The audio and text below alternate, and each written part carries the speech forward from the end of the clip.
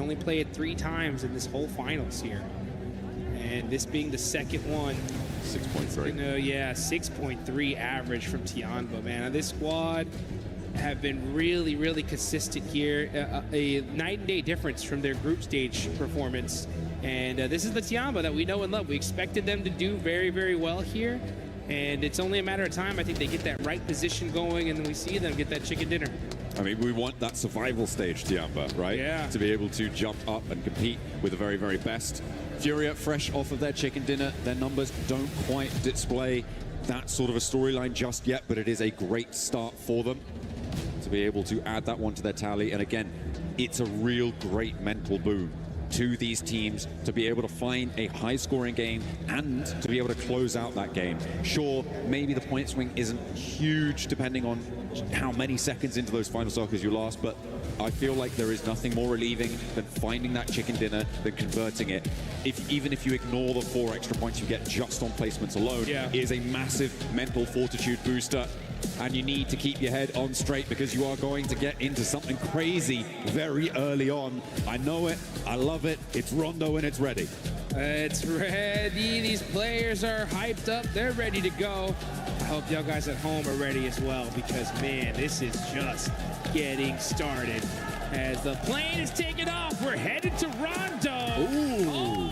Okay, we got a little double plane path action here. Okay, so Neox Factory is accessible from the easternmost plane path, and to be fair, from the west one, but it's unlikely you want to go there because the teams in the east plane will hit the ground so much faster than you. It's much more likely if you're going to hot drop, you go to Yulin, and the same is true vice versa, right? Yulin is further along that plane path. What this is going to do is split these hot drops up. It's going to make them slightly less chaotic, Jukes, but more teams may want to go for them because of that. Yeah, and those teams that normally like to go to Neox Factory, if you're in that other plane, you're going to be there late, so that's going to put you so far behind.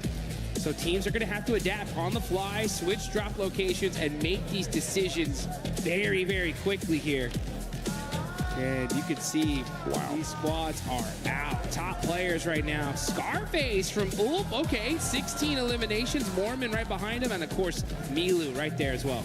Yeah, Scarface on those damage numbers as well, right on the heels of Milu. Look at that, only 20 damage points behind. We'll see if that changes very quickly into this match because teams are now starting to touch down in towards Neox Factory. They'll be grabbing those weapons. Yulin also will now be occupied, and things are going to get hairy quite quickly. There's Irina already taking a knock. Tianba as well have already lost one.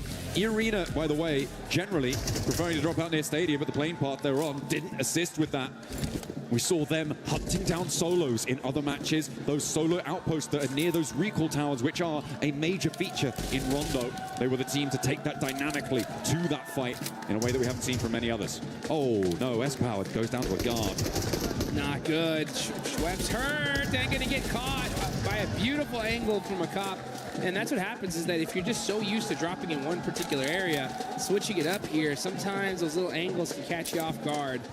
And OG putting in the work here.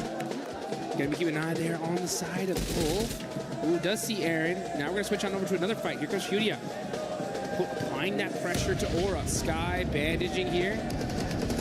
Waiting to be able to find those angles. He's got some good weapons here, but Ayala gets caught. A nade forces Sky to reposition away from the corner. Does take a little bit of damage, but that'll be okay.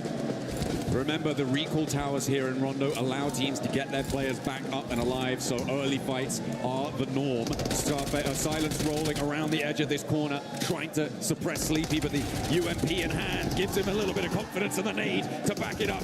Flings across his sightlines. No Fear does go down on a trade, and now Ayala's looking to break wide to change the tune of this fight, and looks for more with Chief at his back. Sky on a sliver of HP just about finds the retreat, but there's a re-engage around the corner.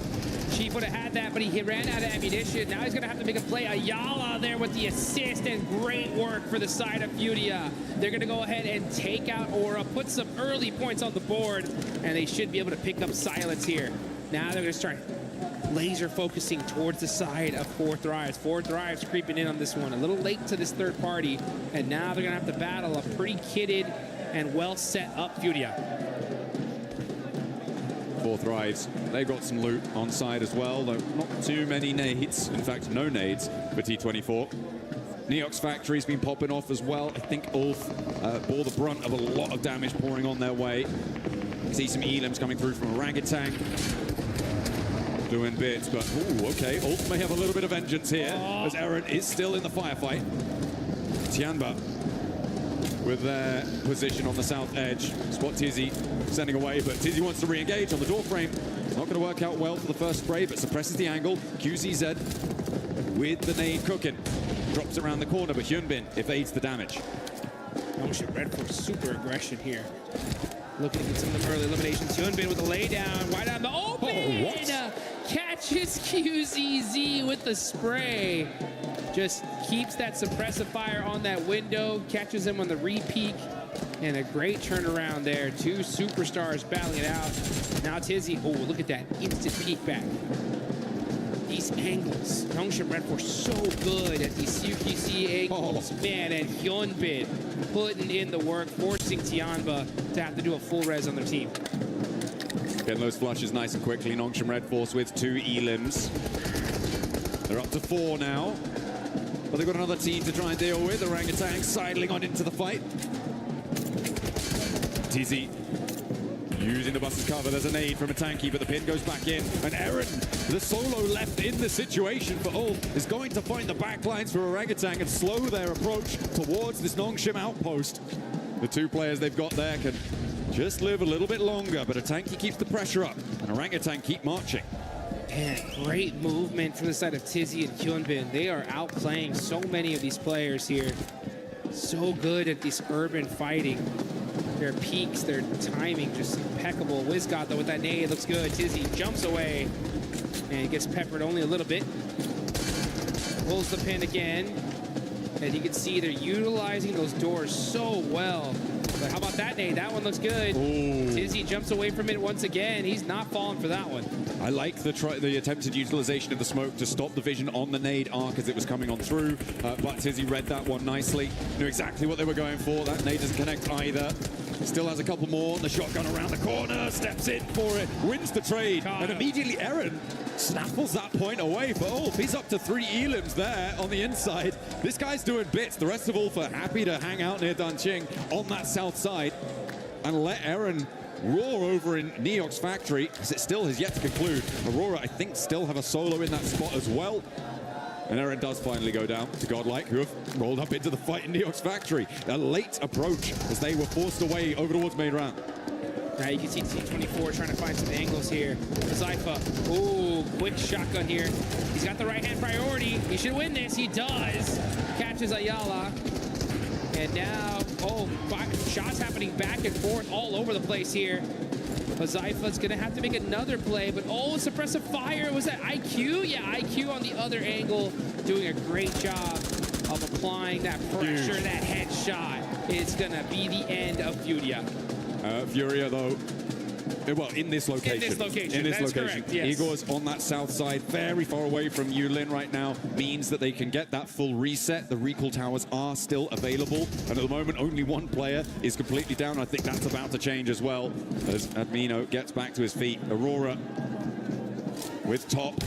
The man on the spot only needs the 1 shot to take down Salme, and now he wants more. S-Power with the nade, can't quite connect on towards top, but he spots him running up. Has the nade cooking. This could be perfect. Needs it over the top. A lot of damage, and the spray doesn't convert. That is good for Godlike. Great work from S-Power there, right? Just staying calm, collected. He had that nade locked and loaded. Just goes, chunks it, and just uses his weapon to take down top. So we're going to see some recall action happening. Everybody pretty much back up for the most part. Only a few players still eliminated. And now you know what? Why don't you guys do us a favor? Get in game and go ahead and pop some of the lucky spins right now. Hopefully you can get one of those exclusive 2026 PMWC tournament sets. So you can be styled and looking good like a lot of these players are. Let's see how S-Power is going to look, though, in this 1v1 against a Tinky. It is India on India action here. That's that Molotov. Oh, yeah. He's like, all right, I'll hold the stairs for a little longer. Hot footing it away from that, doesn't take a tickle, which is good result. Hard southeast shift on this next circle. Pushes us down towards the southeast side. Keeps that northern area above Hongshan in the west of Danqing as well. Ulf, very happy about this. I think their hill there is probably going to play quite well for them, I think, Dukes, and that is a great result for them, given that they're in third place right now. Arena in first place. They haven't had an impact on this game so far. They were pushed away very, very quickly. There's that power. Holds the corner, but yeah, there's a third-party angle. Well, a second player on the opposing team angle coming on through. That should be, again, still recallable. Manya may opt to go for the recall on the forward position so that he can bolster that and let the back two from Godlike move in behind him. Yeah, his power was like 1v1 me, bro. And they were like, nah, not today. There's money on the line here. We got to make this happen. Now looking on over the rest of the fight, though, we got Vitality end up holding a building here. They're going to be popping some shots on over to Enigma Galaxy. Satan trying to drive away, trying to be able to survive here. Lowered in the same position.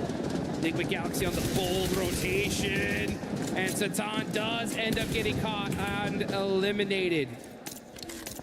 Very messy now on the western side of this circle. A lot of teams forced into a fight that is unfavorable for a rotation that leaves them exposed.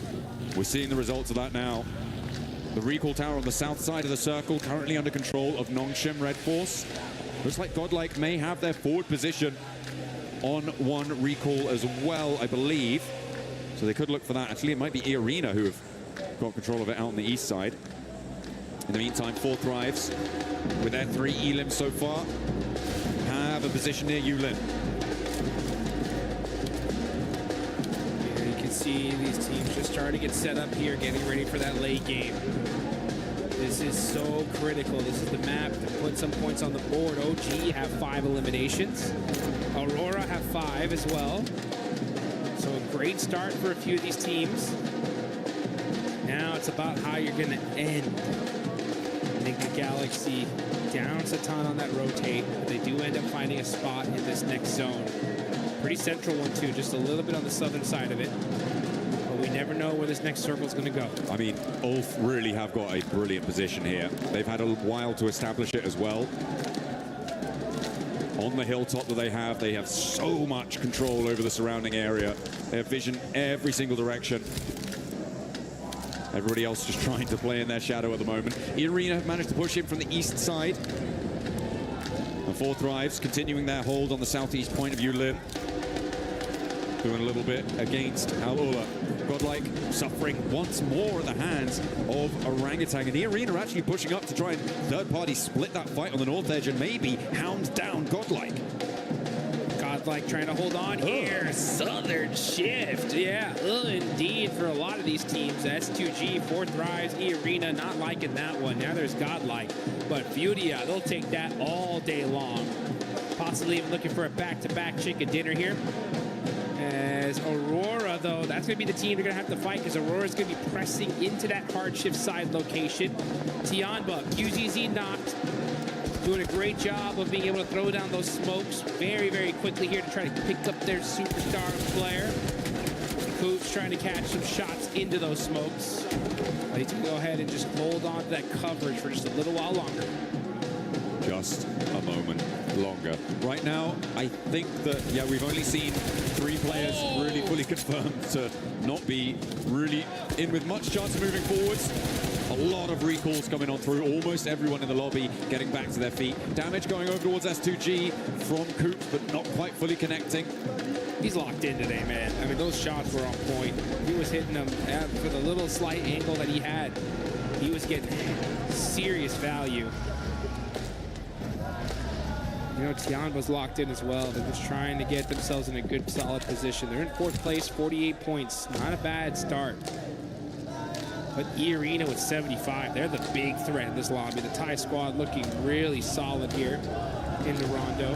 1 elimination, the whole team up. They do have a position on the eastern side of the circle. Aurora right on top of them, though. Let's see what they decide to do here. I mean, they are certainly alive on this side of the circle, but between Aurora and Ulf, it is a difficult position to try and hold down. And can they get much further forwards? I'm not entirely sure, Schweppes. Oh dear, the flames already licking the front of the bonnet there. And that is going to be an unhealthy vehicle. Not really too reliable when it comes to moving next. But they are safe for the time being. next to these two teams. I'm looking at Orangutan and Fourth Rise on that north side. Could be a contest around the mountain that sits between them. Godlike, I think, are going to have a difficult time moving in as well. Either they could swing out into the blue zone very, very quickly now and try and rejoin Rita. But if you do, you're basically committing to going down in the next zone. Yeah. It's just not going to work out. Yeah, for sure. And Ida need to have a monster rondo here if they want to be able to get themselves into serious money. Enigma Galaxy, meanwhile, second place, down a player. Lord going to be using some of that terraforming to put himself into a safe position. This is still super early. I mean, that's just Rondo. Rondo starts off so aggressive, starts to slow down here in the mid game as teams solidify their locations. And then it's going to get red hot here in just a minute.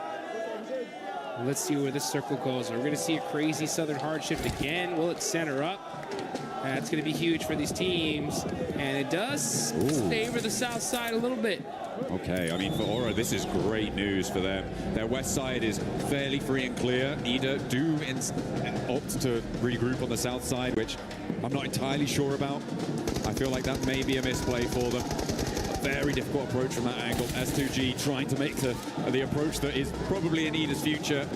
Finding out how difficult it can be. Furia extracting a toll for it. But they do crash in. They do get to the center of this one.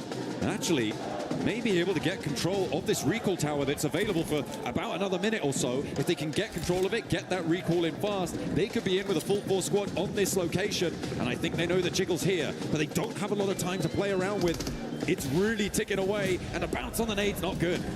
Yeah, kind of a little bit of a self-nade there. I don't know if you saw that chain link fence at the top of it. Great nades, though, from Nongshim Red Force. Oh, it doesn't hit the mark, though. I thought that was good. And they're going to be sharing this location for now with E-Arena. And this is pretty darn central. So I'm surprised they're really battling this out. It's a dangerous fight, honestly. Like, if they take this fight, they're going to get third party. I mean, all the fights now in the middle are dangerous. Godlike on the south side. What happened? Ooh, I think a vehicle explosion there came on through. Was took that? Tony K down. No, it wasn't a self-drop, don't worry. I would have clocked that one. It was an explosion that came through. The nade, just falls short of the deployable cover. And they continue to not quite find the mark for for Nongshim Red Force. They aren't quite connecting here. Not quite getting what they want to get done. Orangutan try and crash into the middle against S2G. It's looking to go pretty well for Orangutan, actually, as S2G are going to go down fully. These recall towers are pretty much done and dusted. Only a couple more seconds to get them used. Yeah, it's going to be tough to be able to use it here at this late stage, especially if you already burned a lot of your recalls earlier on. And let's see right now as Ray-Z is able to get a nice knock there on the tops with a nade. Another one would return as Bose catches Federales. And now here comes Win in the vehicle. Possibly just trying to get some information. He gets some for sure. Pops out. Oh, that did sting. Okay. Razak, though, got the shotgun. S12K. Oh, gets knocked. And Team Flash put in the work here on Vitality. Hey, we know what Razy can do, but he's not going to do it this time around. Vitality go down. Flash playing on with 3. The recall towers are now shut down, which means that every elim will stick. There are no recalls available. The Arena somehow managed to get straight to the center of this circle. Is kind of crazy, and to do so with 4 players alive, great news. Hopefully they can make that one work. Meanwhile, on the south side, you've got Godlike, Ida, and Furia all looking for position. Yeah, this is a replay, I think, on how Tony K went down. Yeah, he ran into the buggy. He ran into the buggy. Yeah, well, it was that cover flare that ended up busting up that buggy, and it was just inching it little by little and just did enough damage to pop it. So you gotta watch out where you drop those cover flares.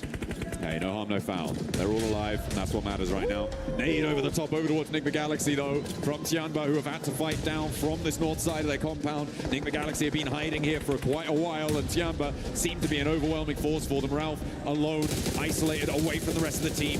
Also been trying to push in from the east side, and somehow Scarface doesn't go down here. Finally does get knocked to QZZ. There is an answer, a little bit of damage, and his Fourth Rise chiming in for a third party from the west side. QZZ getting caught out by Ulf. And now Milo getting shot in his back from Fourth Rise. Tianba now are fully pinched. You got Fourth Rise looking at one side, Ulf looking on the other, and this is all outside of the circle. Disaster here for Tianba. who are looking so strong in this game, gonna have to fight their way out of this position. A lot of movement now necessary on the northeast side as well as on this south edge, and this is what I was worried about for Ida. They managed to get a couple of elims on the angle, but they trapped themselves behind the water. Wrapping around that one, it takes so much wind out of your sails. You just don't continue that speed. You don't carry any momentum in towards the circle.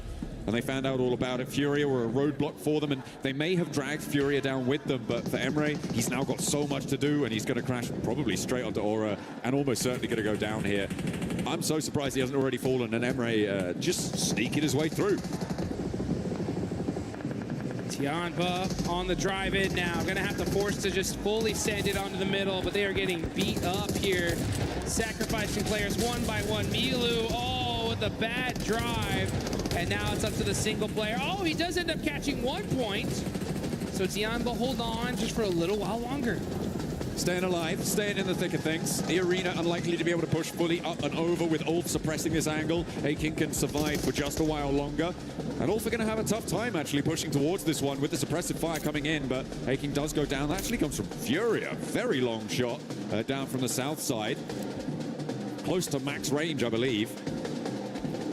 Furia, yeah, 393 meters there, Ayala. Ayala and Furia are putting in work here.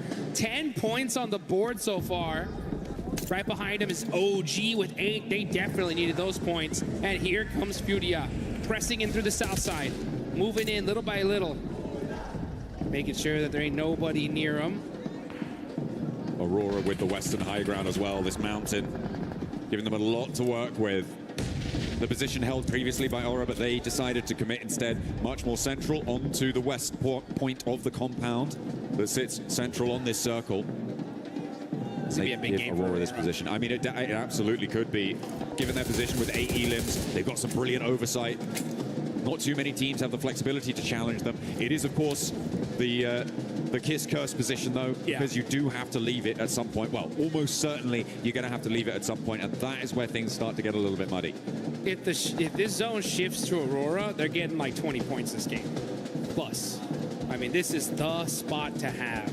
But it is quite on the edge here. Let's see if they end up getting lucky. This is the time to get lucky in the map that you really want to get lucky on, that's for sure. But meanwhile, Nongshim Red Force catching Chief out from Furia. Sneaking it. A shot in around the sides of those silos, through the fences. It is pretty resible, though, for Furia, I imagine. The circle does move away from Aurora, though, and up towards the north side. This is a lot of open ground that maybe Forthrise could try and leverage, but there's not a lot for them to try and work with. You could see just sweeping out to the west, it's wide open. You're going to need those cover flares, so it depends how many they've got in the back pocket. Create some of your own defilades with that destructible terrain. What they're going to be needing to do to control that north side. In the meantime, Furia still giving it large on the south side. Doc starting to throw some nades in. They know they got to get moving here. They got those vehicles. They're smoking, though. Bose does go down. That's huge for the side of Aurora. And Doc trying to drive very carefully, little by little. Oh, I saw that crate. I need that. I need that. I got 300 rounds. I need more. I need that util. And he's going to find at least another drink because he was out. Swaps vehicles, and now Aurora just trying to leapfrog into this next zone. Last player of Orangutan goes down in the meantime. IQ gets spotted out in the open. I mean, this is what I was talking about, right? It's such a difficult area to try and move into. The question is timing, and for IQ, he gets caught a little bit too early. And there's really no cover. But it is such a majority on the circle. If you can establish any sort of position out there, you start to get so much control. And with Aurora still able to use the high ground that they've been playing from, they have great sightlines to control that. But Forthrise will be able to move in. Aurora are also going to have to move. Oh, beg your pardon. Have to move. Yeah, I'll tell you one thing, though. This is Rondo, and if you don't got cover, you got to make your own. Use those cover flares. Use that terraforming. And make it happen. You can see Ulf with a good solid position that they've created for themselves. You got Aura on the other end trying to sneak some eliminations. No Fear going to be laying down, trying to see if he can catch that pixel. He sees him. He sees him. Puts some shots, but not able to get the knock. Aurora rotating back in towards the compound, looking to extract more point value from these elims. Tourniquet will be spotted. Zjol rattles him down. And the rest of the team answering with a volley of fire. Emre, by the way, from Ida, still alive. A solo who managed to sneak his way on through. I imagine Aurora should be aware of this position. But we'll see if they deal with it or if they allow him to sit there in their buffer zone. Seoul just getting set up here. I like how he risks it and moved that vehicle just a little bit further so he can cover himself from that angle. The crowd is hyped. They're excited. The Furia fans are going nuts. They see their team with 11 eliminations so far. And there goes Aurora starting to throw some nades. They are in this next circle, so they're just holding the spot for now. Just holding it down. Slowly marching forwards. Nongshim Red Force making it very difficult for them to move up and through this compound. If they can get a knock, if they can open a way, might be an opportunity for them. There's trades back and forth across every single angle. Nongshim also have spots on towards Horror, who are trying to make their way up on the western edge. Oh, it's a nasty ascent up this hill. There is a complete broadside from Hyunbin. He's got that DP, a lot of ammo in the tank, and a big north shift comes through. The circle goes up to the top and away from all of these teams. So all of them are going to have to start moving. Hyunbin, he realizes it. He's like, oh, we're in trouble. We need to just start getting some eliminations here because getting into this next circle is going to be almost impossible. I'm looking at this circle. I feel like it's Aurora and Fourth Rides right now, who are in some ways stopping each other from being the best in the circle and therefore allowing teams from the south to have an opportunity if this fight concludes one way or the other, which I don't think it will, Jukes. Not at the moment. It could be pretty tricky for everybody else to march forward, but it seems like they found some sort of peace between the two. Yes, that's the right play in all honesty. You gotta just throw the smokes in between, but like, guys, let's look down south. Let's get all these eliminations, fight each other later for first and second place, because, oh, this is a feeding frenzy here on the south side, as all these teams are just desperate to try to find a spot into this next zone. Hyunbin up close and personal. He's got the shotgun. He can make the plays, and Nongshim Red Force are putting in the work up close and personal. Take down E-Arena, the lobby leaders right now, only getting 2 elims there, no placements. A nice result for the teams looking to chase. Ulf, though, in a little bit of danger as they try and sweep up from the eastern side and crash into Fourth Rise, but with Hezaifa going down, with 2 players left, actually only 1 player left in action. Igor. It's only IQ up on the north side, and Furia, in the meantime, are sweeping up. Over on the inside of the compound, Ayala on the corner. Does goes down to Nongshim as they move out to the east. But Furia now, 12 elims. They're looking for more, and a solo from Jiggle, the only thing standing away in their way of controlling the entirety of this compound. Make that 13 eliminations. Furia on a tear. Jiggle up on top. Catches out the last player of Ida.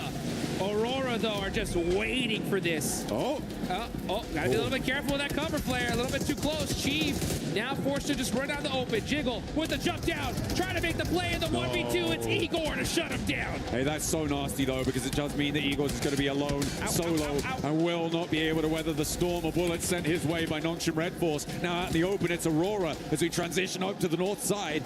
And Fourth Rides, I mean, they lost so much on that push forwards, and it's just IQ now. Hezaifa, I don't think you're getting back over to him, mate. And he does go down. IQ, a solo for Fourth Rides. 14 eliminations for Nongshim Red Force. 10 for Aurora. Big game. Is a big game any way you cut it. And it's going to be one of these teams that's going to win it. Who's it going to be? It's Aurora versus Nongshim Red Force. Yol gets knocked. That could be the opening volley. But Nongshim Red Force just going to hold that angle. So easy, catches top as well. So just knock after knock, back and forth. That's going to really hurt the utility from both these teams. Reefus, level 2 vest, pretty beat up. Season angle, though. Hits the headshot onto TC and gets the knock. How do you do it to him, Reefus? Goodness me. That is a beautiful start, and this is the open ground I was talking about before, Jukes. It's just so difficult. There is that sloping ridge in front of Nongshim as well. That means they really kind of only have one angle to go, and it is fully covered off by Aurora. Yeah, it's because Aurora is shooting some dang laser beams here at the end. The tiniest pixels, nothing but headshots. Nongshim Red Force, we know they got the gun skill to pay the bills, though. Gonna have to battle it out with Aurora because Aurora are on fire right now. Now they have the numbers advantage as well, top with 5, and look at that. Nongshim Red Force, they're just stuck. They're stuck in this one spot. They are laying down, but Hyunbin evens out the battle with that huge knock on the Zeal. Perfect timing. And it's a forward position as well, which means that in order to get them back up, they need to break forwards. For Aurora, they need to expose themselves. That makes it more likely. We're in a 3v3 clean. Hyunbin suppressing the corner of the rock there, looking to try and put them back behind it. And he will bury them behind it as Doc is taken down on the angle. That is resible, but it's going to allow them to move forwards incrementally, making their way, making their approach here. Reefus don't dare step up.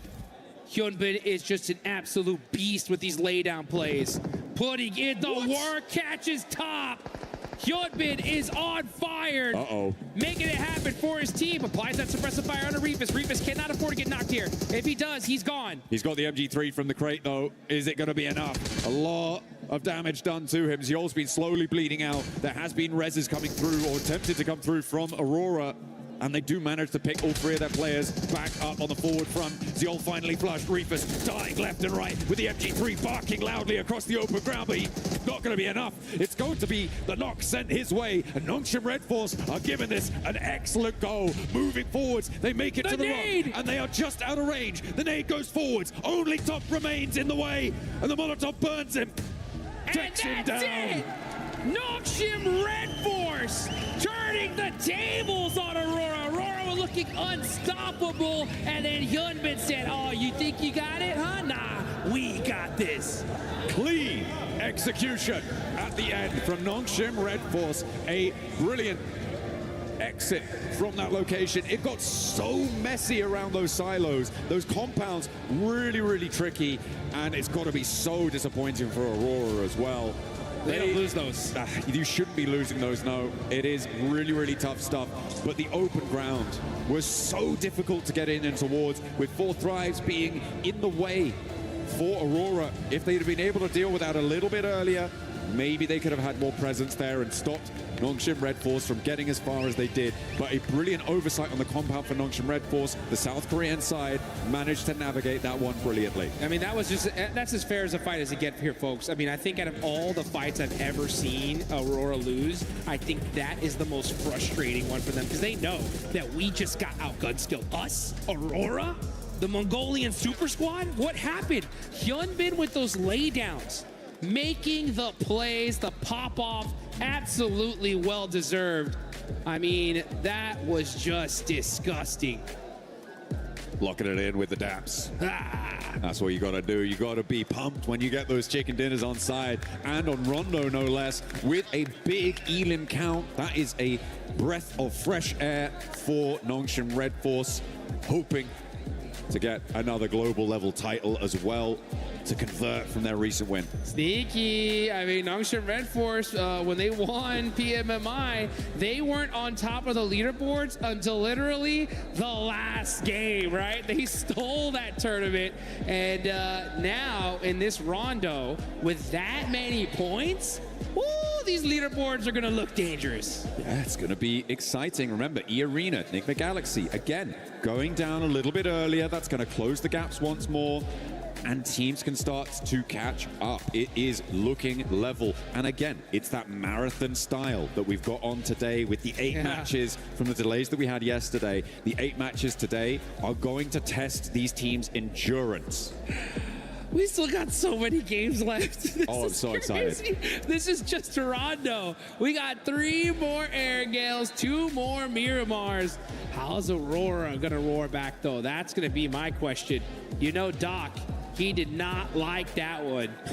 They did not like that. Yeah, they were like, there's no way we get bad beat here. Hyunbin, though, I mean, using that terraforming, you can just see for everybody out here that wants to be a professional player, these are the guys you got to look at here, because, you know, in order to be the best, you got to beat the best. And Hyunbin, with those laydowns, applying those suppressive fires, predicting where they're going to pick those heads out, hit a few crucial knocks, and he won that for his team. Absolutely, yeah. Getting those picks, absolutely crucial, like you say.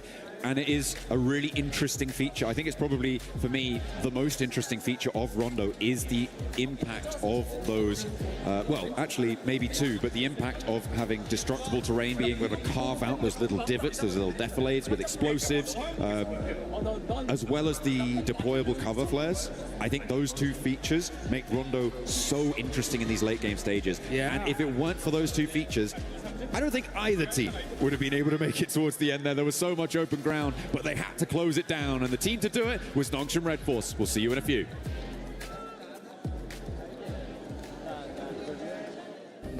Play is in our DNA. Whenever we let it out, it becomes our superpower. Now imagine an entire city being built to supercharge it. Kadir City, powered by Play.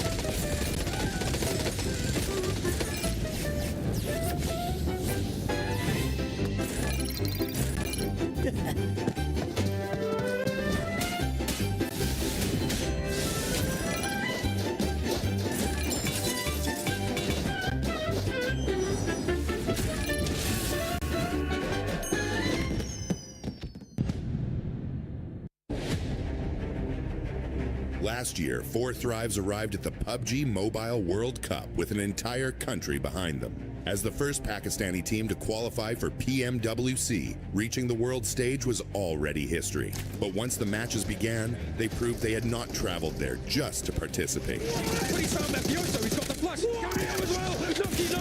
How can you do it to him? They want that first place, well, you're gonna have to prize it from his cold, dead hands. Squashed with a chance now, and he's able to close it down. 4 Thrives finished second in the group stage, going directly into the grand finals, and eventually securing 7th place in the world. Last year, PMWC taught us to be more aggressive and more consistent to win this championship. Their journey began at the PMGO Season 1 South Asia Finals, where they handled the pressure of playing at home and claimed the regional championship. Now sending shots around the corner, so much damage done, and it's ended. 4 Thrives get themselves a chicken dinner and secure an unbelievably good position. That victory sent them to Jakarta for the PMGO Season 1 main event, where they would face teams from across the world. And on the opening day of the grand finals, 4 Thrives took complete control. Possible, but IQ's down, and T24 with a 1 versus 1. Weapon swap with the shotgun around his teammate. He finds it! He gets it done, and 4 Thrives! After 6 matches, they had collected 3 wins and 82 points, building a commanding lead at the top of the leaderboard. After the 3 chickens on PMGO finals day 1, our confidence boosted a lot. Like, we didn't felt any pressure and we knew we are going to win because we had a big lead.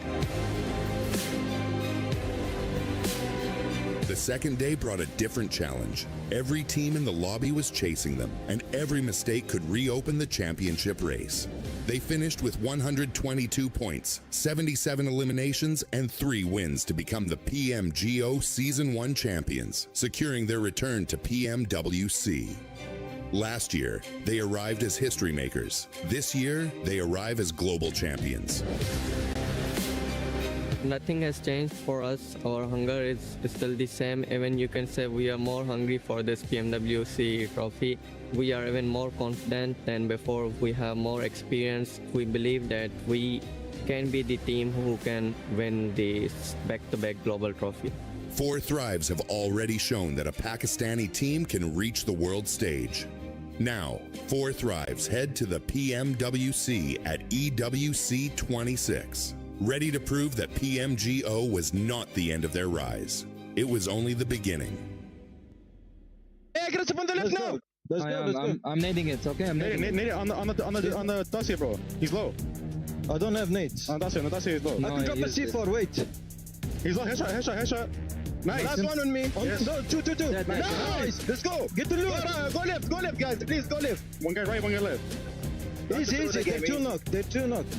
Zone will kick them. Zone will kick them. Back Overwatch. Let's go left. Shot them behind Let's the go tree. left. I'm running up. Behind the tree. Okay, I'm running Go. up on him. Late time. Time.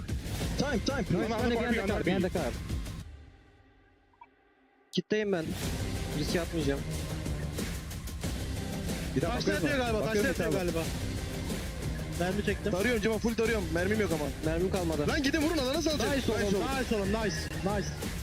อุ้ยผ่าตัวหนึงตายเราไปนอนอยู่ นอน สวย ตัวซ้าย เกม เล่นด้วยกันนะใจเย็นใจเย็นใจเย็น มองนี่คือ เจ็บมาเลยวิ่งมาเลยวิ่งมาเลยหลังต้นไม้เจ้ามาลูกกู สายกลางนะ กดซ้ายกดขวาให้เฮียไม่วะ This rondo would be the match to just kickstart a bunch of the teams that weren't performing well in this first two Miramars, and one of them being Aurora, showing Kalaris one of the biggest throws that we have seen. They look so good until the end.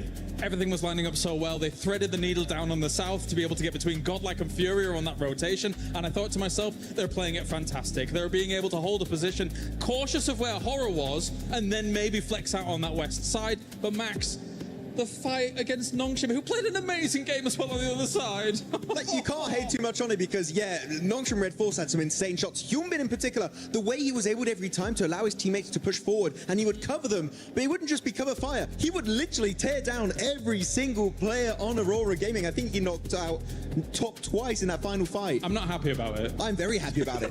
If Kalaris is angry, I'm having a good day. So, yeah, but like, as you said, it was great rotations overall from Aurora, but the gunplay from Nongshim Red Force is what redeemed the game for South Korea. And this is completely opposite from what we saw from Nongshim yesterday, right? Because we were talking about Hyunbin just being super aggro and going without his team and all of this, and he's done the complete opposite of that today here, going, I'll support you guys. I'll be that support player. I'll be the fragger, but I will let you guys go first. I mean, it wasn't just this final fight for Nongshim Red Force that looked amazing. It was the parking bay control, dealing with anybody coming from silos, fighting into the circles as well. This for Nongshim Red Force was a masterclass of control. The fight with E-Arena especially. Yeah, the thing is, that fight on E-Arena was executed so well. It was so snappy, so quick.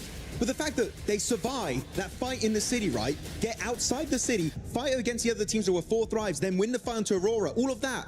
Basically, while still keeping yourself up as a 4-man team is insanely impressive at this level of play. I think there's very few teams that can make it look that good. No, because, and this is the thing, is this is one of the teams that can go from 0 to 100, right? They were in that compound. They were there for a long time. They were just kind of keeping away from E-Arena here, and then they just unleashed the beast. I mean, look at these eliminations coming in from each of the players, so even across the board, and they just are able to just turn up the heat, go, okay, it's go time, and go for it. Yeah, we usually talk about Hyunbin just being able to be the frag out power for this squad. TZ as well has been stepping up. It's good to see that all the players have been stepping up in this one. One of the biggest question marks that we have had for Nongshim, especially in this last 2 days, have been those placement points. And for them to finally get over that hump, getting that chicken dinner, considering that the Smash Roll is going to be in play tomorrow, this is going to make them really happy. I know you're really happy about it. I'm loving it, seeing Hyunbin and the boys getting so many points on board. But before this game, right, the placement points were at an all-time low. We just didn't see very many late game finishes from this team. But the fact is, and as we just saw on that graphic, right, they got eliminations on every single player. Very happy, but apparently Eren is your MVP of the game, and he had some really good fights, one of those onto 4 thrives. So good plays here from Eren that I didn't expect. I thought it would be definitely one play from Nongshim Red Force. Well, Tizzy, the fact that he did 1,200 some damage from the parking bay. I mean, it's one of the highest spots in that circle, never mind the silos that exist there. So it's a great spot to be able to have those engagements from. No, it was very good indeed. And mentioning Ulfred, because they were in an altercation with 4 thrives, and looking at the circle, I was like, okay, well, Nongshim has everybody in town to deal with. You've got 4 thrives having to deal with Ulf,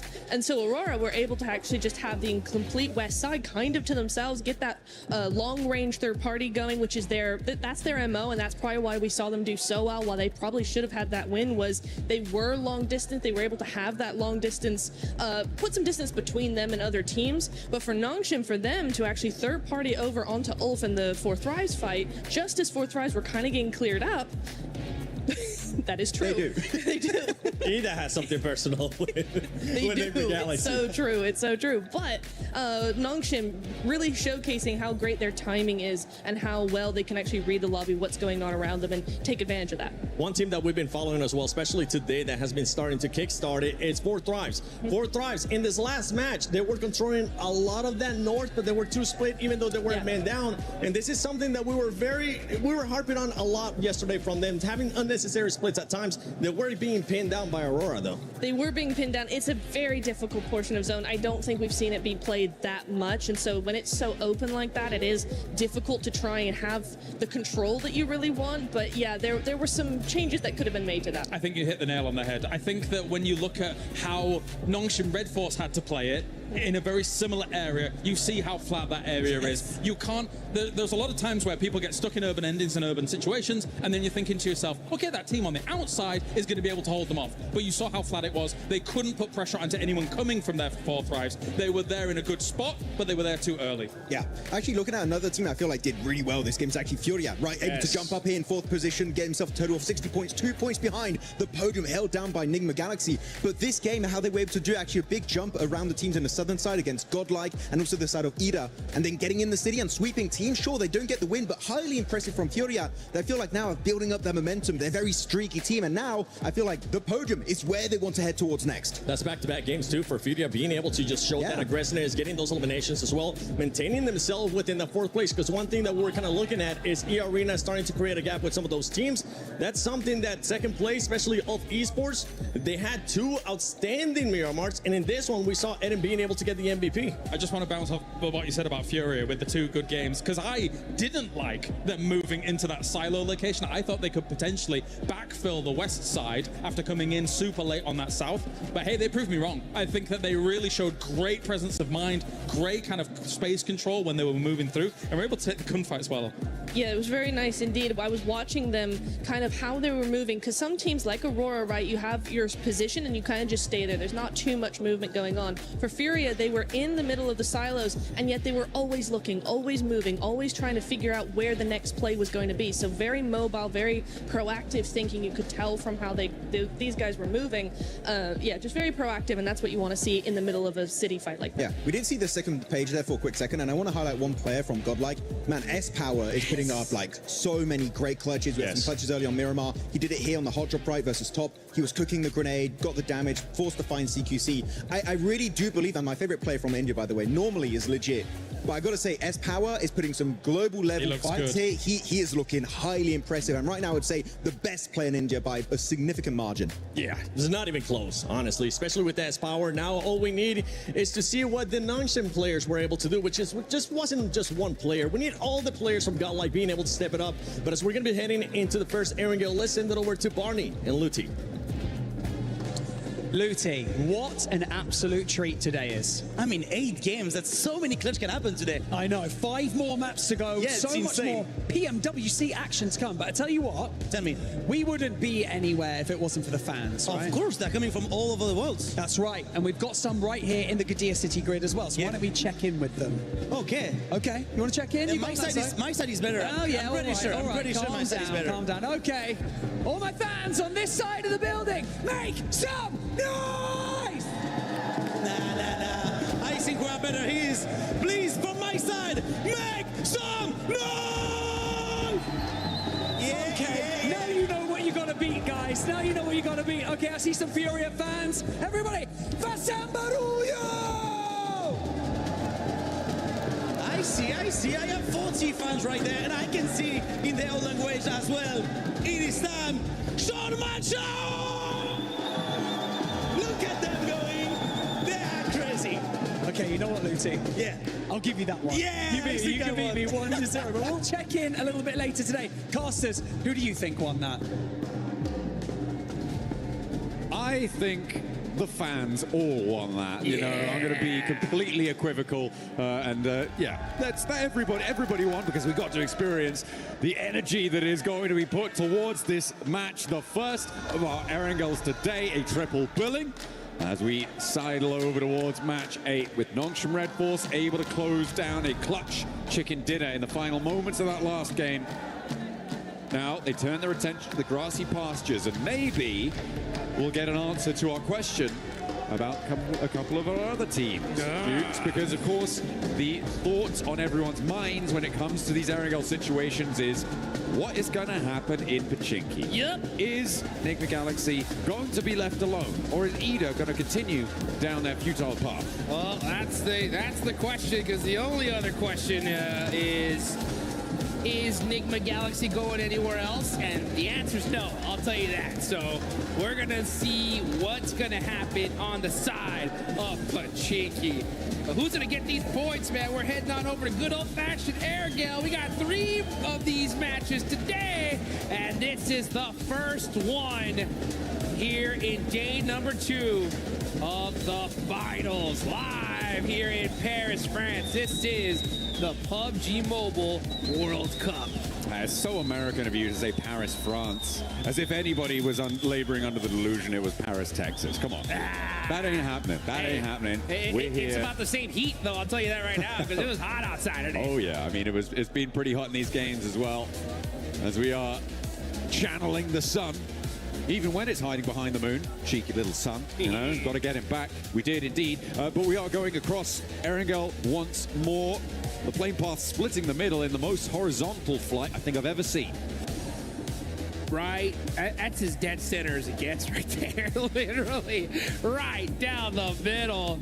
And you can start seeing these teams start to spread out. Top players, Aaron right now leading the charge when it comes to damage.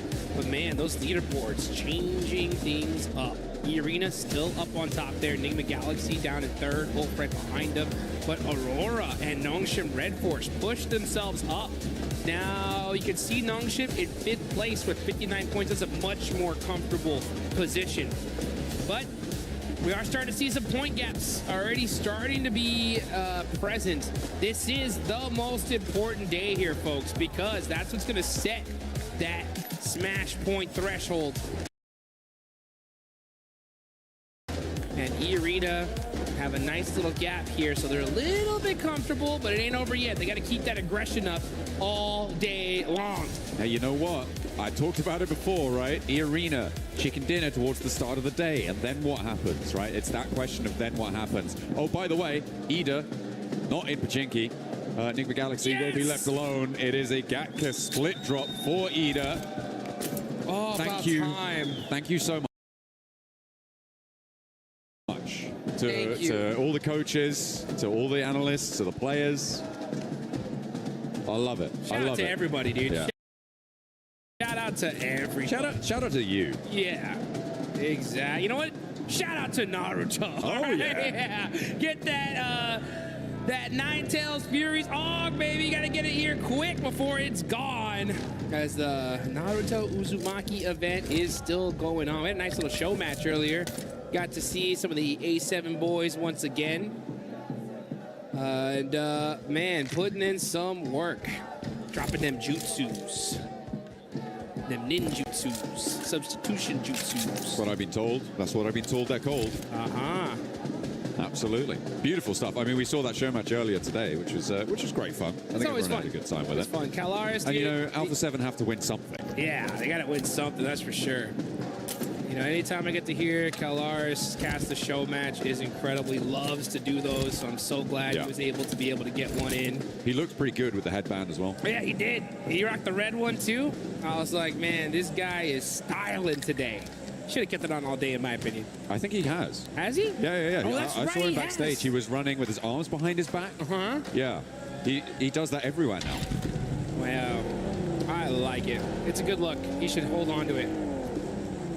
Speaking of good looks, right? Ulf looking pretty good today. I mean, they're in 2nd place. They've been getting a ton of eliminations here.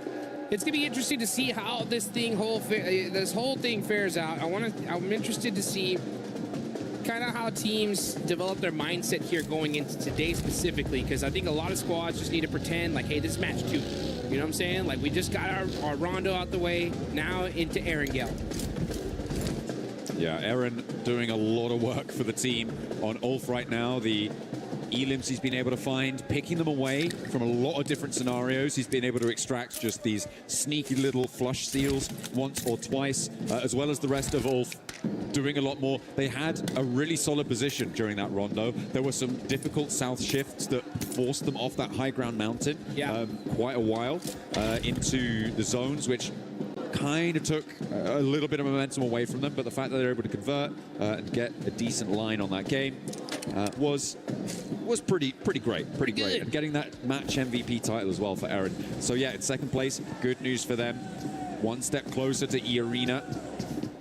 It's a very tight grouping over towards the top side of these tables still. I mean, there is a bit of a drop off, I think, you know, from ninth all the way up to second. It's fairly flexible still, given the number of matches we still got left to play, but it's going to get a lot more solid, and teams beneath that, I feel like you're stretching a little bit far now to try and catch up. Yeah, I mean, there's still plenty of time, right? I mean, we got to look at the math of it. I mean, there's a lot of games still left to be played. I get where you're going with this, though, right? With how these top teams are performing, it's getting real scary here, right? So if you want to be able to make a run for that first place, you got to start performing here, right now. Especially for that 9th place on down. It really is starting to get chicken dinner time. Yeah, absolutely. But we've seen teams go, you know, back-to-back, triple chicken dinners. So for all you guys that are fans there of, you know, 4 Thrives, Vitality, Flat, S2G, all the squads down there, you know, give your team your energy, right? Start spamming the chat. They need that positive reinforcement here because they are not even close to out of the running there. We got a lot of matches left to go, a couple good wins, and boom, they're at the top. I'm looking right now at what Enigma Galaxy are doing. This split, we saw it from them in the previous stages they played in their group stage. They leave 2 players in Pachinki. They send 2 players out really wide. We've been denied the opportunity to see this happen over the course of these grand finals because of the hot drop with Ida. But now they are unleashed. They've been able to not only get the early loot truck and try and get a little bit of a duplicate on that as well, but they have been able to send out that early duo scout that they seem to find to be successful. They sent out towards Milta Power before on a game that they were able to win in the end, and they now have a foothold over towards the west side in the fields that stretch out to the north of Quarry. And they'll have to figure out how to regroup at some point, but for now there are still there's still a permeable line across the middle of this zone as the Arena tried to make it a little bit more waterproof and don't let the Eagle fly. And the Eagle is grounded here. He's going to go to the lobby. That's the first elimination. Joker catching it. And that is devastation for this lobby because, I mean, the Arena are red hot today. Just straight aggression, putting on some points on the board. That 2-2 split you called out there for Enigma Galaxy is great to see. See how well it works out for them, though. As they're putting that 2-2, yeah, because if the zone goes on over to the east side, they got a position locked down. If it goes on over to the west, they got a spot. So just depending on where the zone goes, but at the same time, it's difficult to get there. That's going to be the big question. Aurora, still a military base. They're going to be starting to push themselves up through the bridge side. Nobody gatekeeping it, so they should have a clean path on in. But we're still in the very early game here. Only 1 player in this lobby has been eliminated. Yeah, only the 1 pickup found. We saw that. Over onto Tianba as well, which is not going to be friendly. They had a real glow up into the survival stage, I think it's safe to say. But here, it's not quite been as consistent. And that's probably likely to the fact that you're adding the top 10 teams back in. Right? You're coming back into the lobby with the teams that directly qualified. Tianba, it's great that they've gained that confidence. This is not the Tianba we saw in their group stage. But there is a little bit more force to come up against. And that's, I think, what they're trying to come to terms with. This lobby is wild. It really is. I love to see just the progression here of PUBG Mobile. Back in the day, we had like a handful of good teams and everybody else was kind of pretty far down when it came to skill. But the skill gap has been closed, and teams are going to have to get moving real quick here. That 2-2 split working out for Enigma Galaxy, considering that they have a couple players in this area. Vitality's right behind them, though. Coops got to get away from this one. He's on the drive. trying to sneak away here. Serpentine, he's down low. Oh. Can he get away? No. So close. And remember, the 2-2 split there means that he's just not got the cover of another of the rest of his teammates to actually take that fight. So for Enigma Galaxy, this is the worst case scenario. They've left Satan alone out on the western side. Ralph and Lord unlikely to be able to push on through. Ooh, Ulf losing Aaron though, as they rotate out to the west as well, is a pretty big pickup for the lobby to be able to find that one. And in the center of this, it starts to get crunched in. E-Arena, I feel like they've got a pretty solid spot on this. Vitality trying to line the edge of that swamp. Defend it like an ogre. Run, Satan, run. He's all by himself, just trying to find a position for the rest of his team. But the rest of his team is going to have a tough time rotating on over to him. Yeah, that's. I was just having a little chuckle to myself about how it looks like Satan's trying to go over the north, and the other duo from Enigma Galaxy, it looks like they're trying to go around the south. And yeah, the Benny Hill music was playing in my head. They were chasing each other's tails, and neither one able to catch it. But it's going to be a sent straight through the middle. I mean, for Enigma Galaxy, it's a repair play. A lovely little thread on the needle there for IQ. Over towards Federalis, and they share the swamp across the way. Nice little pop shot. Oh, they want this. Okay, 14's on the push. Here come 4 Thrives now. Battling it out. Huzaifa up close and personal. Axel driving away, using that hovercraft to find an off angle. That's going to make things interesting. Vitality going to have to make some plays, though. E-Arena catching out Raouf, so that 2-2 split not working at all. Bounce nade is going to be good from Huzaifa. And 4T turning things around. There's another one! Hell yeah. You had to know it was coming, Axel. And you pay the price. T24 does get flushed in the meantime. S2G third partying this from the south side. Hot Jukes Razak is in the hovercraft, but it starts to go up in flames, and down he goes. 4 Thrives. Ruthless aggression roll up. Coming on in. Hit him with the suplex and take them down out of the ring. They are no longer in this Royal Rumble. Ooh, welcome to Suplex City, baby. That's how you do it. 4 Thrives getting hot. 4 eliminations, taking out Team Vitality with a great shutdown there. And now you can see on the side of Everest, Team Flash, they're going to be holding that high ground. Next circle about to pop. Are we going to see another crazy hard shift? We'll find out. Lord getting eliminated here, and south we go. Yoink! All right. I mean, to be fair, this is actually kind of chill, given the layout of all of our teams, sure, right? We're already here. A lot of them decided to go down south. The major feature that caused this is those fields, right? That sit to the south of Hospital.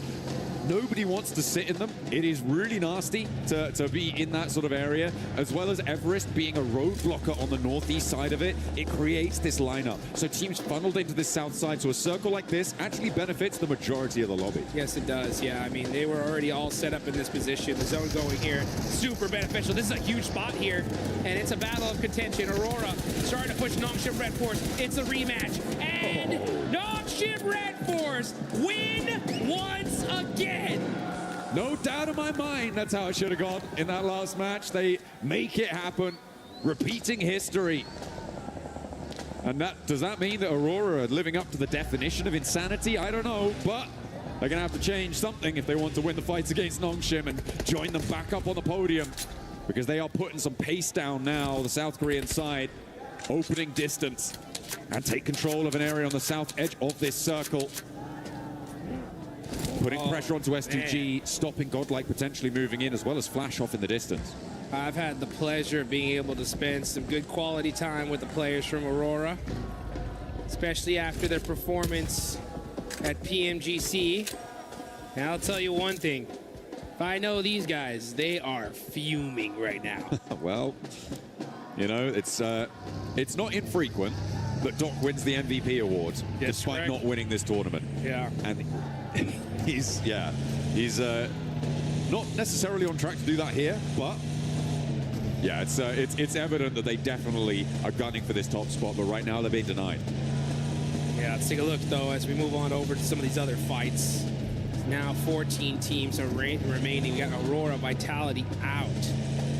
A couple players from some other squads out as well. Ulf did lose a player early on. But E-Arena, 2 eliminations. They are the big squad in this lobby. Got a nice position in this zone as well. It's going to be really interesting to see how this game is going to fare. Also, can't wait to hear what the Deaths has to say, especially about like that Enigma Galaxy split. I hope we hear from them because it's such an interesting play. Well, I mean, that circle shift out to the west side that went so quickly kind of devastated them. If it hadn't been as hard, it basically, I think almost any other circle, it wouldn't have been anywhere near as devastating for them. It was just so nasty because everybody started flooding west almost immediately.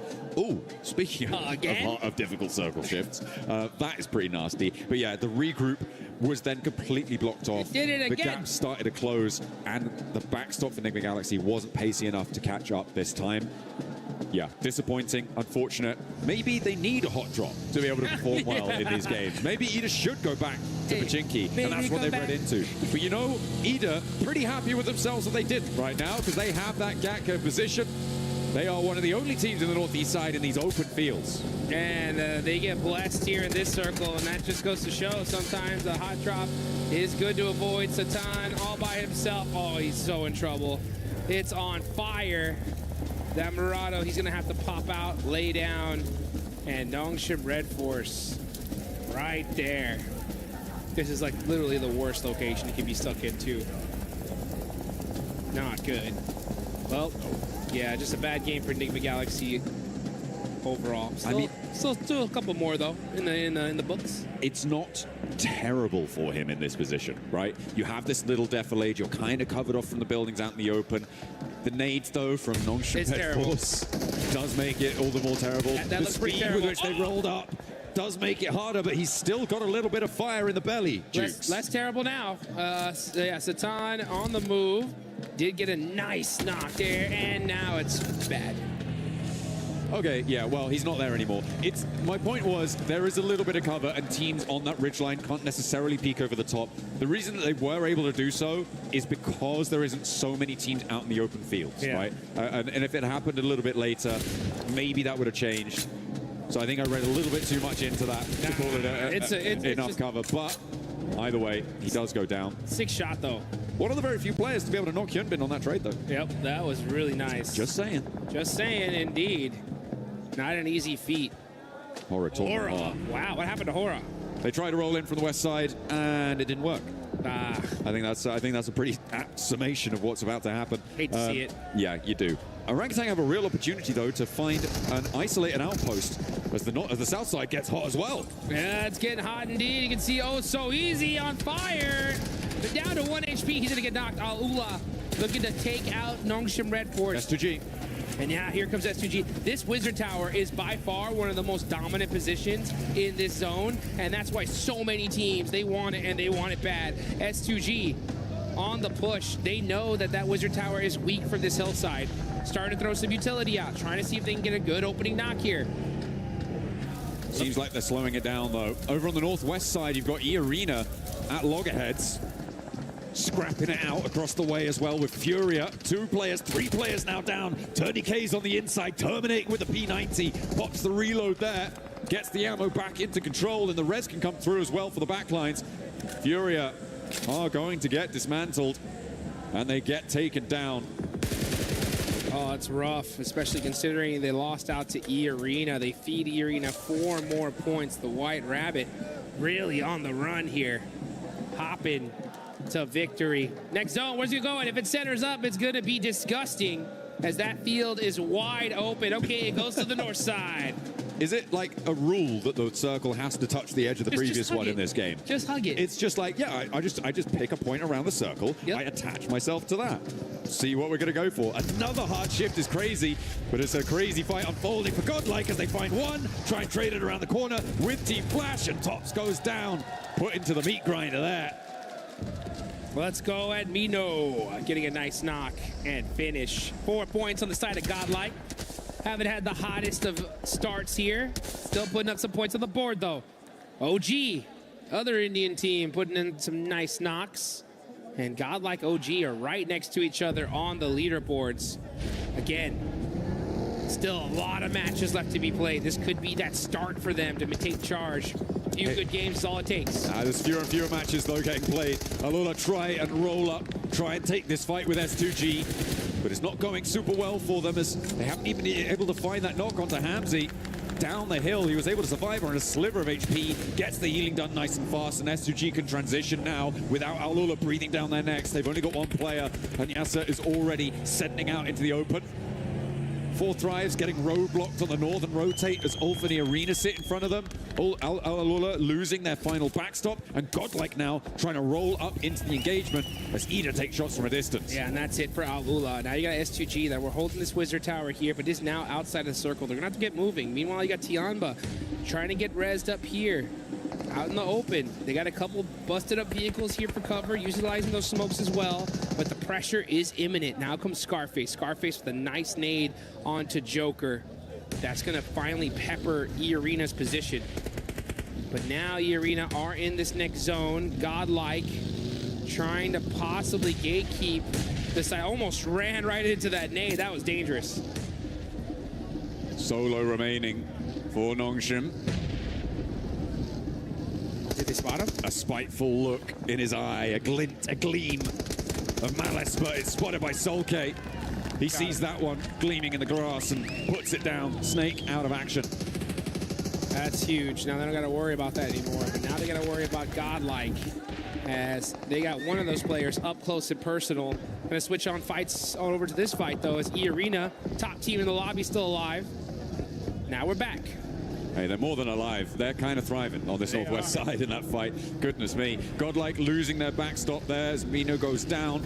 And now playing on as 2 chunks being torn out of everyone as TourneyK continues to turn up the heat with that P90. Finds a load of elims from Ulf. TourneyK now taken out.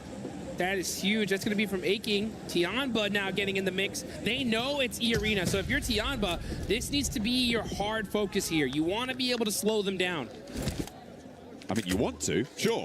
You absolutely do, but the question is, can you? With TourneyK out, you're right, without that P... Oh, wait, hang on a minute. I think Joker was able to recover the P90 just there. Do you have ammo for it, though? I believe he was able to pick everything up there from the body.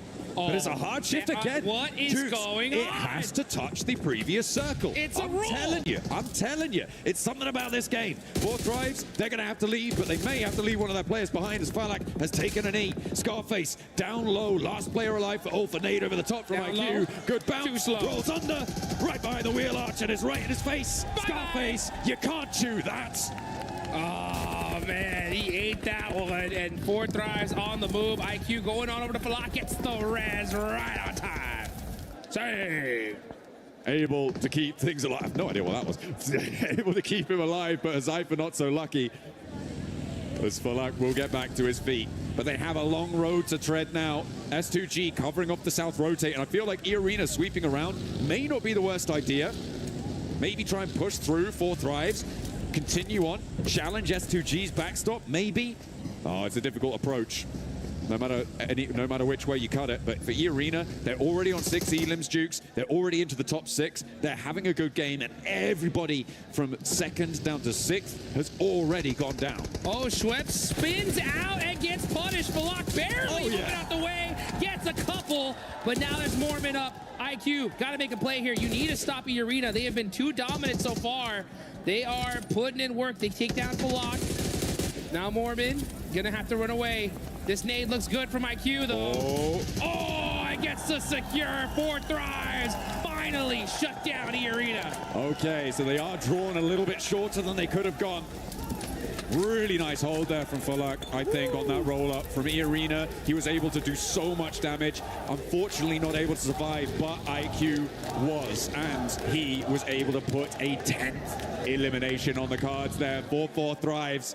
They have been blasting on this western side in the thick of it. The fight, seemingly, where the flower of their success has bloomed. IQ now rolls over the top, steps up with Aching, and he spins out wide. Nearly sends to the sky, but will take the tumble, finally going down, and breaches them up to 60 points. Oh, and now he said, I'll take that buggy. Thank you very much. As he's going to go ahead and head into this next zone. Uh-oh, getting shot up, though. That hurt. I don't think he is. And S2G said, no, sir, not today. Not getting in here. Access denied. Hey, you know what's brilliant? What's that? Ida didn't hot drop, and now they're in the final circle. Oh! Isn't that great? It's almost like it was a good idea. Who'd have thought? Who could have thought that not dying immediately would be a good idea? Orangutan trying to break out from their compound on the north side, but again, so open. Two teams with broadside on you. I don't think you last that much longer here. A cop on that north edge. I feel like we're just waiting for him to go down here. Oh, yeah. And he falls. Goodbye, and S2G finally started to make some noise here in Erangel, but it's S2G versus Ida. Two teams from Turkey. Out in the open, though, S2G definitely have control of this circle. Oh, yeah.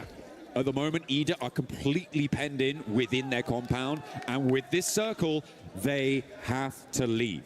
There is no two ways about it. Man. They have to get out of there. The question is how you do it. The start needs to be a big pick. The zone didn't touch the edge. Oh, my goodness. Crazy. What a change up here. Kamikaze able to find a P90 and full level 3 gear. Oh, man, that is just so good on the side of S2G. Gotta be careful, though. He's gonna be hiding behind this tree. Cannot afford to get knocked, but they have full control of the circle. Ida have to move out.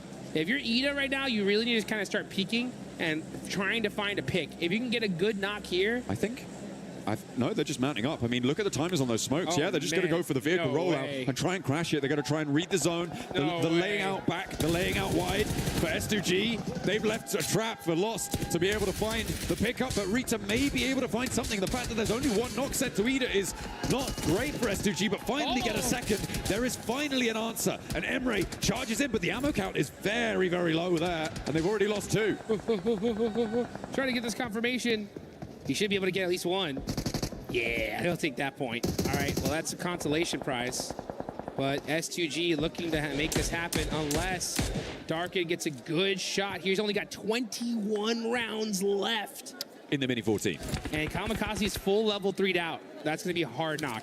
I mean, there's plenty of ammo left in the back pocket there. Oh, Kamikaze. ouch, ouch. Oh, what a lineup. Steps out a little bit too wide there. And Emre able to shut it down, but he's getting crunched in by the zone. Forced in, but S2G seemed like they had complete broadside here, but now we're in a 2 versus 2. Emre steps back into the blue. Baits Sulke out for the peak, but doesn't quite confirm. He's still down on his belly, though. Stands up, goes for the fight. Does take a lick back, but Sulke puts him down. A 1 versus 2 as Darkin spreads out wide, tries to sweep over towards the off angle.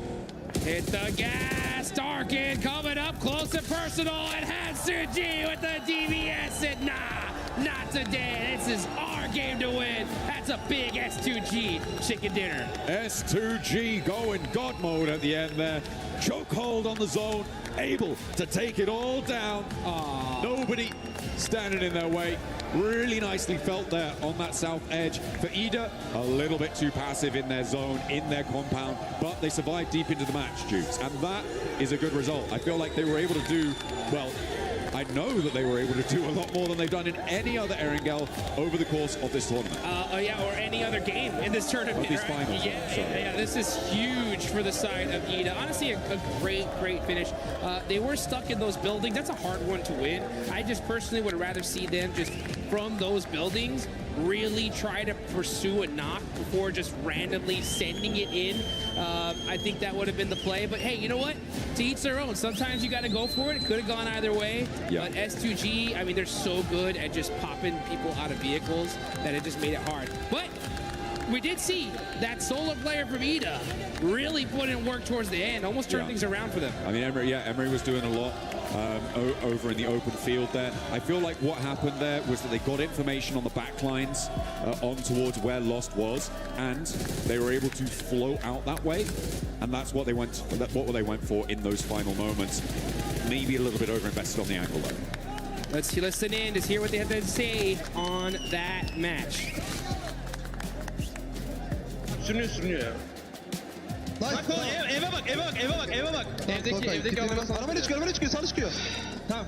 Hamsi çok iyi bakman lazım ona. Hadi arabayı bakacağım. Ha, çok mermim yok, sıkmayacağım, gelsin. Geliyor, sana geliyor. Pozisyon alacağım. Nice oğlum. Nice. Çok iyisin. That sounded really chill. That sounded really chill, relaxed. They felt in control, and I could smell it. Oh, yeah, they knew that that was their win. Yeah, let's get high, folks. This is what it's all about. The best of the best on the planet battling it out for some major money. What a game. S2G finally get their win here, and we still got a whole bunch of more games coming up.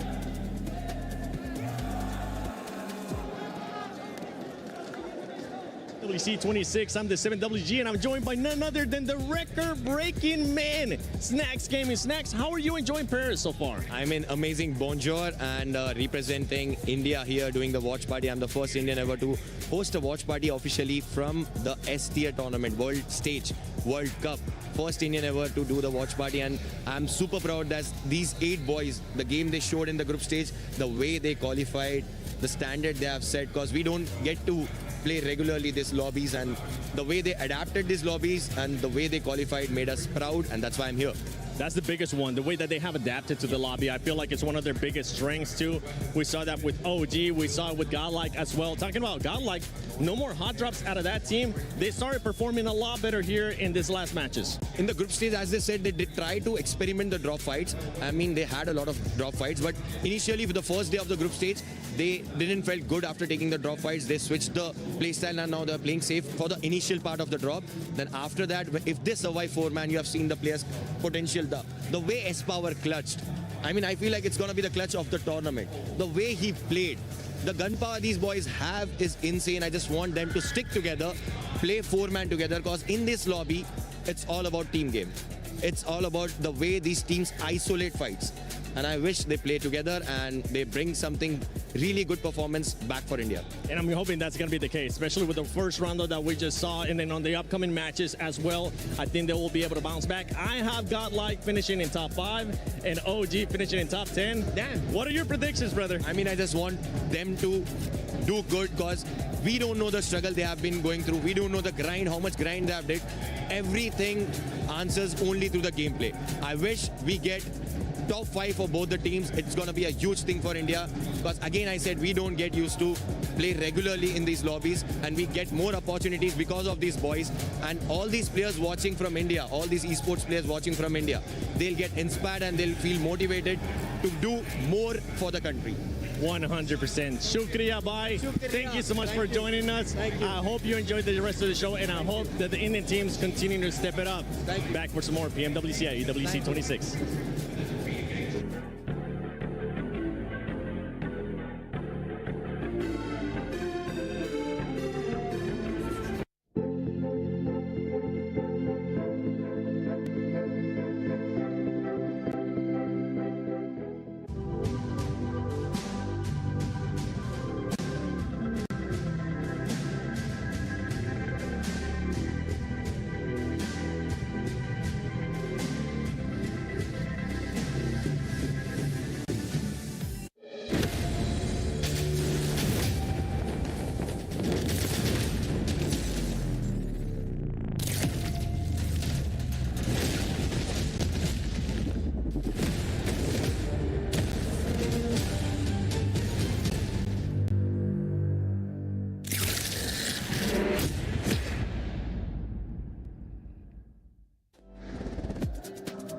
Great interview with Snacks Gaming. I'm glad that he was able to make it here to Paris, EWC 26 for PMWC, the grand finals.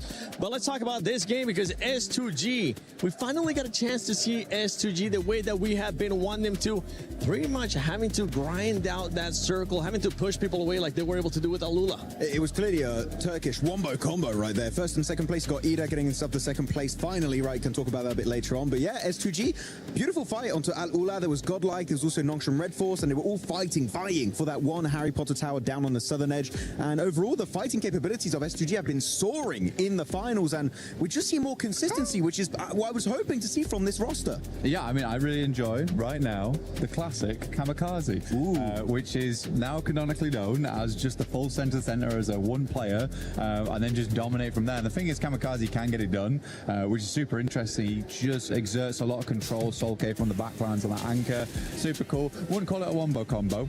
I wouldn't be comboing Ida with S2G. me. That's not fair. I'd have them separately. You know, S2G, you know, maybe up here, and then Ida maybe down here, something like that. I felt like it was the only time I could really say it, so that's why. Sitting at the end giggling at you guys. Can I just hand it over to IQ? Can I just Yes, like, can I just get MVP right now? Because holy guacamole, the clutch insanity from IQ right now. Obviously, you know, we kind of want the rest of Fourth Thrives to join in on that action, but the clutch ability and also the decision making and the macro calls from IQ right now is insane. Also, the opening fights and frags that IQ is doing. We obviously saw it on the rooftop. I think I blinked. I think me and Max just kind of blinked, and I was like, wow, that was the fastest kill I've kind of seen. But like, it's insane the performance coming out of a single player right now. Yeah, we saw it. We saw him being able to get that first knock on Vitality. I ended up jumping off my seat, Max, because that was such a good opening, and it was actually the decision making, as you were just mentioning, Lace. The decision making from this squad is something that we keep kind of questioning, but they were able to just send it right away to Vitality without even thinking about it. They were like, one knock, let's do it. Yeah, I mean, it's really good decision making overall. We're just trading mics all over the place. But no, it's lovely to see that IQ gets that opening knock with an insanely accurate burst spray. Right, that was just a beautiful execution, and the team is like, well, we have the man advantage. Might as well send it and actually get that engagement. So yeah, IQ's just been spectacular, not just in terms of the eliminations he's able to get. We're just trading stuff right now still.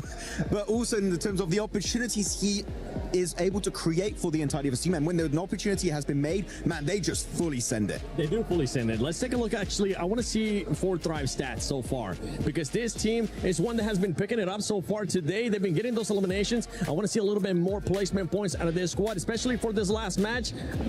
IQ, it's not just Falag too, Blank, because that's one thing that we always talk about Fourth Thrives. Falag, who Saifa has been able to step it up to when we ended up thinking about PMGO. T24 is that player that just really hasn't been performing that well. I'm hoping is going to start picking it up. I mean, T24 has always been a really good player, right, overall, which has been nice to see. But you're right, Huzaifa putting a lot of work here. IQ, you were talking about clutch ability with the macro play as well on side. I mean, he's making some good calls right now.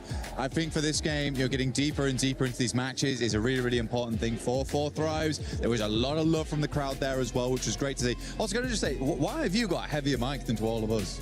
Your mic, like, here, let's switch it. What, you want yours back? King Mike. So I can talk to Tomash. This one's like less. Ooh, better. Yeah, this feels like lights, you know, light on my feet on the desk. You can call this a desk. It's more of a couch. But yeah, overall, I think I completely agree with you. Macro-wise, looking great. I do just want to kind of bring it back to Tiamba right now. They did drop in. Max, don't leave me hanging. Come on. Oh, sorry. Hey, please go on. Let's chat about Tiamba, right? We had a lot to talk about them today, didn't we, Lace? They've dropped in a new sub now in Shallow. Milu's out for the time being. I think that the team definitely slowed down. Slowed down in a big way. It is hurting them a lot. We're not seeing those snap decisions anymore. Yeah, it's not even like that they're trying to do something a little bit different. It's now just their strategy is not working for it's insane to see. They're still making the same strategies, the rotates, but when going into a fight now, they seem to be losing it, which they're playing their same game, but it's not working out for them. So I'm seeing I'm picking up what you're putting down here. Me too. And one team that's been picking it up, especially here in the last couple of games too, has been OG. OG has been able to step it up. We saw them finish in the top 4 situation right there. And they've been seeing, we even saw them in Rondo being able to get eliminations too, switching it up a little bit more, using the Rondo, since they're able to revive people, trying to be more aggressive, Max. Yeah, I definitely didn't see the aggression we witnessed from them back in their respective group, right? It kind of fizzled out. They've been more passive from time to time. But no, here actually a really good 2-2 split, maintaining that high ground position up north and sending 2 players down. I understand the reasoning behind it, but at the end, pushing that compound is incredibly rough onto Ida as we check out all of the winning teams of today. But I do want to highlight here before we do wrap up this desk, man, Ida finally gave up the drop onto Nigma Galaxy. Oh my goodness, thank you so much. It's good, right? You know, getting a second place off the back of that is cool. I was almost expecting them to clutch up there versus S2G, because that is very typical Ida, is just to get all the way to an end game and then just have a really silly win at the end of it.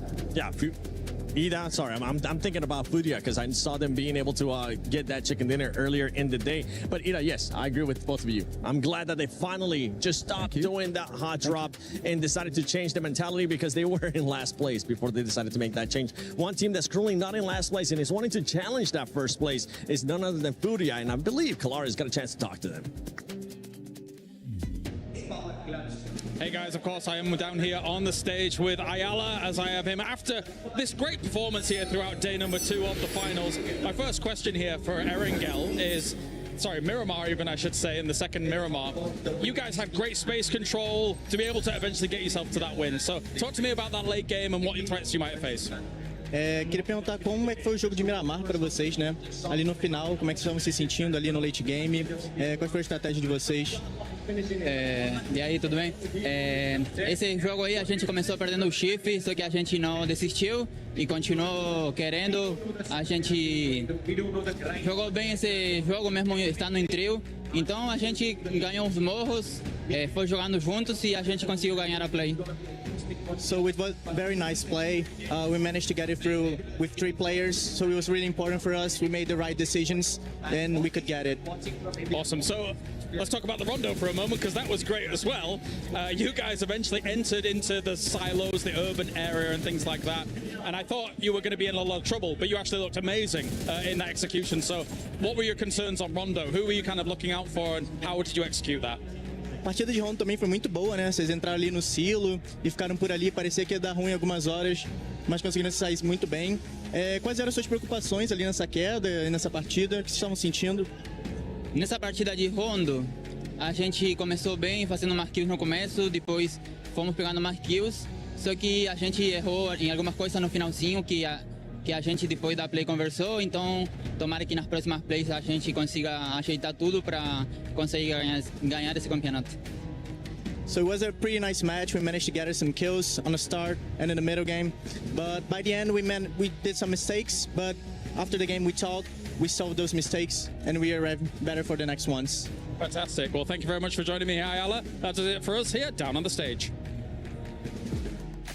Thank you, Kalaris, and thank you, Ayala, as well, for that great answer. And yeah, for this team, I mean, they started off hot today. This last match, though, ended up being a big old donut.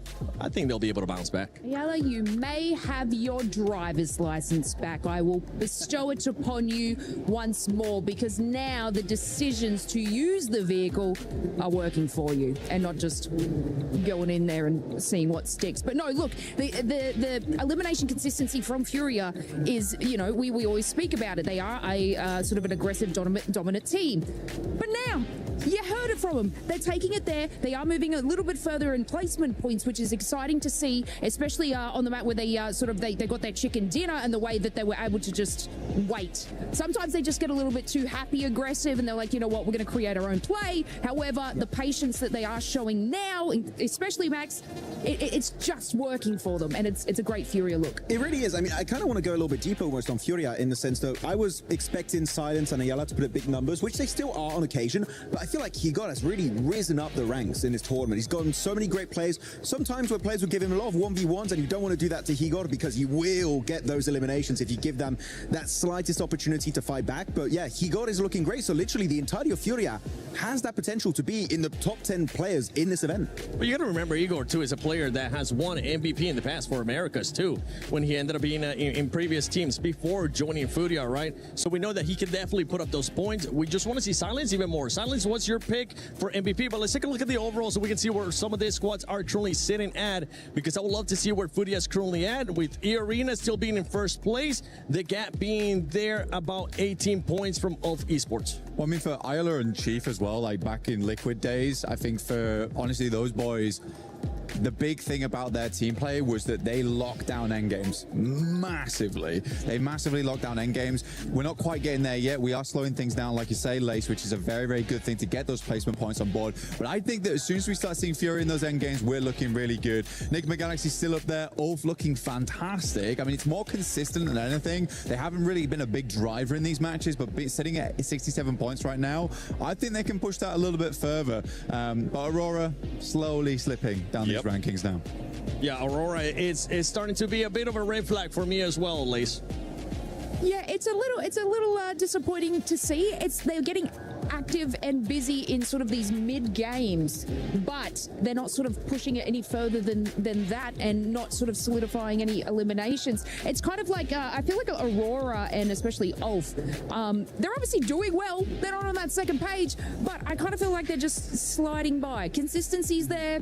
I would say Aurora has dropped more consistency than Ulf, for example, but I'm kind of just feeling like they're grazing by. I mean, Aurora, actually, if you compare the placement points to the teams above them, they all got wins, right? 1 win, 2 wins. So actually, the placement points are not bad. It's just really the eliminations they're missing out on. Second page, though, teams which still, is wild. Yeah, starting to still linger down here. But keep in mind, Ida started the day with 2 points. Now they got 25. They're not in the bottom rank anymore. Stop hyping them up. They've had one good game. I got to praise them. They didn't hot drop, okay? So I don't want them to go back to it.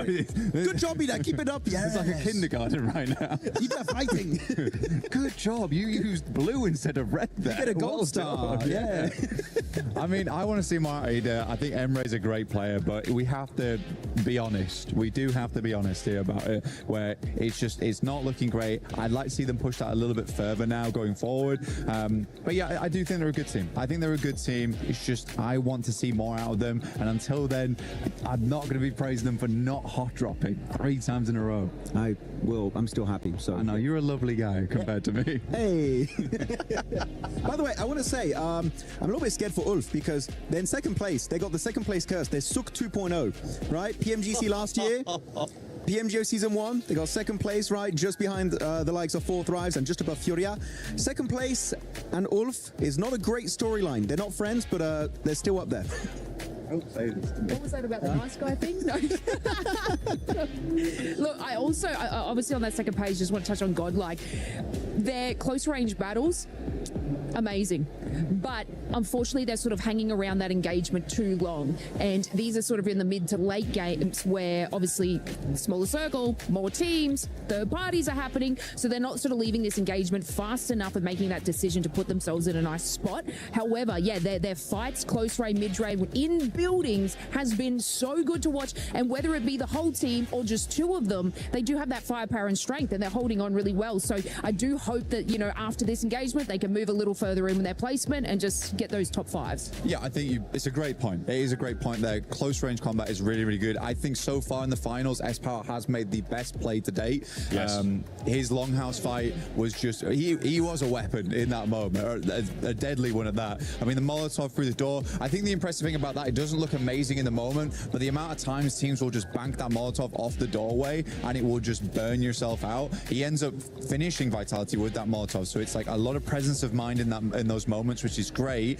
But coming back to your point, I think there needs to be, yeah, exactly, presence of mind going forward after that of where you want to take the next thing. I'm willing to give this team the benefit of the doubt right now. I still think they're trying to figure out the pressure on a main stage like this, and it's totally okay. And I think they should be proud of what they've done. I think it's nice to see 2 Indian orgs with like very different play styles as well, you know, learning the battlefield and actually doing fairly good in it. I think OG as well is starting to level up. Aru's getting those eliminations, but so is a Tanky, and I think a Tanky was a great player. That was the biggest question mark for OG, right? Wondering when the other players were going to start showing up, not just Aru. And I'm with you with during the Godlike and that Molotov. In that moment, we were all hyped. We were like, yes, that was an amazing Molotov because it stopped the other team from being able to just fully flush out the players that were not from him. But before we send it over to the next match, let's send it over to Kalaris and Neptira. That's right, down on the stage here, of course, with Neptira, Goddess of the Sea, here as we have had 4 games down, 4 games to go. We're going to talk about some of the teams as well, Nep, as we had Furia, looking fantastic so far. Let's just ignore game 1 for a second. But other than that, looks really, really good throughout the day. It has. I'm really, really excited to see what Furia is actually going to be doing moving forward into the next couple of games, because they are looking just so much better. Their synergy is on point. You can tell the communication is much better. You know, Ayala and Silence, again, in that Miramar, got to shout out them. They were looking very, very good. You know, just being able to play together and work around each other in a way that we were not seeing yesterday. So, yeah, I am really excited with them. They're being very decisive as well, using zone, using other teams. So I do like that a lot for them. Yeah, listening to Ayala just before in that interview, right, very clearly that they're able to shrug off any inconsistencies, shrug off any kind of challenges that do come their way, have a little conversation about it, and then be able to get right back on the horse again to be able to put themselves in a great spot. So I think I've particularly been impressed by the fact that Furia, when they basically fourth partied that fight on the Miramar, just to clear out that west side was so pivotal to be getting that win. Oh, it was, and it was such great knowledge of what the teams had to do, right? Not just worrying about their game, but also worrying about what the other teams, what their options were in that zone, right? You know, they were making sure that S2G couldn't come around to the south side. They were making sure Hora didn't push them either, that they were forced into each other. So really just narrowing everybody else's team, everybody else's options. And that is what I love in a team, is that team control, not worrying so much about themselves, but how do we make everybody else work for us? Let's talk about one of the big names from the group stage, of course, 4 Thrives, that I know a lot of people are looking at and having big expectations of, and rightly so considering what we saw from them in the group stage. Yeah, I really am hopeful for them because, yeah, again, similar to Furia, right? 4 Thrives had a rocky start to the finals, but what we're seeing from them, particularly in that last Erangel, is they're starting to do their splits over onto that west side. They're starting to split up, they're starting to spread out, they're starting to take up more space, have a little bit more presence, and to me, that tells me that they're feeling very confident now. They're starting to get that confidence back. For me, I want to see just a little bit more of snappy action coming in. They need to make those rotations a little bit quicker. They need to make those plays a little bit quicker. Those decision making, the timing has to be snappier for me, but otherwise it's just looking really much better. There's been some good moments, but there is also the fact that this lobby has now leveled up even further. They were able to thrive in the group of death, no doubt about it, but it really has been quite the test here so far for them, especially when they find themselves in some of those split positions where, unfortunately, I kind of, again, like the Rondo situation, I think it's just a little too early to be there, and then eventually they get caved in on. Finally, let's talk about Flash. Yes. A team that had like big expectations as well coming in to this tournament as a whole. Not quite got their footing underneath them, though. Do you agree or disagree? I agree. I think, I'm not sure what's happened, right? Because we did see them have, they never had a huge presence, I feel like, even in the group stage, right? They were never this massive frag team, but they always had this quiet dominance. They were always able to be in those end stages. They were always able to take home a few eliminations, even if it wasn't a podium win. And today and yesterday, there's not even that. There's nothing. They're playing very compact. They're playing very much by themselves. They're not really looking to other players. If players look at them, they're like, no, please don't do that. You know, it's just like, it's odd, and we're just nothing in them. Is it because Max picked them to win? Possibly. It is possible. Yeah, possibly. Who just laughed in my ear? What was that? Was that our producer? I think it was. Even the producer knows about the Max Man curse. This is ridiculous. But yeah, infamous. I think in the group stage they had some good splits and stuff like that. But yeah, we've got to get a little bit more here in the finals. All right, it's time to get into our next game here. Game number 5 of the day here for PMWC Day 2 finals. Thank you very much, Kalaris and Netura down on the stage, leading us into the not the final, Erangel. Get ahead of myself. Goodness me. We're on to match number 9. We're on our middle billing of Erangel today, and we have one more match of it after this as well, as we are near enough crossing the halfway mark of our day after this one as well. Of course, this will be the 4th match that we played on our big bumper bonus day of 8 matches. Let's get into it. This Erangel is going to be a big one right here. We've already played 2 matches in Miramar.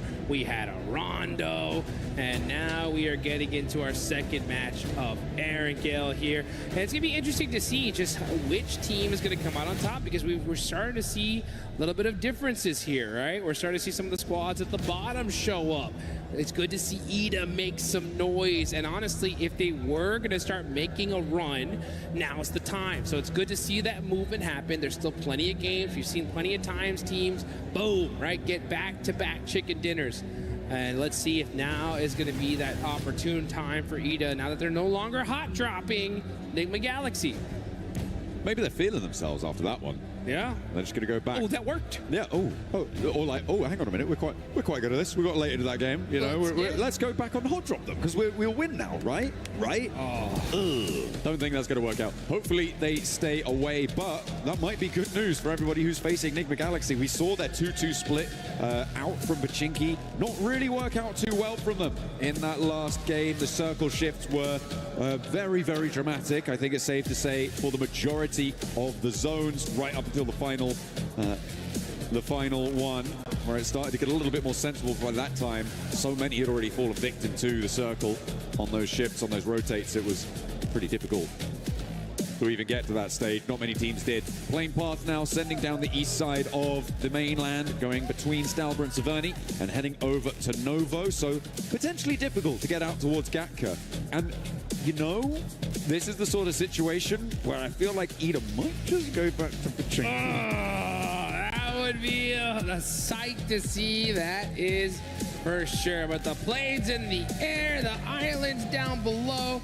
Aaron Gale's officially open for business. And oh man, if we see them go back to the they can't get to Gatka. I know they can't, but they gotta adapt. You gotta be able to make those changes. They're able to push themselves outside of last place. 25 points on the board. If they get a good performance here, they absolutely can make a run for it. But let's see what happens. You got Vitality already out, heading towards Stalber. You got Aura going up towards... Oh, crisis averted. Yes, they're going east. They're going east. Good play. Ida making some adjustments. Oh, hang on a minute. One of them's going... Dark is going east. And, okay, they're doing it. Okay, they're going for the Milton Peninsula, it seems. Going for a little bit of a split drop, sending Darkin out, grabbing a vehicle to get on in and involved. Little Milton power action. Just because it's not Ida going to Pachinki doesn't mean anyone else can't go there, but I don't think anyone else has. So I was keeping track of that. There's a nasty circle for this sort of a plane path as well. Does a lot of work to push these teams close together. Sure, it has some of the military base in. It's just very, very unlikely. I would give it about maybe 10% likelihood that you're going over to that military base. Which isn't, it's non-zero. It's not zero. It's non-zero, but yeah, I feel like teams are going to really start to pack in around Quarry in about 5 minutes. That's what I would do. Honestly, I'd probably make that timing a little bit shorter, especially if you're a team like Aurora, loot up military super fast, get moving across that bridge and secure those locations really early on, because with so much zone in the water, this is basically, this is essentially like a circle 3 at this point. There's not very many great spots available. You're going to have to get moving here pretty quickly. And you can also get moving inside the game and get yourself that Ninetales Fury Awe, guys. Go ahead and get in there quick. The Uzumaki Naruto event, by far one of the best collabs PUBG Mobile has ever done. Still around. Don't miss out. It's looking fresh. You saw, if you missed the show match earlier, make sure that once this stream is done, go back and check it out. Yeah. It was mighty fun, and of course we had to let Alpha 7 win something, even though they didn't make it to the finals. Sucks for them. They were able to take that title there. The Hokages over on their own. The Hokages. In their own right. The little intro video as well. Revel looked super cool with that shadow clone. Dude, that was the sickest I really like intro I've ever seen. That was hot. That was hot. Put that on the highlight reel. Hell yeah, absolutely. Get it done. Enigma Galaxy going to be chasing down the truck, getting those supplies. Although, look like they're going to be doing so with very minimal weaponry there. Haven't been able to quite disable it before it leaves the city. Where's the weaponry? Come on. Shooting it as it leaves. They're dropping 1 or 2 more crates out. Finally, it's on fire. So a little bit slow to get this one dealt with. But finally, they find some weaponry they can use to pepper the back of the doors there. And they draw it too close. So they'll be able to leverage that. Zones still looking very dramatic on the southwest side. Nobody quite on the road, but 4 Thrives went to Primorsk very, very early, Dukes, which means that they will have the pick of the litter when it comes to taking a position into this next zone. I like the question for me is where do you go at this point when you know that everybody's going to be flooding out this way? For me, I feel like potentially some of the compounds to the east mouth of Quarry could be quite good. Okay. Transitions away from there can be difficult as well. And the reason I'm going for that is because I feel like I would want something that's at least on the south side, just in case it goes to military. Yeah, I would take the hill above Ferry Pier. I think that's the strongest spot. Yeah. I mean, because you're right. Yeah, that zone could, for some reason, it's been crazy today, right? It could yoink all the way back to Millie, and you have at least a decent spot to be able to get there pretty quickly. And then plus, if the zone does go in almost any other direction, you have that sight line of that field that's right above you. So you can get a lot of work done from that position. I wonder which team is going to decide to take it early. 4 Thrives heading into Primorsk so quickly, though, I think is an excellent decision, because if some reason that zone does go to Millie, with Primorsk secured, they should be able to at least find some boats and make a crazy rotation on in. So it's not a bad idea. Nick McGalaxy getting out nice and quickly. Nongshim Red Force as well, moving in a little bit further south of this, and they will start to line the hills just north of Ferry Pier. It's like they are the first two teams to really make that break for it outside of their looting phase. And I'm expecting a response from Fourth Rise fairly soon, but so far hasn't really come on through. Ralph able to get a lot more scouting done than maybe he would have expected to. But they managed to sequester themselves nice and deep into towards this zone, which is, I think, going to play very well for them, taking the position just northwest of Ferry Pier. For sure. I mean, this is still a very, very close game. I mean, second place on down, one good game, we could definitely see a team even like all the way down 12th place jump up really quickly. E-Arena have started to create a little bit of a point differential, though, in between first and second. Actually, I wouldn't even say it's a little one. It's a pretty big one here. It's 18 points between first and second. So E-Arena are going to continue to want to press that on there. At a certain point, though, John, especially if we see E-Arena like pop off in this game, I think the lobby is going to have to start taking notice of it, right? If you want to be able to slow them down from setting that point threshold so high, I think if you realize it's E-Arena by getting at least one elimination on them, you may want to put a little extra urgency on trying to take them out. Maybe, but then again, if you do that, you could be sacrificing your own point scoring potential. True. And like if E-Arena are that far ahead already to be into the situation where it might be an idea to do that, I feel like you're already running into the situation where you're just trying to get up as many ladder points as you can, right? You're trying to just step up, get from 6th to 4th, something like that, go for those jumps. I feel like that's the sort of stuff you're looking to do. Maybe if you're at the bottom of the tables you could, but even then, laddering up is still very, very valuable. So I feel like,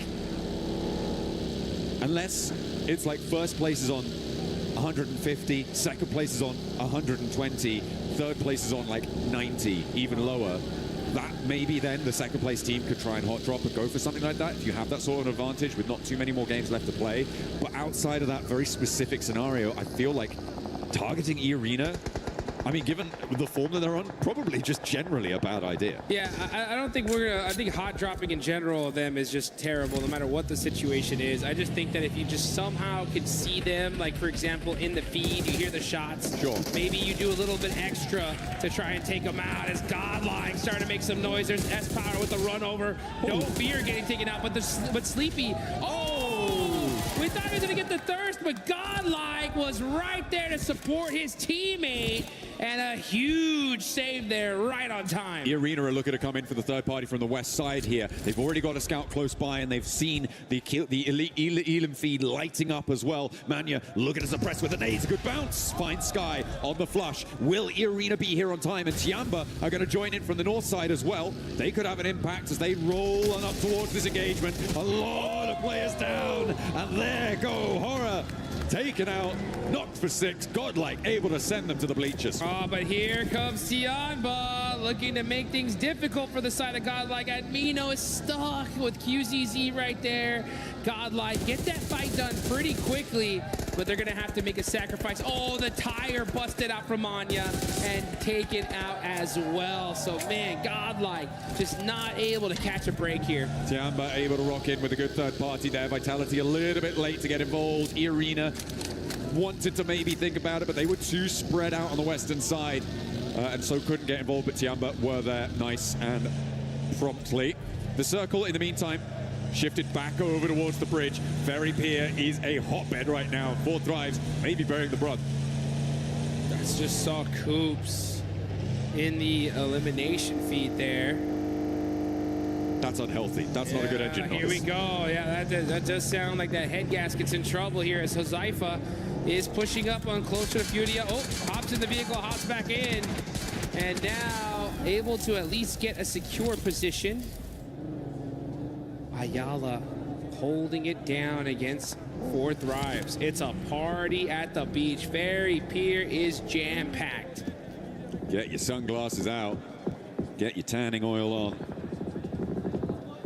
It's going to get toasty very, very quickly as teams crunch on in. Maybe a little bit of calm, though, before this storm. Oh, I don't know. It's feeling pretty disturbed right now because everybody wants those central positions. But you're right. It does look like the teams are able to secure most of them for now.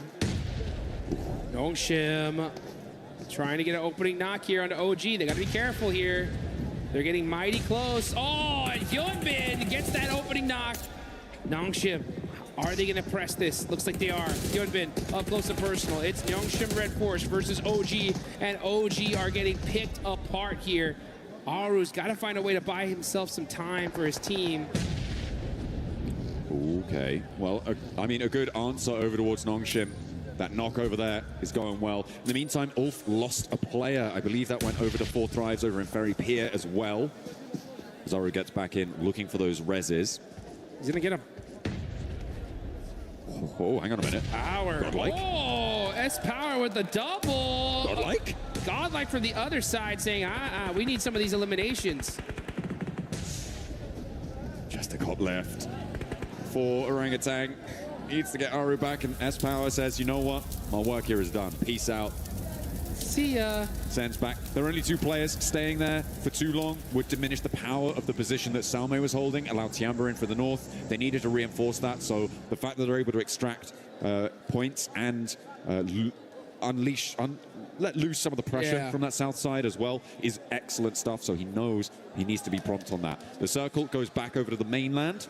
So we are confirming over there. Tiamba trying to leapfrog that godlike position. Looks like it's going well for now. Ida as well, trying to send in from this northeast side. Got S2G over there by the Blues. They're going to have to come down that hill and find a way in. The thing is that's all open field there. You got Vitality holding the north side of the circle. You got one of the players from S2G. That's Kamikaze. He's going to be trying to get some angles here to see if he can find at least a next position for his team. But Ferry Pier, like we mentioned, completely stacked. Take a look at the replay here. Huzaifa. Oh, nice shot there. And pick on the Solus. Yeah, I mean, there's a complete broadside there. No way hiding from that one. In the meantime, Nongshim Red Force trying to hold down the bunker. Emre pokes his nose in. Will not like what he smells. A little bit too much cordite there in the nostrils, and Emre does get flushed away.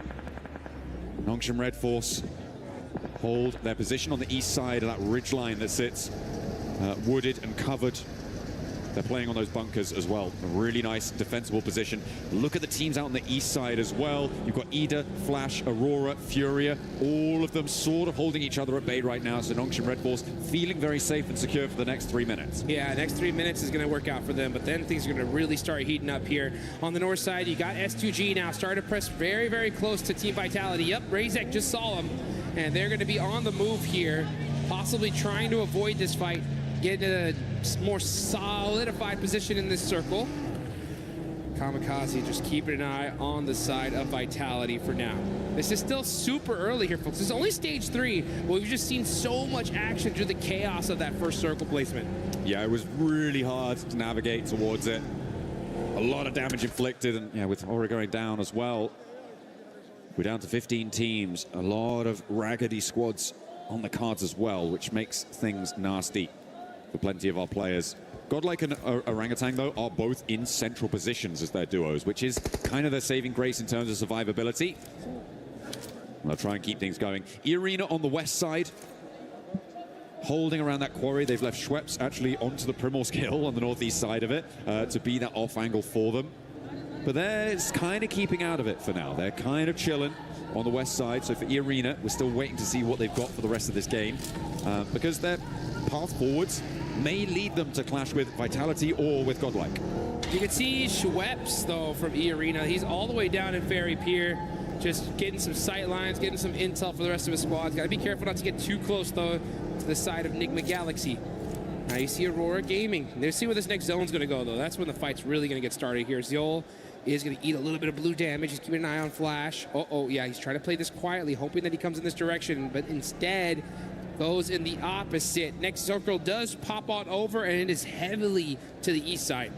I mean, this is good for Nongshim Red Force, right? On their position. We were talking about that before. The fights on the east side will need to conclude. Tiamba sending in a might challenge on Orangutan's position, but it's fairly open on those hills. Going to be very difficult to hold. Fortunately, there's not too many full squads around them. Nongshim spot a player from Flash as they try to move in. Aurora taking a chunk out too. Tiamba now looking to overwhelm, but they've lost a player on the roll-up. Orangutan try to hold it down, but will not be able to face the might of Tiamba, who are fielding Shallow now on their roster, leaving Milu out, and he is not needing to get it back up. Down to a duo. Eagle trying to get that first aid off. He's going to be able to get that for sure. On over to Fairy Pier. Enigma Galaxy are set up. They're going to have to push into this next zone as well. Circle is closing. This is stage 4. The blue zone really starts to put in its damage here. Let's see what Enigma Galaxy decides to do. It looks like they're going to be most likely prioritizing the shoreline. That's why they're applying so much pressure to the side of Al-Ula. Quick ends up catching. Yeah, that's 4 thrives with Zypha out. And yeah, looks like Al-Ula are going to be holding this very pure position. We've seen them do this before. S2G were able to bad beat them in that spot using those hovercrafts in a game not too long ago. So let's see if Al-Ula can turn things around.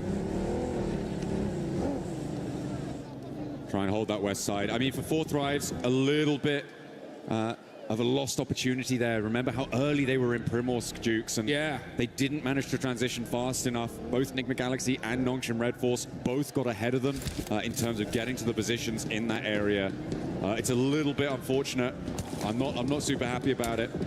And now they find themselves in the middle of a fight that may not go their way with 3 full 4 squads. Sorry, Ulf only have 3 players, so with 3 squads surrounding them. Luckily, they are in the zone, so they aren't super under the impetus to move, but they may want to. Yeah, now we're looking over at E-Arena, the top squad right now. So many points on the board. Nice point gap. Looking to make that and push it even further beyond. Team Vitality looking to make some noise on the north side. Everybody just trying to find their spot in this next circle because the next zone's most likely going to push north. And if it does, that is wide open field, which S2G have a decent position in. Tianba and Nongshim Red Force are pretty locked down. But these teams on the south side of Fairy Pier, honestly, should already trying to figure out what is the path they're going to take into this next circle. And the only way they're most likely going to get there is through some insane shots. I'm looking at the shaking and moving right now for E-Arena because now is the time that they need to transition into a pivotal point in this game. For the time being, for the longest time in this game, they've just been on this west side, waiting, playing that edge, assessing the situation. But now they need to start to move forwards, and that is not how you want to start it. Salme immediately goes for the flush, and he's gonna go unpunished for the moment. I don't think they've got an answer here. A nade up and into the top floor of the window for Tony K doesn't connect. Zest Power hiding somewhere else in the building there. Will not find that fight. So for E-Arena to lose a player here, I mean, that's great news for the teams chasing them. Yep, huge news. And Godlike now knows exactly who they're fighting and the importance of them taking this out. Next zone does go on over. Huge zone here for Tianba and Nongshim Red Force. That Fairy Pier heal is just so strong. I kind of like this for Ulf as well. I mean, it may be a struggle to fend off all the teams in Fairy Pier, but once they're there, they have a fairly isolated area, survive quite deep into this match, but the transition over to the hills can be very, very difficult, especially with 2 teams lining you up side to side. Vitality gonna have to make a break for it now as they have to roll out from the north edge. And they're gonna have to cross a lot of open field here. This is what I was talking about. This zone is not very kind to those teams that were playing on the edge position. Yeah, Team Vitality, you're just kind of waiting to hopefully have these teams in the middle start fighting so they can, you know, get a free rotation onto this next circle without too many eyes looking at them. But it's going to be a tough rotation. Yeah, Razy is going to be driving right back. Say, guys, it's pretty jam-packed down there. No bueno. It is no bueno out in that open area. Enigma Galaxy finding the back tail of Al-Ula and able to drag that one back. Claws does fall. As Arena is still trying to dislodge Godlike. Esewa with the shotgun, tries to find one, steps into a nade, but not before getting a knock. Now it's all up to Salme. Has got a nade cooking. Still with the pin pull, drops it down, nearly finds it. As Schweppes tries to move up to support Tourniquet and get that res. Esewa falls, and Salme has Mormon now to handle. Gets the first lick in with that shotgun, and Mormon has to back up. Esewa had that. It was such a fortunate nade there. Samway has the right-hand priority. That's what he needs. Catches it on the Mormon and gets the knock, but great teamwork there from Schweppes to get the nice 1v2. Enigma Galaxy could potentially roll out and try and third-party that, but in the meantime, Vitality crashing up on towards Tianba's position, playing beneath Nongshim Red Force out to the east as Vitality have taken a knock out to their western point. They are still 4 players alive, but E-Arena are rolling out now. They could turn their attention that way. Steps onto a landmine, blasts his leg sideways, and down goes another Vitality player. They are getting torn apart as E-Arena descend as well, sending a 4th position. And I don't think they're going to last much longer. Ida trying to join the party, and Tiamba are now suffering. Darkin and Swain both on in the fight, taking huge swipes at this hold. And Tiamba may not have enough to hold everything off, but they will find the final blow towards Ida. It's an open field battle here as teams are starting to crowd on in. And this is looking like an absolute battlefield. Tons of nades going down, and down goes Vitality. S2G joining the battle. 2 eliminations to their name so far. And with that fight, all that commotion happening, it allowed them to be able to get a more solidified position in this circle. Great timing from the side of S2G. E-Arena are like, hey, I don't care about the timing. We're just gonna push up and hit some crazy shots and put everybody on notice. 2 teams crashing onto Tiamba's position was enough of a smoke screen for E-Arena to be able to move up nicely. Despite not having one of their players with them, they are now on 5 eliminations. They've pushed past the 90-point barrier now, Jukes. Wow. It is a great result so far. 10 teams remain, but they're on the outside of the circle, and Enigma Galaxy are going to cause problems. They've seen what's happened, and they think, no, no, no. This can't stand. No, no, order. And they find, well, actually, it's S2G who find a shot onto Schweppes on the back line. Stop that, said Enigma Galaxy, and honestly, the whole lobby needs to start really worrying about E-Arena here because the White Rabbits are starting to run away with this thing. Remember, $500,000 for first place, $250,000 for second. That's a big difference here, folks. Now we're going to see Enigma Galaxy. They got that knock. E-Arena are outside of the circle. Tiamba will be gatekeeping, and this is kind of a perfect situation for the lobby. Nongshim Red Force, though, gets super blessed in the zone. They are dead center. It is really their game to take advantage of here. And they're really hoping that E-Arena go down fairly soon because then they can put a massive dent in the gap between these 2 squads. E-Arena, though, currently focused on Tiamba and Enigma Galaxy. Enigma Galaxy find another knock, sending it over towards Schweppes. And I don't think this is going to be resible. Mormon and Tourniquet now having to keep it together. On top of the 5 elims they found already. And Lost might have an angle on it as well, suppressing that angle, but Mormon goes down, can't hold face against Enigma Galaxy, and no knocks are sent their way either. Mormon gets flushed away as Schweppes does get back up. Meanwhile, over in Ferry Pier, Aurora, Alula, and Ulf all coming into the fight. It is getting chaotic down there. It's getting messy as well. Tourniquet the last to stand for E-Arena, and then Enigma Galaxy have to push into Tiamba.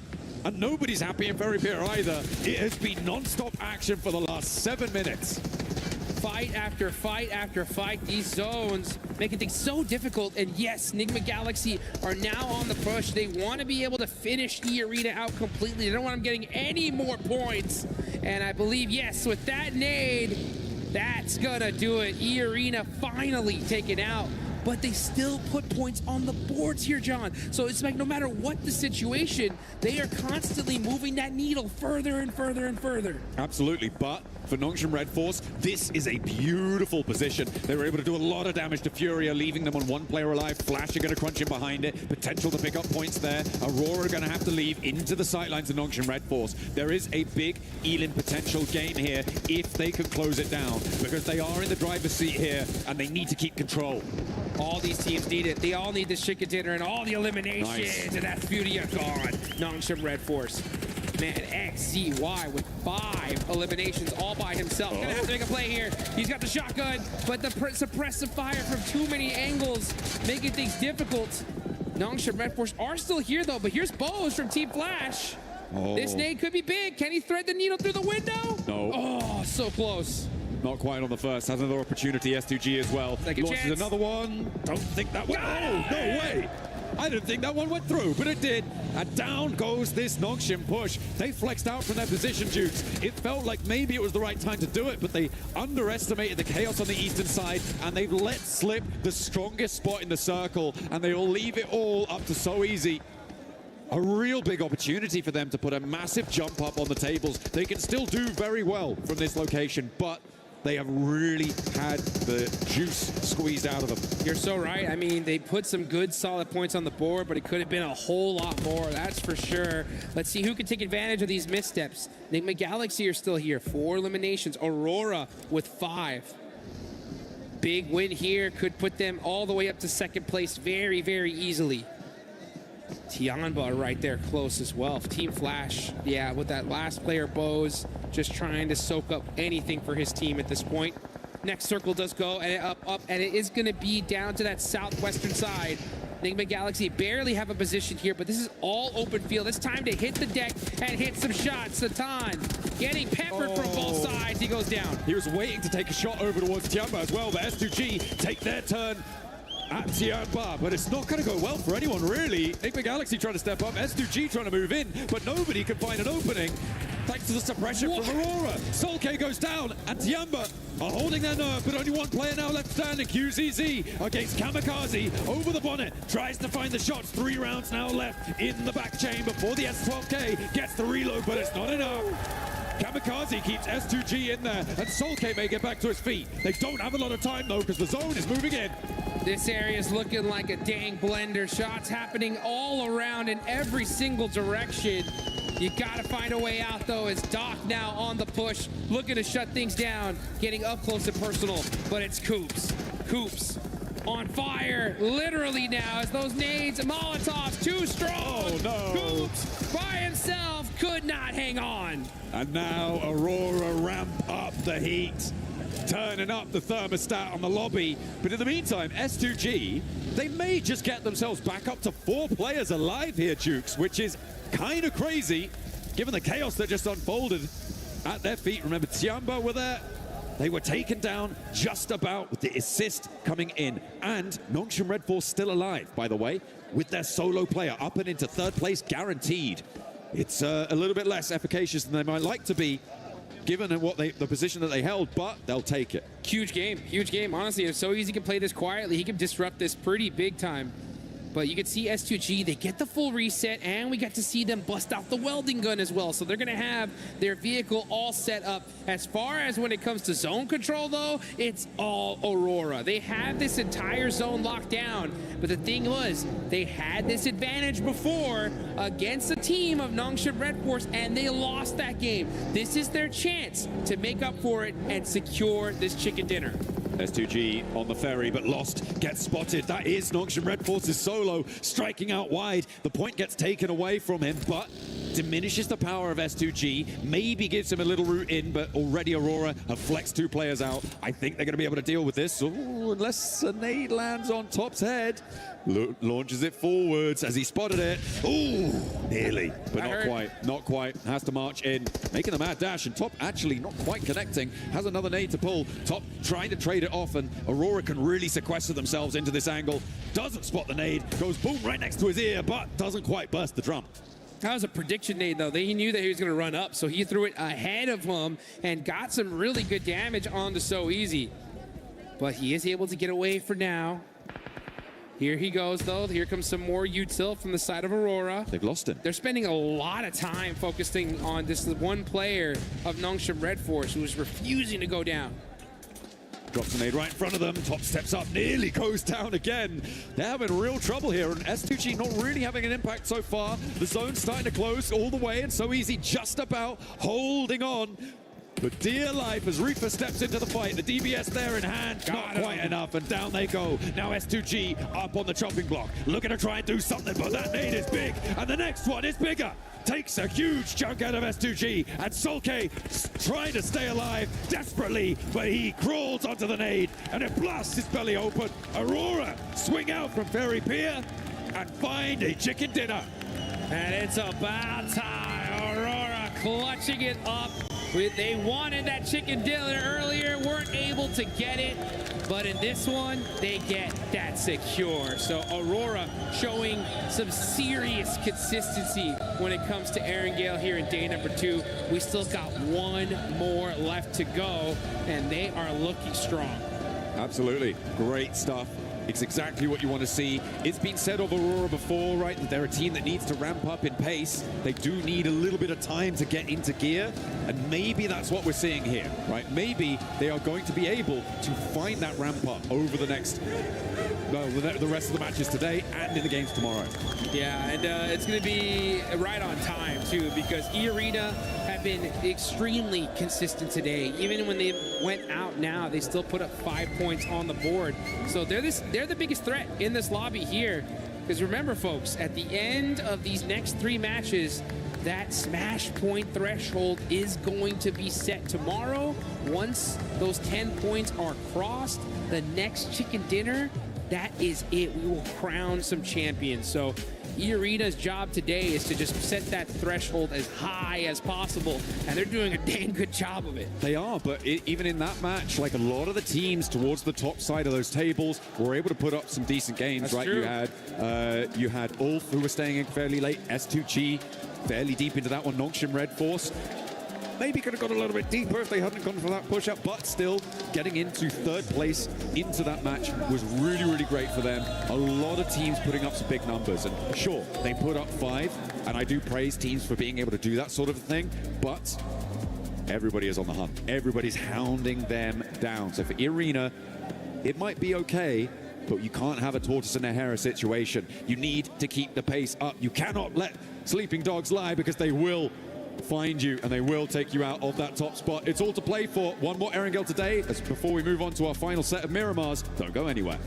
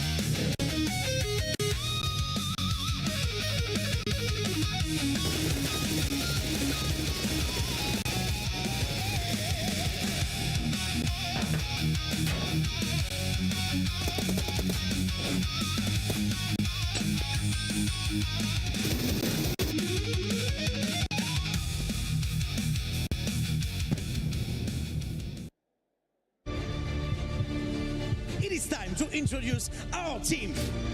Obviously, I'm here to support Godlike Esports. This is one region that was, never considered to be very aggressive in general. But with Godlike Esports, the thinking has changed, and these guys have shown the character. Watching them perform on the biggest stage, I think it's a moment of pride and honor for us.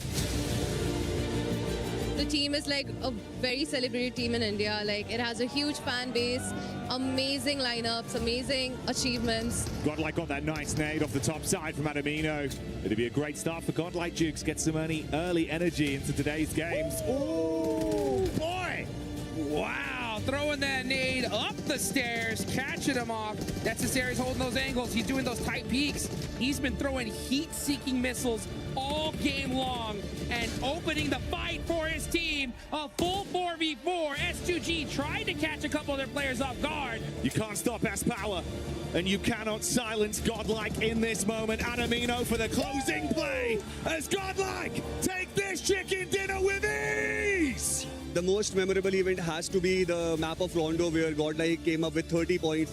As everyone, used to call our region as not so aggressive or passive, and a lot of things like that. But again, Godlike Esports proved with their firepower and with their composure that we do have that firepower. We can also go for, big games.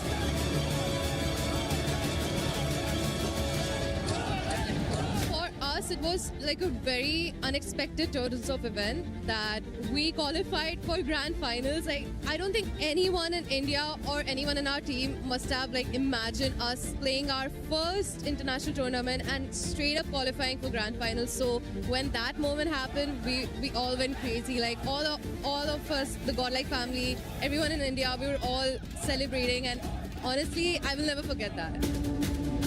The fans over here, the love for the game, it has been amazing, and we are having a great time over here till now. Yeah, I always had this dream to go and visit the Eiffel Tower, and it was a dream come true moment for me. Aurora getting a chicken dinner. But before we break down that match, we wanted to get a club championship update, and I'm joined by none other than Glitter Explosion. As some of you guys know her as Senorita Glitter. Tell us what's going on with the club championship. All right, we're just going to do a quick update here because we've got some seriously cool stuff going on in chess. Obviously, grand finals here today. Third, fourth decider match also happened. That was between two Falcons players for third and fourth place. So it didn't matter who won. They were getting those third place points regardless. But now the finals are going on between Magnus Carlsen and Dennis Lazovic, which means AGAL have guaranteed themselves second place bare minimum. Liquid could get the win if Magnus is able to do it, but either way, that keeps AGAL at the top of our leaderboard by 500 points. Now, it looks big right now, but over at the STC Arena, Falcons are still in the discussion. They're in quarterfinals. They will be facing off against Twisted Minds later on today, and if they're able to win, that's going to be another chunk of points in the favor of Falcons. So it'll be interesting to see how it plays out. It will be interesting, especially because Aurora just got a win here. They want to be in the top 8 because they want to get those points as well. Before I let you go, any team that has surprised you today? I'm not going to lie, I'm loving the bounce back right now out of Godlike. They put some serious elims up on the board, so shout out to Godlike. Hey, right on. Now, thanks. Actually, spot on. Thanks, Glitter. You can go back and just keep on looking for updates, okay? I want to see what else is going on with the other club championships, and I want to see what else is going on here at PMWC at EWC 26, because some of these squads, especially Aurora, Max, getting that chicken dinner. But before we even do that, let's talk about the PMWC Lucky Spin. Available now. You can check out the Electron Energy set, the Proton Power set, and also that Alien Fusion Grossa, which I want. And I'm still trying to get, and I'm going to continue to try to get. So make sure you guys check that out. This was co-created with PvP creator Nana. Make sure you log into PUBG Mobile, get that lucky spin before it goes away to get your PMWC swag. But now, Aurora, yes, that's right. Look at this man. This man is absolutely ready. He's been cheering for Aurora for the longest time. But Max, we got a chance to see them play that so well too, and just pretty much like a boa constrictor, just squishing everybody in. Oh, yeah, like a snake. Well, they weren't really snaking in, actually. They were just dominating and eliminating everyone. But, finally, no throw from Aurora and Eptura. Yeah. They made it. They saw it through until the very end. And we actually see Ziola, that I said, he was very impressive. I wanted to see more from Reefus and Doc. We finally got it. Reefus 4 eliminations, Doc 3. But in particular, what's very important is that before going onto that ridgeline north of that road sign, Ipchia, they eliminate every single team down there, get rid of all the stragglers. You had Ulf, you had Al Ula, you had Fourth Thrives, and you also had Nongshim Redfalls at one point. Get rid of all of those players before playing that ridge. That was so well executed by the boys. Yeah, it was really nice to see that, and also learning from the Rondo, right, where they just played it way too slowly. Yes, they had more terrain to work with in this game, but you could see the momentum. They just went from 0 to 100. Once they had gotten cleared everybody, gotten all of those eliminations, they moved in and tried to corral S2G. S2G let that happen just a little bit. I would much preferred a better fight from them for sure. But for Aurora, that was much better, much more what we're used to seeing from them. This is a herding team. They control teams. Teams don't control them. And right now, this was them controlling teams. I literally wrote down on my notes that, oh, S2G, they looked really good at that sort of northern side. This should be a nice win from them. They got the hovercraft, exactly. You know. But no, I have to agree, Aurora played that incredibly well, and they were able to take that time to make that spacing. But also, did you notice like Nongshim So Easy causing a little bit of chaos as the solo player between these two full teams? I mean, that was kind of crazy to see as well. I was looking at S2G, obviously, to have that, you know, they were denying the flank from Flash coming around to them. They had a nice 2-2 split on that north side. Soul game with the hovercraft, we're going to bring that up again, but yeah, a little bit rough for them. So the way that Aurora were able to calculate that with a little bit of annoyance from Nongshim So Easy, great play. Talking about Nongshim, they were able to put up some good points as well here in this match. 13 points as well with S2G, 13 points. Max, which one are you looking at? I see you ready to talk. Yeah, because Nongshim Red Force, sure, they gave themselves 13 points. It's eliminations, 5 placement points. I feel like they threw that game. Generally, I think they could have at least bare minimum gotten a top 2 in that position, if not an actual chicken dinner. But then Furia, which is not on Longwood. They're not even on the dip on top of Longwood. Then like this one shed on a little plateau below them. And they get an opening knock, and I'm like, okay, great. Nongshim Red Force maintain the pressure, maybe chuck a Molotov or a grenade. They fully crash the shed, and then Flash are like, what the hell are you doing? We're just going to do a counter grenade and Molotov and swipe the entirety of Nongshim Red Force. If they just held their position, they would be where So Easy was. You said So Easy was trolling. If you had a full team, there would be giga trolling. But I feel like, yeah, Nongshim Red Force, sometimes they get great games, and sometimes they do some of the biggest fumbles in a tournament. It hurts. It really does. I think it's a great example of something that happens at every level, as we're seeing here, right? Where you get that you get tempted to actually full send into a position, but you've got to really think about why that team that you're fighting fell down so easily. Generally, it's because the position is bad for one reason or another. It's very constricted there. There's a little ridge around that shack. It's very, very nadeable. Lots of areas to bounce that utility off. So if you're going to push something like that, or if you're fighting against, hang on a second. If you're fighting against them, right, you don't push that, because then you yourself get naded as well. It's very nadeable for a reason. Yeah, and that match was a perfect example of what can happen whenever you end up just catching up even more to that first place. E-Arena ended up getting 5 points. You can see Aurora Gaming just jump up to that second place with 81 points. What was a 1 point and 18 point gap to that second place has just now closed up to 9 points. I'm so happy to see it, because we saw throughout the entirety of today, right, they were a podium team at the very start, slipping, getting almost nothing done. They were in 8th position before this game. Now with that chicken dinner, rocketing right at the very top here, just behind E-Arena with their 81 points. Literally the only team single-digit points away from our current pack leader of E-Arena. But the thing is, very flash in the pan, right, Niptura? We need to see more consistency, and especially not throwing games when you know you can get those wins. Yeah, it's gonna be interesting to see. We have one more Erangel and then 2 Miramars as well. Aurora tend to do quite well on Miramar typically, so we'll see how that goes. Again, yeah, they can be very hot, very cold, so it is just down to game by game what they're gonna do. But we're looking at the second page here. Flash and Hora, 48 points each. They are looking tied right now, but there's quite a bit of a gap between them and 4 Thrives, so even further down the leaderboard, we're starting to see those gaps emerge. Yeah, Lace, for some of these teams here in the second page, I'm going to be keeping a close eye on them, because at one point we're going to have to start cutting them out, because that point gap is just too much. And keep in mind, going into tomorrow, that smash roll is going to be up play, and it's going to be plus 10 points of whatever first place ends up with. Yeah, and it's strange because, like, I know me and Neptura were having a look at Godlike, right? And they're making such calculated and well played. And then I even sort of said, God damn, they're so strong as just a little duo. Why don't they just kind of like go in that little map and do their thing? But it's just unfortunate, you know, they were getting like 7 elims in that spot, but just not making it any further. And I sort of touched about that on the shared studio on the couch. It was like they're getting themselves in these great, like, close range fights, capitalizing on it, winning it. And then, like you were saying, moving back in, and not like the other teams are sort of circulating because they're doing that too late in the game. But I do feel we've seen it before. Aurora just did it. They can just have this great game, and that will push them up a lot further because they're getting the elims. They'll be able to do it. And they definitely need it, especially where they are currently. We've been praising them in regards to the performance that they have had today, but we need to see a lot more out of Godlike because they are truly just so far away from the first place. And at the end of the day, you want to be in first place. That's what they're going to be hunting down. By the way, special shout out earlier on to Hot Jukes and John for casting those first 5 games. But now it's time for the main show. Yeah, it's okay. I still got you, baby. For Blank and Jackie Blank, you got me. Come on, man. Oh, mate. All right, that's one hell of a setup. Thank you, Seven. We appreciate it. Some great points being raised there. Indeed. There's some good breakdown. Got all the fans, of course, enjoying themselves. Saw it over there. They had the I Love Max Man sign. We don't have one of those, unfortunately. We've got love for snacks right now, which is cool. We've also got OG and Godlike behind, which is always good to see too. The support is unreal inside the arena at the moment, as per usual. It has been awesome all the way throughout the tournament, but we do have a lot of people with us this time. So we're going to get loud. We're going to get a little bit crazy with it because I imagine to finish off the day, it's been a long day.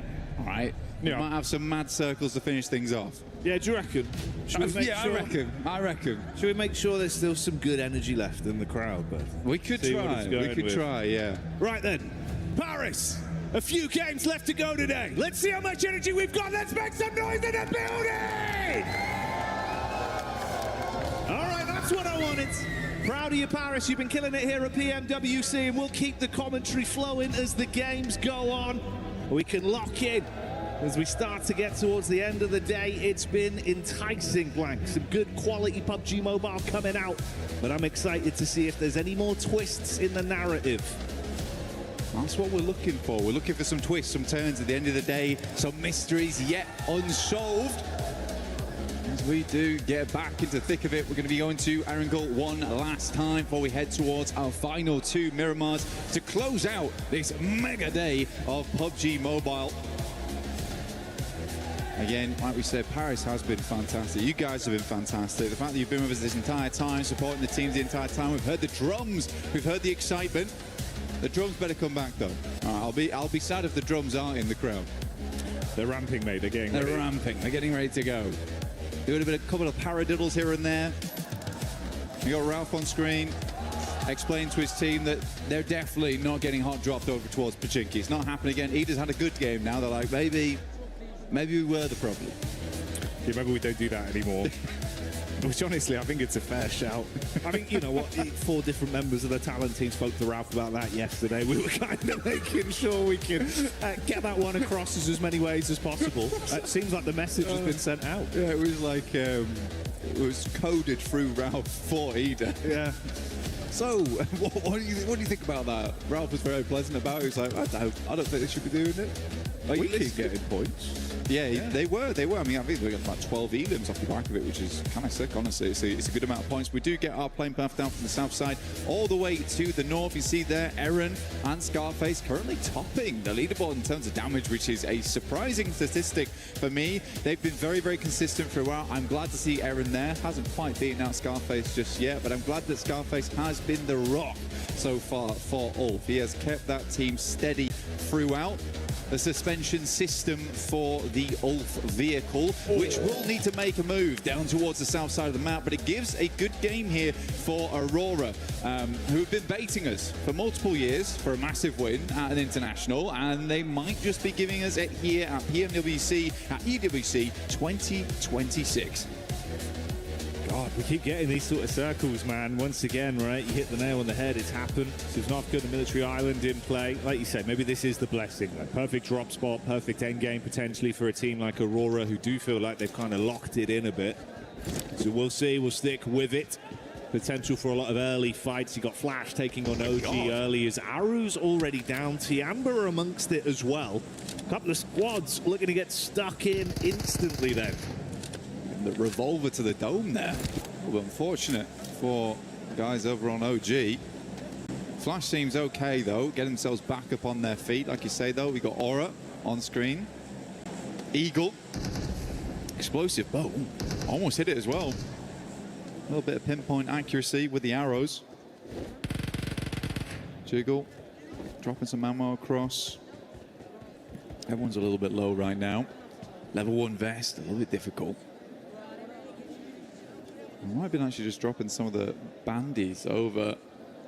Well, Sleepy is having a troublesome time getting towards them. I think he's in an awkward spot. Sky, though, is coming in from the other side of things. He's over towards the north side of Severny, so this is a long exit for both squads. I don't think any team wants to be here. Tiamba, as well as Aura, stuck in this awkward engagement. Eagle with a Honey Badger at distance on the sidelines. E-Arena also swinging by, but they should get gone.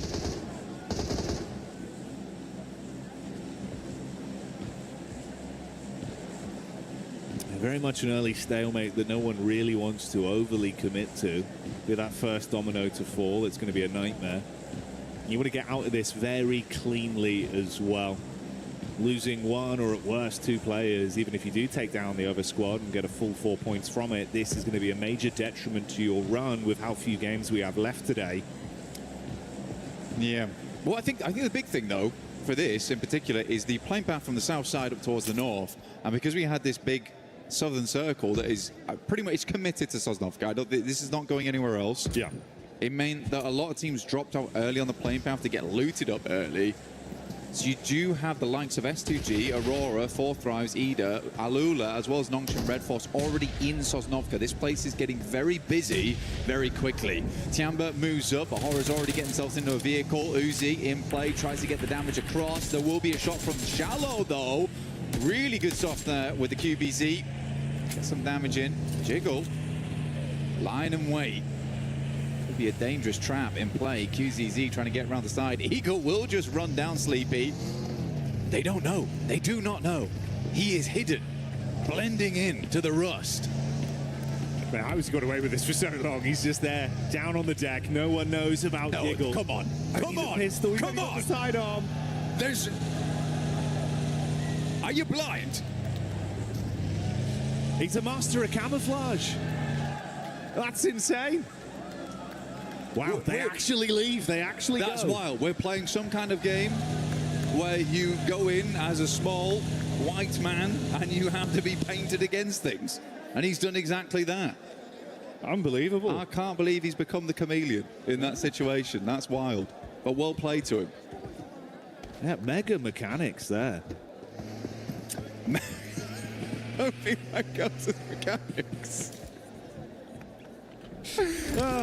Artistry. He's prone. That's a lovely prone. That Never seen anything like a it. beautiful prone on him. Got away with that one. Liberties. Yeah. Absolute liberties. Dear me. PUBG Mobile Chameleon. Right here, right now, at PMWC. If you want to get yourself some skins to allow you to blend in, well, this is not the one for you because the Uzumaki Naruto event is now on with the Naruto character set as well as the Ninetales Fury Org. S-Power bringing a lot of fury to the lobby at the moment as well. Talking to Max earlier, he was saying that S-Power right now probably the only player at a massively global level. And I would agree with him. I think he is on the likes of, you know, your Mormons, your Errands. He's looking insane. Yeah, for S-Power doing great work for the rest of his team. I think Godlike has really shown that they absolutely can take it to task with some of the best squads in the world, which is cool to see. Satan here from Nigma Galaxy. Another team that's doing really well too. I genuinely think, and I said at the start of the day, is that I've not always been the biggest fan of Nigma Galaxy and some of the pushes, some of the rotates they make. I think they have a lot of potential in them. This tournament, though, has been, you know, it's been off the walls, just like this, because this is wild. It's just ridiculous how close he came when he drove past him twice. He's twitching as well. Yeah, I know. Not even fully stationary. Look at him. He's got a slight shifty look about him. He's put the laser pointer down to the ground. He's like, oh. Nightmare. They're going to see that. Put that away. Well, hey ho, that one worked out. Didn't expect it, but master of camouflage. He there. even trying to give himself away. I mean, the laser pointer really. That sent me. That's good. Oh, that's a belly of laughs right there. A lot of teams now getting in position though. Furia looking to cross. Haven't had a really bad day today, honestly. I think genuinely Furia has been looking better and better as the tournament does go on. more shades of the past from them. PMMI, where they looked very, very strong there, and they're bringing it back. I think that they just had to slow down their gameplay a little bit because their end games are nice. That's where they typically thrive. But now they're coming up against Alula, the Claws versus the Panthers here.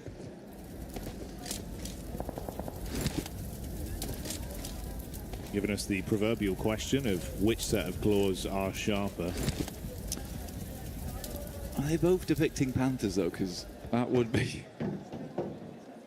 Maybe a Jaguar. Maybe a Jaguar, yeah, like that. Keep you guessing, you never know. Battle of the Animal Kingdom. Oh, S-Power with a nice little lift there. That's a 5-pointer. X5 on that one. A lot of airtime. It's a great multiplier. It was a great multiplier. I like that. Anyway, we get next circle. We've seen this before.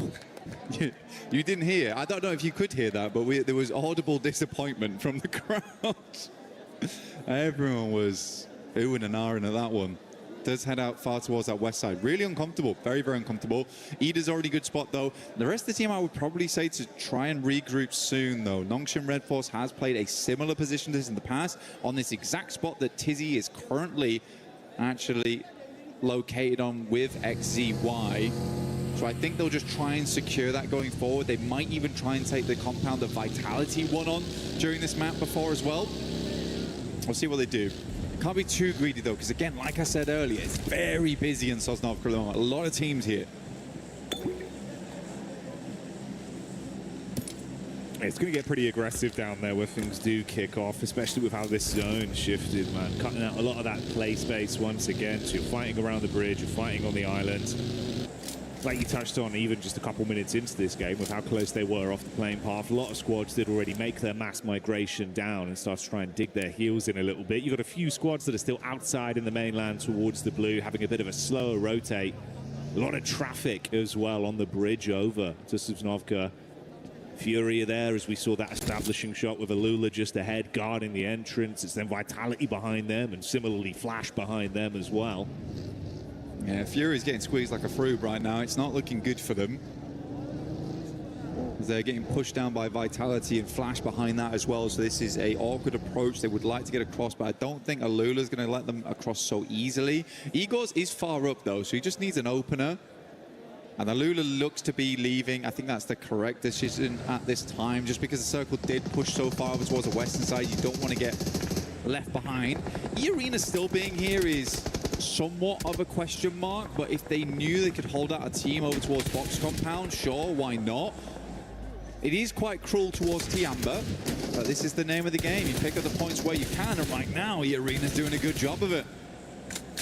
And Attorney K there.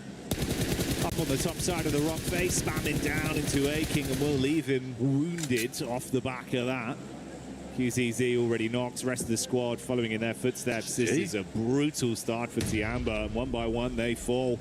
So E-Arena find them outside and dispatch them with ease there. Another 4 points on top. That's a 94-point total over the course of today's games. It's a strange one, right? Because they both started up over towards Severny, Didora, as well as Tiamba. Tiamba swings wide over towards North George. Flash does take a knock there, and probably a flush too. This is over towards the fight on the bridge side, so we'll come back to Tiamba in just a second. Axel low, Razy on bended knee. P90 in play at this early in the game as well.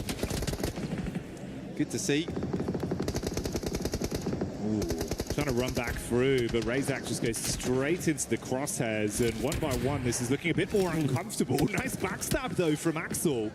Quick switch over to the shotgun through the window. Throws the first man down on the deck. Still has some firepower to play with.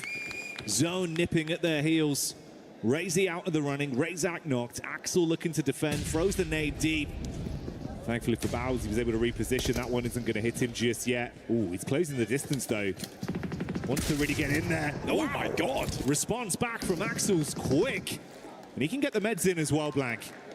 Vexy should just about hit this. It's close, but it's still back up again. We'll go for the res over towards Razak. This is a good recovery right now from Vitality. Sadly for them, Aura has made an incredible run down from that northern side. They are fast in position. Bozy is down. Enigma Galaxy currently holding out Ulf. Got Lord up on high. Ketch has no idea. Caught in the broadside.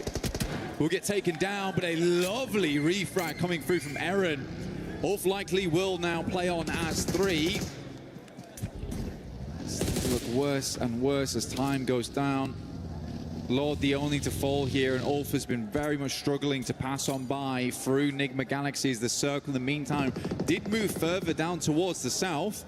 IQ taking a tumble though. What's happened there? Yeah, this is not the dream at all.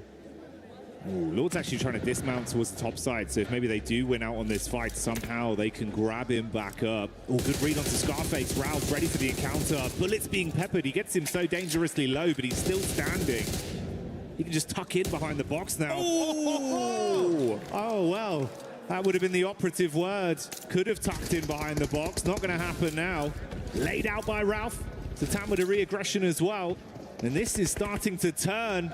That's the way Ulf go down. They started out with a bit of a recovery, but finally finished by Enigma Galaxy. Only one player cut short from the roster there. They'll carry on as a trio. Meanwhile, amidst this, we have Vitality bringing the thunder back onto Hora. It's been a while since I've been seeing Vexy on the main stage, but still got it in him, it seems. Razak does go down, and looks like Vitality might just want to be making the cross going forward. Looks for Sky. Vexy will pick him up, doing a great job here. Settling in for Federalis. Oh, wow. I mean, good job. Really, really well done here from Vexy. I mean, multiple times keeping the team awake and in play. Even versus Flash earlier on. Fantastic stuff. Yeah, big step up. Brilliant individual moments there. Zone crunching in a little bit as well. Ooh, Vitality suffering casualties, it seems, with the Elim feed lighting up. That's Flash that are trying to defend the entryway over the bridge. Another headshot from Tops has shut down Vexy after the good form we saw from him, and Axel has fallen due to the damage sustained. The zone eliminates him, and Vitality finally buckle. Yeah, it's just there wasn't a lot of boat rotates from a lot of these teams on that north side. Spent a long time looting up. I don't think they were quite prepared for how southern this circle was going to end up going and how quickly space was going to be taken out of play. But we are in a really awkward arena of the map as we head down towards the southwest side. There's a couple of compounds around here, a lot of open space going forward. Ralph moves up to the plate here. Tony K goes down first. Good shots from him. Will finally fall there to a sideline. But Mormon just cannot hold on. In comes Godlike. They don't care. They're going straight past. We hear the godlike theme music start playing. They want to cash this one in as they drive past, steal Elims where possible, but focus on the bigger picture, getting into the zone and starting to advance into an actual controllable position on this one. Coop's going right back towards them. They're going to pass each other. Okay. Like a friendly handshake there. I felt like I was in Interstellar for a second. Yeah, Coop's looking further to pick up his teammates, but actually went back for some more. Satan, I think, is back up again. Not sure about Ralph. I think Ralph did fall down, but this has been a really good game from Ralph. I think it's not, I don't want to say rare, but he's been making some good flex outs this game. Sometimes his flex out can feel a little bit questionable. This time I was super happy with him, blasting the toe caps off of Scarface as well, who was really incredible to see. Just gave it one more bullet, and that was enough. Hazaifa up on top. Godlike tried to send it. Got further and further in, but Hazaifa laying down the law. It's a great peek. Might actually be able to double down, and he certainly will. Godlike eating the bullets from the elevated peak there of 4 thrives as Hazaifa starts to bring the heat to the battleground. Enigma Galaxy got back in towards the zone. This is their POV now. They actually run into Ida of all teams once more. Coop's going to be hit by the shotty. The pump takes him down. And that's the way that one goes, unraveling them. Ida eliminated. We saw Flash falling amidst all this. But Aurora getting eyes on it from so close. They were able to steal a couple points away. Put Enigma Galaxy back down in the dirt. 3 Elim points on them. I still think, though, for Enigma Galaxy, what a game. What a game, honestly. It was a real tough scenario they went through. They end the match on 10 Elims. I think that's a good profit. I think you come away with this one thinking to yourself, we went through hell and back just to get towards this location of the map, and we still came away with 11 points total. So Very, very well done, because we do only have 6 teams left at the 17-minute mark. This is the quickest we've seen the lobby cold before, off the back of a really horrendous circle. S2G set themselves up, kamikaze as per usual, flying in towards those front lines.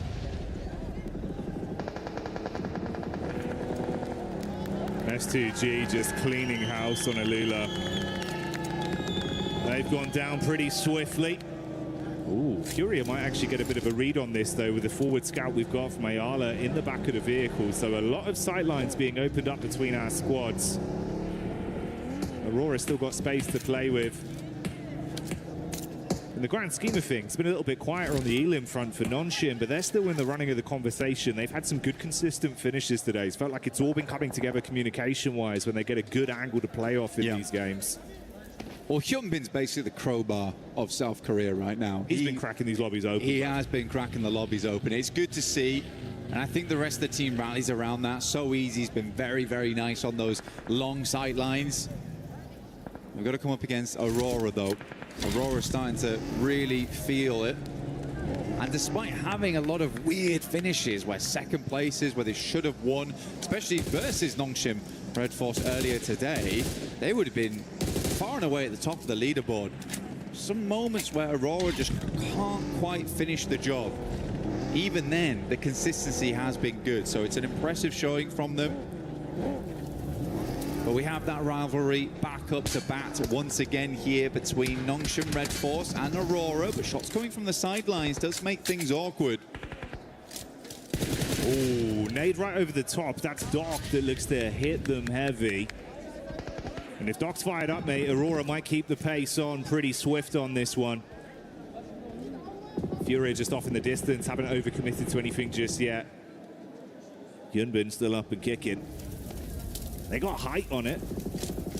Just can't really afford to overextend too far. Get caught sleeping. This could be a big unraveling for that side. Tizzy's got to bandage himself back up to stay pretty in the situation he's been left in. Aurora are aware of that angle from Furia, at least. Free smokes for Tizzy being the difference between a raw face from Refirst potentially coming their way. I think the problem right now is absolutely that angle you're talking about between Furia over towards Aurora. You've got Top off in the distance there, currently holding on alongside with Zhol. They look to make the move out, but Furia had that angle on. One player very low in the back of the vehicle. I believe that is Zhol at the moment. Can't quite find the next shots, and Ayala is playing it very safe. The angle over towards this way, but Tizzy with nasty nade goes straight through the side mirror window. Oh. Response back over, they dash some nades of their own on target, but it's actually a response from Four Thrives. Pulling up to the party, looking to third party on this one. Aurora trying to withstand. Nonshim going down as the last man, and So Easy will collapse from it. Doc already piecing out. Ooh, mate, that's the rotate straight into the camp of Furia. That is very on point for Doc. He's got that Doc in him. Yeah, that's the brand right there. Moved instantly over towards Furia, held that angle, made them feel a little bit afraid, right? S2G still got Kamikaze swinging, layering in the vehicles. Circle moves over towards Kamikaze. You can hear Turkish fans for S2G a little bit loud themselves. Hamzi finds a shot over towards Hezaifa. That's on the roadside, and a horrible time for it to happen. But it's all popping off now. Refus up first, nade in hand, looking over towards Ayala, very low. Chief pulled the pin, but a little late. Solke runs through the both of them. Oh, mate, the car's done enough just with the bonnet. He's dived out with the shotgun in his hand, vehicle burning behind him. Squad mates falling around as the shots are being spammed. Quick turn. Finds that one, throws Furia out of the running. This is the best Solke's looked in quite a while, actually. I think that he's getting a little bit more of that aggression on board. I think a lot of times he was relegated to being this anchor player. So it's nice to see him, you know, channeling a bit of that Silas going forward as S2G gets the ambulance out, pulls out the rest of their team, gets them rezzed and back up into a position to fight. Not taking any chances on this one. Went out for the first aid kit. A necessary first aid kit in the moment. The med kit taking him to full. Requires Doc to put a little bit of extra work in. I'm shocked he survived that long. Rufus had the peak up at first, left him sweating bullets, like you say. The clutch heal barely buying him enough time to stay along for a few extra seconds. Now knocked behind the vehicle. It's a bold maneuver from Solkay, but does drag him from the rest of the team. Likely leaving S2G as a 3-man, but they have the compound central. See where the next circle heads over towards. They can play off the back of that, but it's going to be Aurora. 4 Thrives, ping-ponging between one another. Taking some pot shots at S2G in the meantime. Hard confirm with the nades thrown over, so much so that Doc nearly went down from the danger close of his team. Luckily does have the meds to fix himself with no one nearby to convert from the lower HP he had. But you're spot on, mate. We heard the excitement from the fans. You can see why. STG, they were playing with some confidence and aggression. Previously, it's been Kamikaze that reps himself in those situations. This time around, he plays close to the squad. They control the compound, but you're going to be pushed from 2 sides. Difficulty with this compound as well. There's a lot of space to control here. There's a lot of space to control. There's some flat walls to work off the back of. So teams could send in over towards one side. And having a 3-man inside there means they cannot control every building effectively. So these 2 on the side here. This is over towards the eastern edge. Sat on Aurora's angle. Possibility to move in.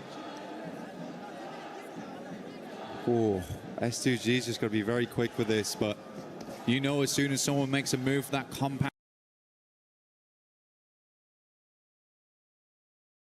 the other team is going to fly on in. They're likely just going to wait this out until the circle confirms this is a definite compound finish. Don't invest your eggs into one basket until you know. A few seconds out from that zone crunching. We'll see if it's going to favor S2G once again. Shifts slightly off it. Blank pulls away. It's nasty. Up towards that north side. Aurora looking to get a chicken under the belt here. Would likely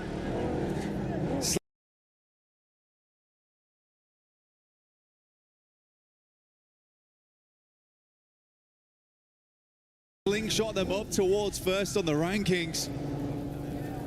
Despite what has been honestly a hairy day for them, it really has. There's been some moments where the question marks have been flung out left, right and center for this squad, but still, they've been keeping themselves looking pretty, bandaging up between the matches.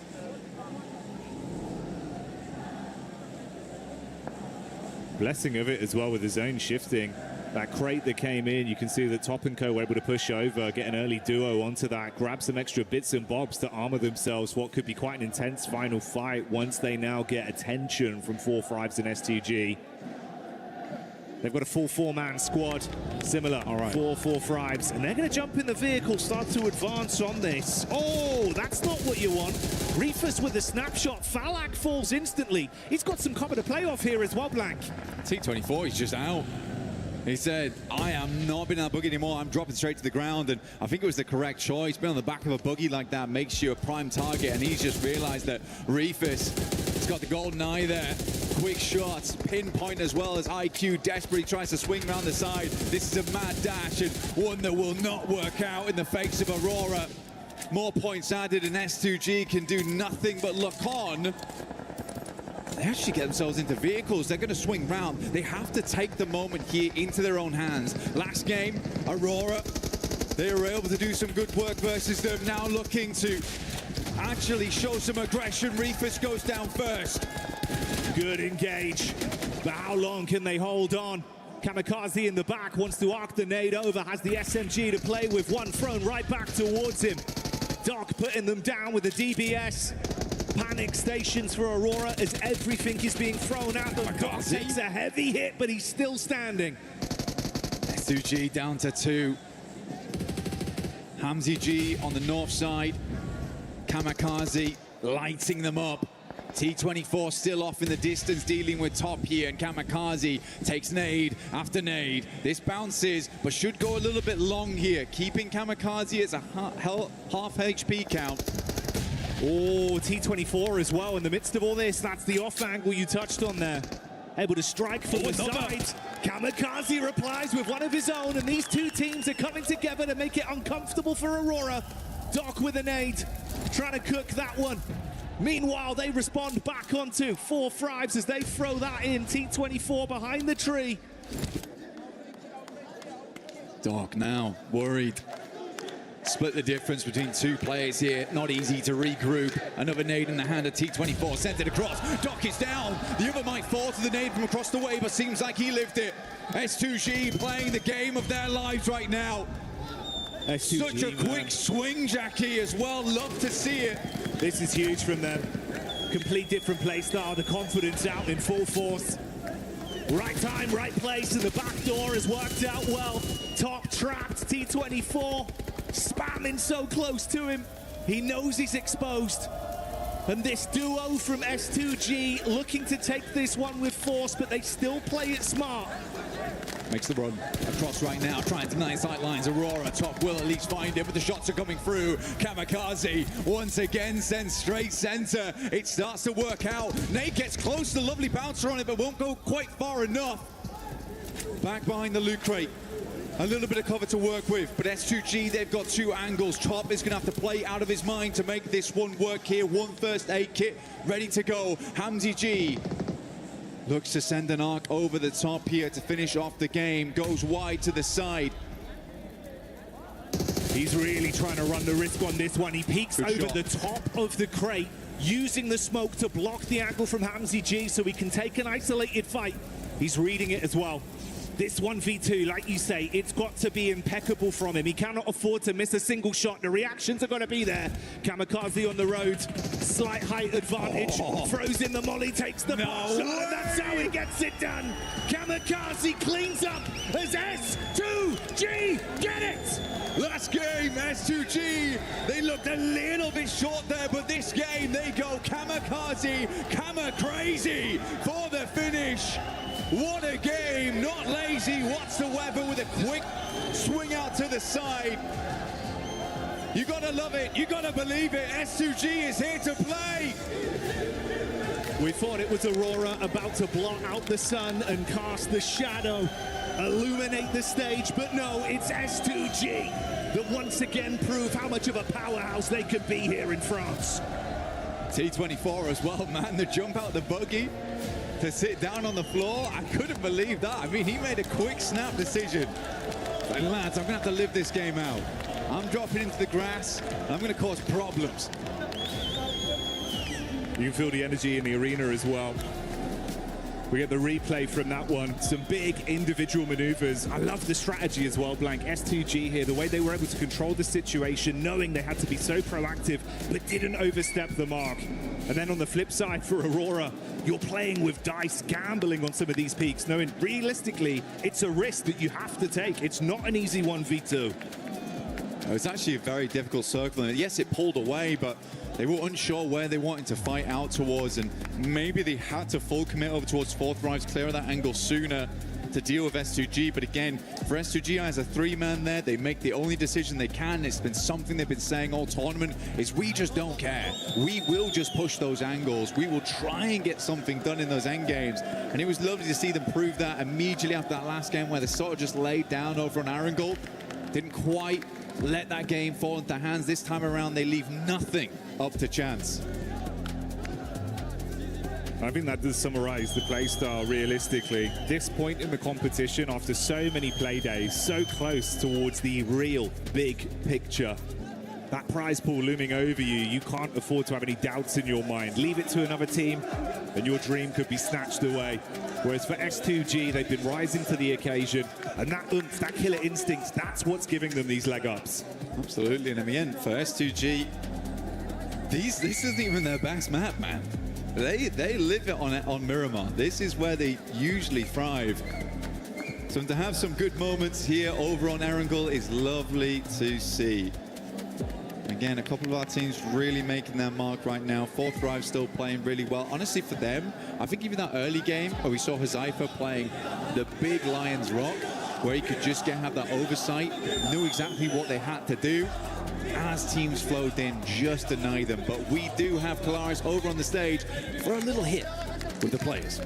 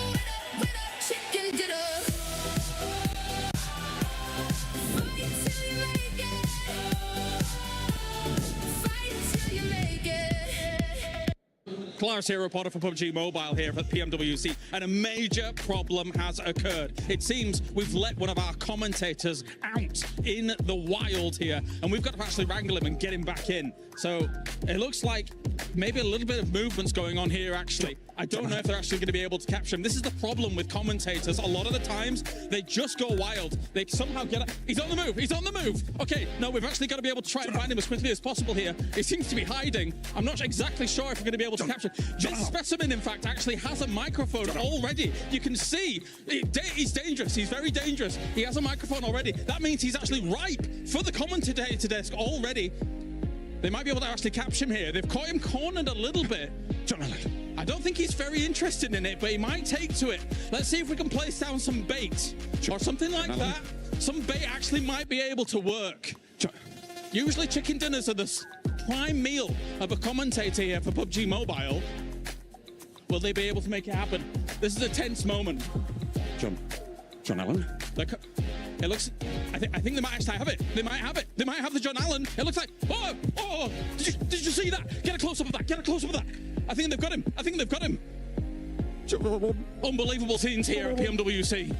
Oh, that was close.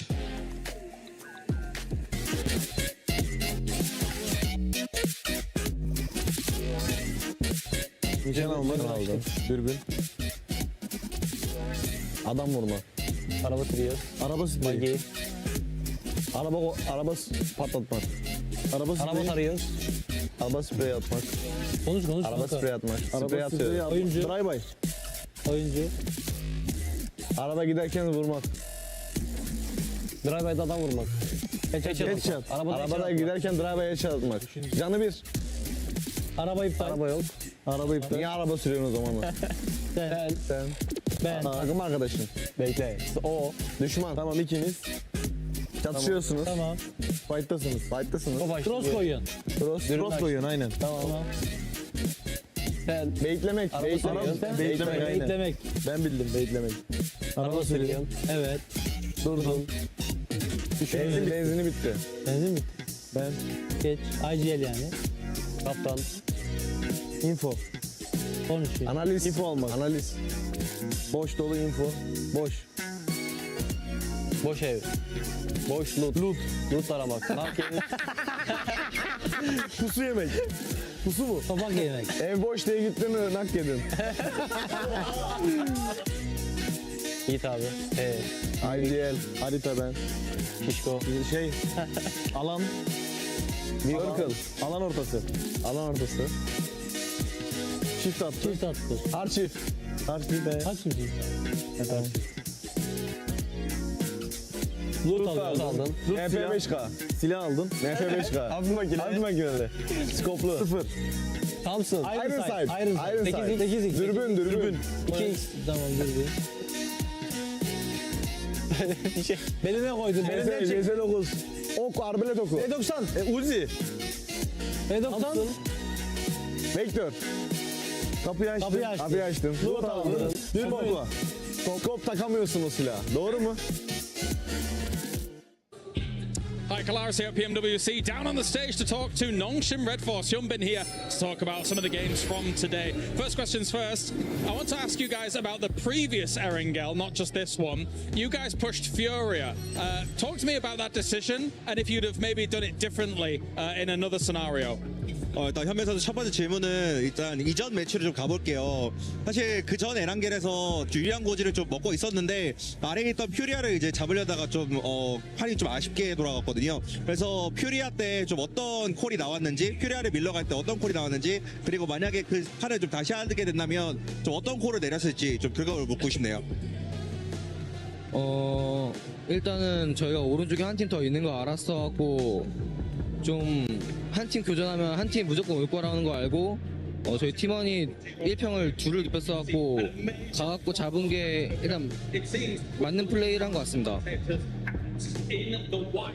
Yeah, I mean, we already knew like if we're going to push Furia, then the other party would come. So we tried to push it as fast as possible. But I think if we, I think we'll end up in retrospect, I think we should have just let him just use that 1-feet place, and then just we can hold on to our spaces and would much use it wiser.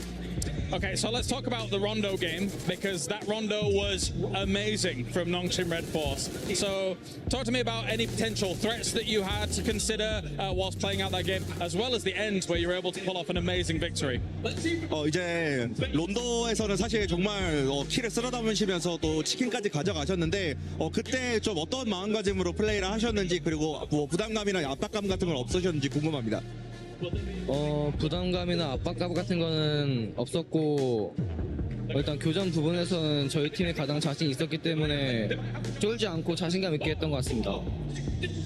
Yeah, I mean, there wasn't any pressure at all. Honestly, we were very confident in our team fights. So yeah, we tried to get it head on, and then I think that worked really well. Thank you very much for joining me, Hyunbin. Thank you very much, Maddox. That does it for us. Down on the stage. Thank you, Kalaris, for that interview. A marathon of a day that we're having here, as 6 matches have already been played, and S2G has been able to go now back to back with those chicken dinners. We still have 2 more matches to go here, but honestly, S2G, this bounce back tour out of them. Quite literally a bounce back. All these nades coming in clutch here for S2G. Very, very good sign for them. They're climbing up those ranks. That should put them theoretically in that first place, but we'll wait for the overalls to confirm that. But it's looking very, very good for them. With just 2 more Miramars to go, S2G, they are a Miramar team. It looks like, hey, maybe we'll have another. Oh, we already do. Well, no, that's the match ranking. No, that's the match ranking. Whoa, hold up. I'll give you a chance before or after this to do some prediction. But yeah, S2G putting up those 19 points. Aurora Gaming, I can probably end up guaranteeing it that after this match, when we do end up seeing the overall, they'll probably end up being in first place, Max. They go from 8th position, then of course they get that huge game earlier on their angle. They gave themselves 2nd place, and now maybe the jump into number 1, which maybe it's the most Aurora thing we have seen, right? Yes, it is the most Aurora thing. And you know what's also Aurora thing to do? After that, dropping down to like outside of top 5. Maybe Wow. I'm just saying they've done it before. They could do it again here. But no, overall, some of these plays are interesting. But I want you and me, Niptro, to break down what happened here, because you and me, we're talking about some of the finishing moments here. But this 4 Thrives push, in particular to the western side, I feel like could have been executed way better on the Pakistani end of things.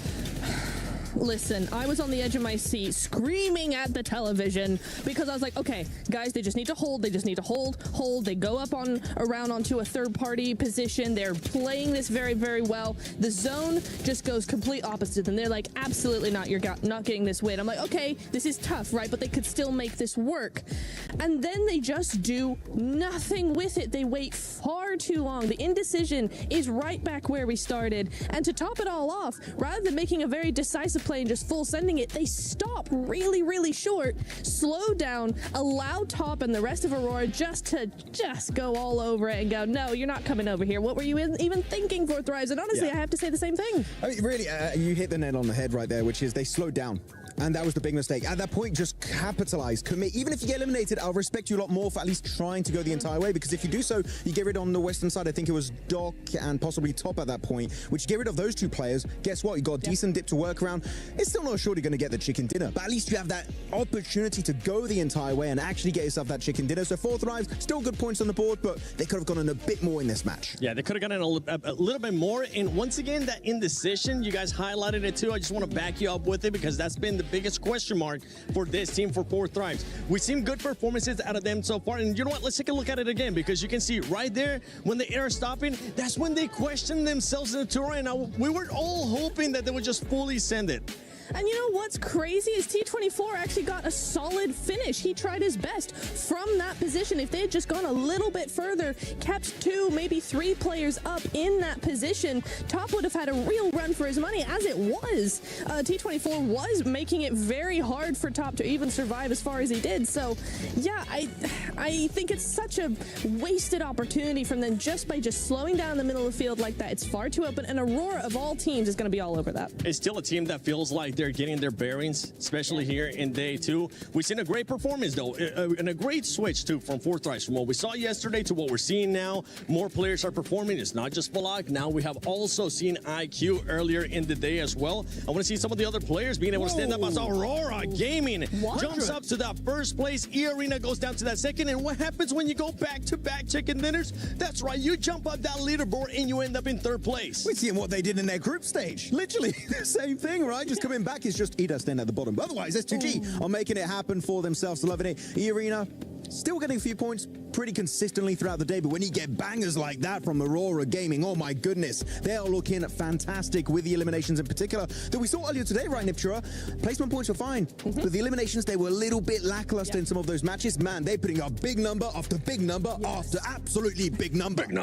Yeah. It's the momentum that we saw yesterday from that one Erangel game, right, with the 2 hovercrafts. S2G just bullying the lobby with those. No hovercrafts today in the same fashion, but still managing to get that chicken dinner back to back. That's going to be looking very good for them there. One thing's actually scary right now, and I'm starting to realize it. I know we kind of joke about Aurora, the inconsistencies that we have seen out of this team, but for this team, one thing that has been consistent for them is their placement. At one point, we were kind of critiquing where those elims are going to be coming in. Their placement points have been there. The eliminations now are starting to get picked up here in the second day as well, and this team is looking like a team that wants to become a champion. They're like 4 placement points away. S2G, they got 3 wins, by the way, which is an insane ratio to have. So definitely Aurora only has 1. Exactly. They do only have 1 chicken dinner, so that's some very consistent stuff on board. That I'm looking at a team that it's kind of the opposite from Aurora, which is Ulf, right? They had a massive rise. They got that chicken dinner with a 4-man finish on Erangel, and after that, their second place falling down very slowly now in the middle pack. But though we on the second page, big upsets and Tiamba just not able to maintain that top position 7, which is heartbreaking for this team. Tiamba was one of those biggest question marks for us, especially because of the way that they ended up performing yesterday. We saw Milo being able to pop off. Today is not the same performance out of their squad. We knew that they have the fragging power, but those placement points were just non-existent, and right now, nothing's going their way. Nothing is going their way. I mean, you're seeing them there with 9th place there, 63 total points, 14 placement points. I thought you were going to go with that catwalk again. This will be the perfect time. Not this time. Maybe later. But yeah, no, the only thing we can hope to see is that they come back tomorrow stronger, fighting, able to do what we know they can do. I mean, they go into teams and crush them in seconds. I mean, it's easy for them, but just not today. It's just all over the place. Yeah. Tomorrow's a new day. It is. I mean, I'm looking at a team in particular on the second page that I've been a little bit disappointed by is Vitality. After their opening day in the group stage, I was like, yeah, Vitality, we're looking so good, so much domination, everyone looking so good. They even swapped out Federalis, right, for Vexi, which I was like, that was quite an interesting decision to make. But man, oh man, that was really just a flash in the pan. They had that one insane day, and this, of course, is hard to replicate, but they're not even getting close to that initial performance on that opening day of their group. I would love to see it come back from my boys, Razak, but so far it's been a bit of a non-performance in the finals. Another team along those lines as well is Team Flash. Team Flash has currently been non-existent for this squad. In the last game, though, I do want to highlight something for one team that was able to perform well, that was able to put up those points, and it was none other than Enigma Galaxy. If I'm not mistaken, Enigma Galaxy ended up with 10 eliminations, and that's good because that's a squad that has been consistent now 2 days in a row. It is, yeah. They had a really nice 2-2 split on the southwest side of zone that really enabled them to get a lot of those eliminations, and even if they didn't make it further into the zone, further into the game, you know, they're just ticking along. They're making sure that they're consistent with those points, ready for tomorrow for those last few matches where they might just win it all. Well, we have now hit 6 matches, but we still got 2 more matches left. Miramar is going to be coming up. Are these players going to start crumbling, or are they going to start shining, as we have seen some of the other players start shining as well? Let's send it over to 2 men that are definitely shining, none other than Blank and Jackie.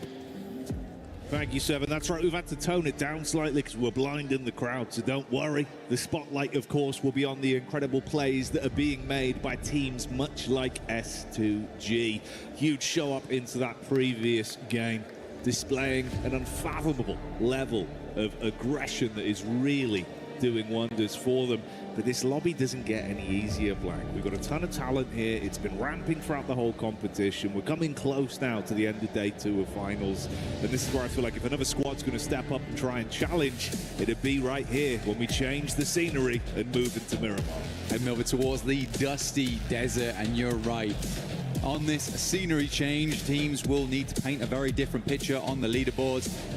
We're getting closer to setting that boundary for tomorrow for Smash Ruling. Potentially a team's able to pick it up very early tomorrow. With the amount of chicken dinners that S2G's got, I mean, it's very much a possibility for them to make that happen. They've been very consistent so far. Loving how aggro Kamikaze's been too. We get a very, very northern start here over on the northwest side down towards Truck Stop. So a little bit more inaccessible down towards that south side. We're looking at Los Leones, Puerto Paraíso, Impala, Mr. Valle, Chumacera. So more of these positions on that north side need to be taken up, like La Cobreria, even water treatment potentially. Torremada, El Azahar. I see Nongshim Red Force. I always found this drop spot kind of odd when they were choosing them, but Nongshim Red Force has like ruins. They take ruins all the way on the northwest side, and they just play that out. It's so out of the way, but with this plane path, they get out super early, get this trash drop started almost immediately.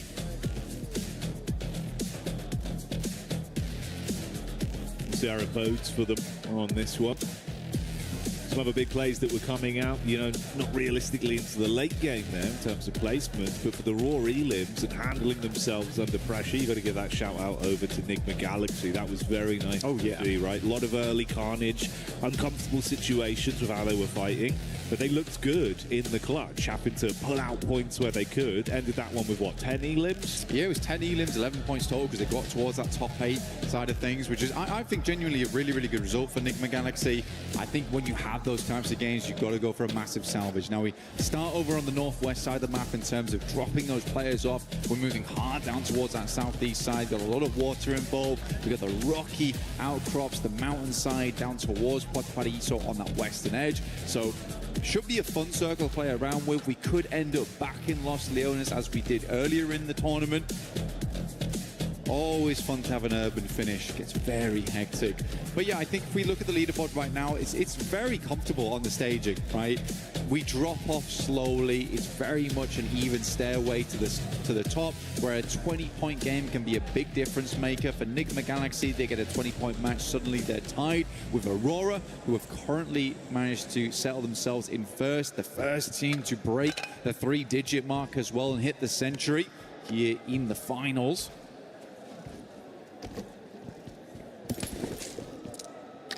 I do wonder if maybe teams will get a little bit more antsy, force some issues slightly earlier into this one. A couple of our big names already inside the zone there. 4-5's Aurora, Godlike, not too far away. S2G making their rotate down from truck stop. And then Tiamba, of course, towards the coastline. Keep that in the back of your mind, but focus on this as well. We've got some weapon skins, of course, for those of you at home that want to get your hands on some lovely bits of kit inside of the game. So make sure you're participating in that. Absolutely. And we'll throw that up on screen shortly. You can take a look at it then. But for Aurora, there you go. As if on cue. Doc will just go down there. Knows he's nowhere near the rest of his team. Isn't going to bother them. So unfortunate there for Aurora to lose a player out almost immediately. Again, weird entry point for a lot of squads where they want to get in towards the circle as soon as possible. S2G giving themselves the best advantage early on as they fly down from the eastern side of the map. They're swinging past Impala right now. Might look for some of the high grounds that sit towards the southern portion of this one. Enigma Galaxy a slower start though, over towards El Pot, so they're going to hang out here for a little while longer. Ralph on screen with us at the moment, doing a good job IGLing, making some quick decisions here and there. I do genuinely think it helps having... I think as much as we've talked about Coops, I think we do need to shift the perspective a little bit to Lord. I think Lord has been such a consistent player on that team. We've given a lot of love to Coops so far, but I think Lord is able to excel because he has another strong fragger on the team. Now, I think Satan as well as Ralph are both very good players, but they're not your front line, right? And if Lord was always playing that front line, he was very good with it, he needed someone to play off the back of, and I think he works phenomenally well with Coops right now. So a big shout out to Lord this game. Hopefully they can continue that pressure. Milu back in, actually, for Tiamba. Looks to move up against Lost here, but will unfortunately go down. So Tiamba losing Milu right off the back there. Very sad stuff to see. I think Tiamba was not expecting this. S2G sort of making a Tiamba play versus them themselves. Yeah, giving a taste of their own medicine there. That's unfortunate, the return of the King, but only for a few brief minutes on this one. We'll see if he comes back for another Miramar outing. Absolutely beasting in the event overall, but S2G stealing some of that energy and starting it out with a nice ceiling to send the rest of Tiamba scarpering, as they know they don't want to stick around and sacrifice anything more on this one. Three-man squad lives on to see if they can steal some points away on the long con. For Tiamba, still 7 more matches to go, and like you said, they've been having a great run at the start of it. They had a lovely pushing over towards the finals itself. They looked fantastic. Now sitting over towards the middle side of the tables. Haven't really able to put up many points after that. But they still have a whole additional day, and that can change a lot of things. Remember, you just need to get past that smash ruling point system and then hit the chicken dinner. So they just need to get themselves in range. That's it. They've got one more game to do it. They've got this game here to try and get some consistent points on board. Like you say, the return of the King was very short here, but next game, potentially some royal decrees being thrown out here and there. Yeah, take the opportunity to sharpen the steel once more, and then come back out swinging. Potentially, that's got to be the play for some of these teams as well, because you touched on the fact, obviously, you're trying to set that barrier, that scoreline to beat effectively going into tomorrow.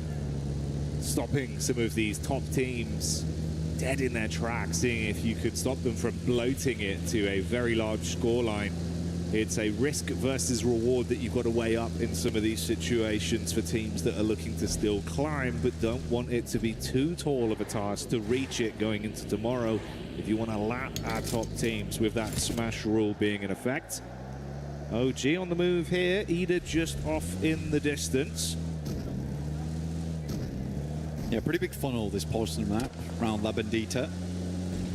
Friesum in the dead ground sits around here as well, to the north side of Los Leones, staging upwards towards some of those buildings. Ulf's already met that quota right now. They're a little bit further towards the center of the map. Ulf looking for another good game. They were in second place for a little while, but then swiftly fell out of it, and Ulf's looking to get some more points on board. Again, for them, a good game would pretty much settle themselves up towards the top 3. They just don't really want to get trapped by that second place curse. You know, it's very much the Alpha 7 of old. Flash loses 1 on the knock and will be immediately flushed there by S Power. It's from Godlike on the south side. Vitality having a little bit of a look in towards S2G and Potparaíso, actually. They've got a 2-2 split going on, fairly dangerous. Zypher up on the roof. Nade in his hand as he starts to make a move over the top side and see if he can get that one down on target. So 4 Thrives collapsing in early. Jiggle knocked. Sleepy arcing a nade back over as well. Going to cook that one. If they came running over now, could be very detrimental. They can tuck into the stairs as well. Get a safe recovery on the go here, so Jiggle can still be in play. Ooh, Falak, though, putting on the pressure, and again, bit of flashbacks towards yesterday. 4 Thrives up against Aura. No Fear able to clutch it out towards the end. IQ, though, finds Sky, and No Fear is nowhere nearby. Starting to fly on in, but I think it might be too little too late here. T24 did hit the floor. For the rest of 4 Thrives, holding on fairly decently. A tanky, though, from the sidelines on OG. Literally, as soon as T24 got picked up, hit the deck straight again. Floating around just on the periphery. The Vultures circling these 2 teams right now. Ooh, up close inside of the compound, though, it's Sleepy that looks to clothesline them in the close quarters combat. few shots fired over. Good assist from No Fear with the SMG as Falak gets lit up. They go in from both sides. The stereo P. Nice. It's a brilliant clear. Oh, punishing 4-5s one by one. You can't believe it. For 4 Thrives, it's almost a dreamlike experience versus Sleepy. Deja vu once again as No Fear drops to the plate, but OG, they come in to pick up the pieces. And that's 4 Thrives down. No Fear taking some shots once again, but Sleepy is out, and OG with a fantastic third party onto it. Oh dear me, for 4 Thrives, the horror experience continues. Yeah, those weren't scare actors, Blank. Coming in with real weaponry on that one. The worst event I'd ever paid for. Yeah, you would not enjoy that. Yeah. OG certainly That's a real chainsaw. They had a great time, mate. Cut through them. It's like a bad magician. Slice you in half, but hey, you're not going back together. They steal those points, keep on dreaming through this one with 4 Thrives and Aura out early on our opener of Miramar today. Checking with some other teams though. Aurora very, very slow to the circle itself. They're coming from that western side past Chumacera. Likely will hit a traffic jam though with the boundaries in place. A lot of teams trying to sidle their way through the northwest edge of Los Leones down towards the southeast. But we are hitting those rocky outcrops where we slope down towards the eastern side, leaving Vitality and S2G on a little bit of an island of themselves. The next circle will determine where these teams do need to cramp up towards. Oh, okay. S2G, 4th one on the cards, potentially. All right. Hey, man. Goes over towards them, already set up down towards the coast there. A lot of water in play once again. These circles have been so spicy time and time again, forcing some quick thinking out of our squads. For S2G though, I mean, as an org, it would be an incredible achievement, right? To come off the back of winning 1 international previously in the past, and to rebuild and do it again, that is a great marker of success for S2G. So we'll just have to wait and see for the time being. For them, they're down towards that east side. Very limited information of what's happening over towards the west here, as it does slope upwards. You're not really seeing all of the information, all of the intricate details on that side, so they're going to play it safe for the time being. Tiamba did get a central position though, but they are playing as 3. Milu going down earlier on. Coops finds Schweppes, good shots. Does not miss those often. Ooh, a couple claps back over.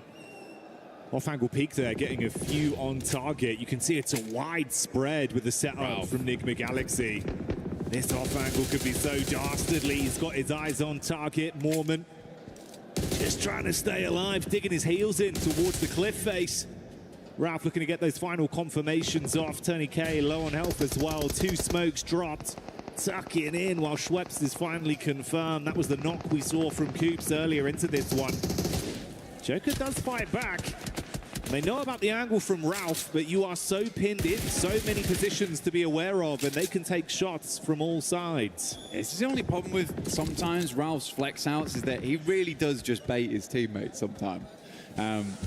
It has worked out quite a bit today, but this is the problem that arises. Lord does go down for it. I think in the straight fight, they might have done a lot better there having nades, because Ralph's also got all the nades. He's got 5. Like, those would have been lovely. He placed over towards this side, up against the players. Hoops sends one in. It's a good amount of damage. Knocks one over towards Turney K. Luckily, Mormon was able to dash down the hillside, avoid a lot of that shrapnel. Still took a hell of a beating. Going on for a little while here as well, and starting to drain some of the more offensive utility that's being thrown out. Obviously, they're tucked in just on the rock face here with the map geometry, making it uncomfortable to fight with bullets. They have to nade onto it. I think that was the last nade for Coops, now thrown in. Satan is somewhat closing the gap, but he's being peppered back as well, and they now know. Bro, Ralph, just come over. It's 2 players. Let's hit the 3v2 and just win this fight. Oh, it's going on for so long. Finally, at least one more confirmation as we will see Tourniquet buckle. How on earth, though, if they'd just been given this free fight with no assist? Mate, this could end terribly for both squads at this rate. I mean, Joker's still off in the distance there as well, and Ralph finally gets in the car. This has been a strange one. It's been a very strange one, and it almost feels like very reminiscent of Nigma Galaxy of old. A little bit too comfortable with these odd splits here and there, and Ralph goes down. After that explosive opener, you thought they had him banged to rights, but E-Arena, one by one, have punished back against Nigma Galaxy, and with that last nade from Mormon hitting Coops, they thought it was all over. Well, it is now. But E-Arena, they are very glad to have this guy on side. He is more than a man, he is more man. Here in play, still kicking strong there at the top of the leaderboards, 98 points, but you'd hope lesson learned there for Nigma Galaxy. You can't afford to be doing that. Not worked out for him whatsoever, mate. Too indecisive. Yeah, split. I mean, look, Satani's frustrated, and so he should be in that situation. What a... I don't even know what to say.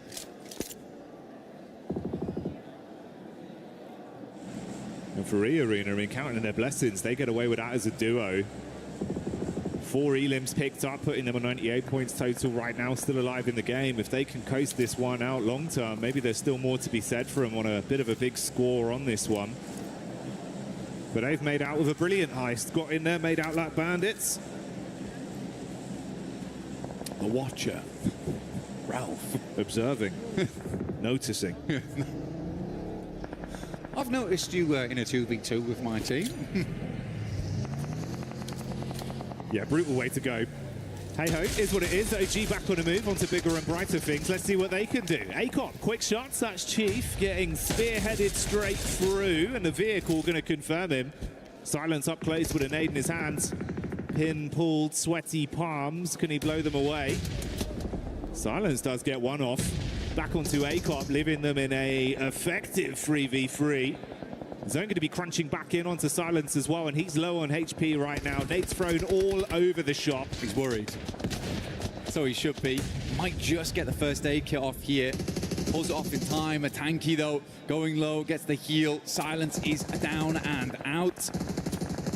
We got Night Cam on board. Watching on as his team struggles up against the forces of OG. Either now looking down towards them, punishing. Only Ayala left for the squad to move forward. Vitality found themselves a decent position, and somehow Nongshim Red Force have been able to swing down towards the southern side of the map. But again, I feel where Tiamba's playing, completely workable from this spot. But you'd hope for Ulf this is a good game. And I think this is where they need a good game to stay in contention for the top side. Yeah, if they want to be in that conversation, you've got to get the boots moving. As we gave you this establisher here of the map crunching in, we did see Ayala, I believe, there on Furia falling. So Furia do go out with the on-watching from the coach, main man Knight.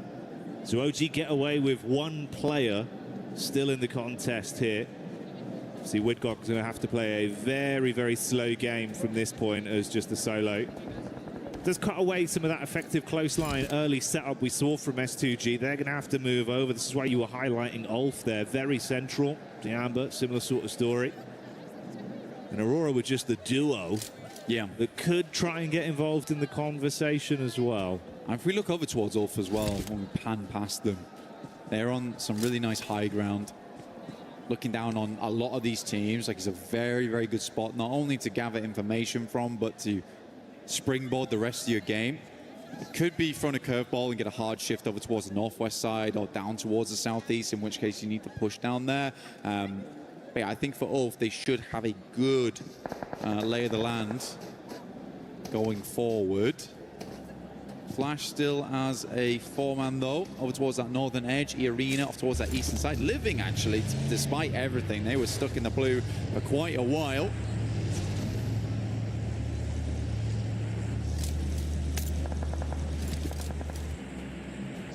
You know what, man? Maybe there's a chance as well. We start to get some big booms coming out of the squad like Godlike. Man like S-Power, supply crate come down near them.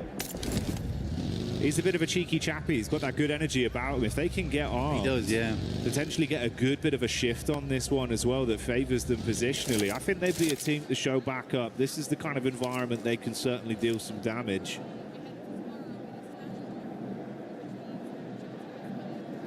Right, you don't have to shame them. Does he make it this time? No, it's just a shame, Cam. Okay, All right, cool. fair enough. Gosh, you've been done. Not a single thing gets past our observers. No, all the shots on that one. They notice. But that's the thing about ladders. They can be a bit hard to climb. They can be. They can be. Especially when they're off the ground level. But a good attempt. See if Flash makes it later on. We'll have a little peek back in there. Probably not now though. They've been embarrassed on the big screen. Nongshim Red Force looking over towards S2G. Important fight here for the eastern side. Trying to play off that edge. Kamikaze looks over the top immediately. Pulls off from that angle, gives them space on this one. Lost on a real long back angle there. I do like where Lost is playing. He's done this a few times before where he's this really cheeky position. Luckily, Tizzy immediately notices him.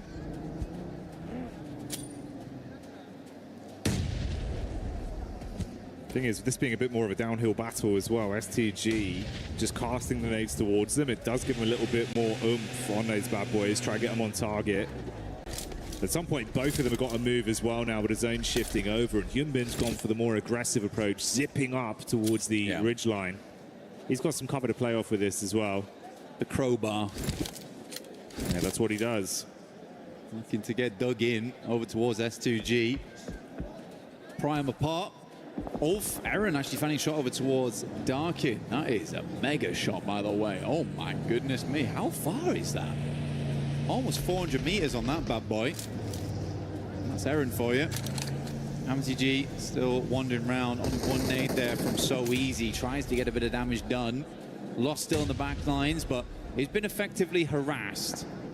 Vitality yet to move, and Nongshim Red Force just trying to dominate the high ground off the back of this. I think with Hyunbin's original push out, that swing was very good, gave them a huge amount of advantage playing forward, but we are just playing in tandem at the moment, slowly stepping up this hillside. Yeah, climbing up bit by bit. For the Mafia, it looks like there's a little bit of posturing from Godlike back down towards this fight that's occurring in the Elim feed with Alula taking on Ida. So Godlike might try and siphon some points out from that one, whilst you do still have this elongated uphill battle between Nongshim and S2G. Ooh, the duo of Aurora as well, even getting a good distant connection off onto Godlike to at least knock one of the players. Alpha pushing a bit further down as well. They were debating going for it. Oh, but that's actually Top getting the knock onto Soulless. That's awkward there. Kamikaze though, E-Arena. It's Mormon once again at distance. M4 taking the shots in. Kamikaze immediately has to rebuff that position. Nongshim Red Force takes advantage of it. So Easy peeking. Good shots from Joker. Goodness me. Lucky to still have his hat on. Aaron knocks over towards Razak. Aaron has been hitting some nasty shots, by the way. Yeah, he's been super slick with it. Great gun skill on display. From range as well, gets a little bit more awkward from some of these long-range fights, but doesn't bother him. He's been consistent. Very important that he gets that knock as well versus Vitality. Massively slows them down because Ulf had 2 players down, knocked. Now they do... I think they just lost 1 entirely. Yeah, they did. So they're down to 3 now. That's Soulless. No longer in with us. It's all from a really, really good position. I don't really know how they lost a player there. And it's hard to deny those sight lines in this area of the map. There's a lot of little defilades, random bits of environmental objects that are going to keep you alive. Skinny trees. Aurora's living it large. Honestly, has 2 players. I think that's what I'm most surprised by. But Top has been having a really, really good day today. I think he's currently topping the damage meters, well, hey. With Reefus playing alongside him up there.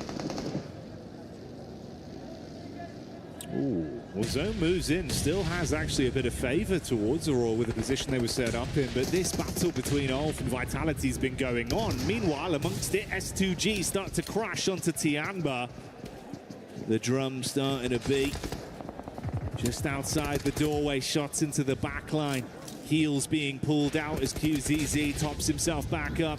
Hamzik's so low as well, you're going to be caught on a wrap. Wow, somehow gets past the door. Oh, mate. Bullets bouncing by him, giving him a short back and side with a haircut, but he's still alive. Nades into the long building. QZZ lucky there. Almost went upstairs as the nade came through. Joker will finally go down. I mean, Arena was certainly making some enemies, stinging away at some of the players around the map there, but for Tianba, they've got a love for this longhouse, and holding on to it is the name of the game. Sadly, no Milu here to make those 1v4s happen. Only 2 players from S2G, so not looking like another chicken dinner going forward. Desperate to take this longhouse off of them, though, and hold out all the teams coming in from the northeast. Molly goes down, forces Hamzy G into the homestead. Yeah, they got the read there, they know the info. Heard the thunder footing of the footsteps as he plays close on the stairs. Meanwhile, Vitality continuing to put pressure onto Godlike, holding the back line. Ulf stealing away some of the points as well, as Razy will get hit heavy. Razak down as well, calling for backup from Axel, that's got about 1 point of health left. And that's Nonshin Red Force that are lighting him up with So Easy coming in. Only Vexy left then. Scary scenes for Vitality. Nades being cooked out from Scarface and dash back down onto Nonshin Red Force. Still waiting, lying, prepared to strike for the S2G side, close towards Tiamba's compound. 4 different fights occurring here. Yeah, this is pretty madness. Over on this side of the map, Nongshim Red Force looks to finish off the final player there from Vitality as they swing down. Leave So Easy on Overwatch towards Ulf. Flash stepping up to the play. Unbeknownst to them, this is a 5-man team inside the building. We're lost. Hamzy G and Tiamba underneath. Smoke start to bloom. Nongshim takes quite a lot of damage, though, as Godlike starts to push on through, whilst Ulf maintains a little bit of help. Flash just sprinting in, clear towards the top side of their area of the building. Meanwhile, A-King starts to respond back in kind onto S2G. QZZ nice. With a smooth move and giving them the Texas 2-step and dancing past the bullets. That's how S2G go down. More pressure could potentially be coming their way, though. Has to play the outside now. Love that from A-King, though. Just decided to push up, sadly. Wind's already on the rooftop. Gets the good shots in. Will flush out the player. QZZ gets in the building with the S12K underneath. There's Eagle lurking as per usual. Gets the first aid kit off. Greeds for it. Zeus low. Bozy's down, and Tiamba is making the hold here. 1 player left remaining. He moves out. It is just Eagle, I believe, left here for the team. Oh, he tried to bait him back on the double step into the building. Thankfully for Flash, Win finds that one on the reply. He can't pull a fast one on him, but that's a quick way to go down for the last member of Aurora. They fall as well, and the numbers get fewer and fewer as we go down to our last 4 squads. Flash, Godlike, Ida, and Ulf remain. Ulf have been battling Godlike after Vitality were removed. This was the next squad they had to keep the intense action going with, and they've not had a moment of respite in a few minutes. But Godlike's playing a split right now. They've got Salme over on the western side, keeping tabs over towards Ida, trying not let them push, whilst Admino and S-Power essentially bully Ulf. Ketch is going to try and crawl over towards them as Win makes this swing. What's over the moment? S-Power and Admino just not giving up, though. They're going to send in good shots from Erin. Tries to take down Win quickly, but Godlike's in through the back lines. 1 player left alive here. Scarface tries to hold it down, but cannot keep the hope alive here for Ulf as S-Power takes advantage of the momentary distraction. And that's just with 2 players here. Now they look to take it to task versus Ida. It is Godlike, Ida. A 3 versus 3. Nades forward. It's good. Straight to the vehicle. Opens up the boot, looks for more. They thought they found the weakness. The isolated off-angle play from Salme. They run him down with the vehicles, but he blows away the first line of defense with a nade and leaves them in dire straits now. 2v3, trying to pull back while still fighting. Last bit of offensive utility thrown out by Salme. He's got to get his head down. Off-angle split between the two Eda players. S-Power from range, putting shots on target. Darkin waiting for the peak. Throws the nade over. Could be good to at least force S-Power back out into the open. Good damage over towards S-Power there, like you say. Doesn't force him out, though. He just holds his ground. Nade bounces off the rooftop, but Salme's not bothered. Darkin now swinging side to side, just about gets to cover, but not before S-Power hits the shot. Now just Rita all alone. The rest of Godlike pushing down into him. The terrifying trio of Godlike being fired up. The ferocious crowd here in France giving them their energy. Chant after chant, screaming the name Godlike, but can they do the arena proud as Rita makes a move? Bullets on target, gonna hit the deck. He's low, he's trapped, and Godlike know that they are inches away from grabbing the chicken dinner. Salme with the elevated peak, they're looking for the shots. Rita, gotta make the move. Peeks back up, fires the warnings over. That's one knocked as Rita looks to hold on. Can he somehow clutch this? Ooh. No, cut short in the final moment as Godlike find it. S-Power right at the end. Looked dire, looked bad, but he brought it back into full, clear picture. Godlike grabbed themselves a chicken here. They've been getting closer and closer to that meal, and it's here right at the end of the day. And if you're fortunate enough to be here at EWC 26 for PMWC, you'll hear that organization's name echoing through the hall as the fans cheer on their squad. That chicken dinner locked in. A clutch play at the end denied, and Godlike securing the dinner to give themselves a fighting chance, setting their sights at climbing up the rankings. Again, for them, I think today and yesterday, it's just been a case of slowly but surely understanding every different scenario, how they want to play it out. But they have, like I said, just inched ever closer towards that victory. It's a nice set of adaptations coming through from this team. It was clear at the start they had a little bit of a slow burn to them, but the fire's definitely starting to roar a little bit now here for Godlike, and a good ending over on Miramar. What was quite a difficult circle to play. Yeah, played it to the best of their ability as well, right? So many back-to-back fights where they were just thrown into the blender. Yeah. And no one got any just time. crept out every time. Yeah, that's the crazy thing. Is like so many of those teams could have been in a position to keep this one going, but you just never had any respite. They were running low on ammo, using up all their meds. You barely scraped through one fight. Next team's right in behind you. Intense, like, you know, 5 to 7 minutes there of action. This S-Power guy, though. Oh, he's giving it. He's bossing it. He is giving it. And they love him. He is giving it. I mean, to be honest with you, I think I was more... As much as S-Power is kind of ruling the lobby at the moment, it was cool to see Salme play that out.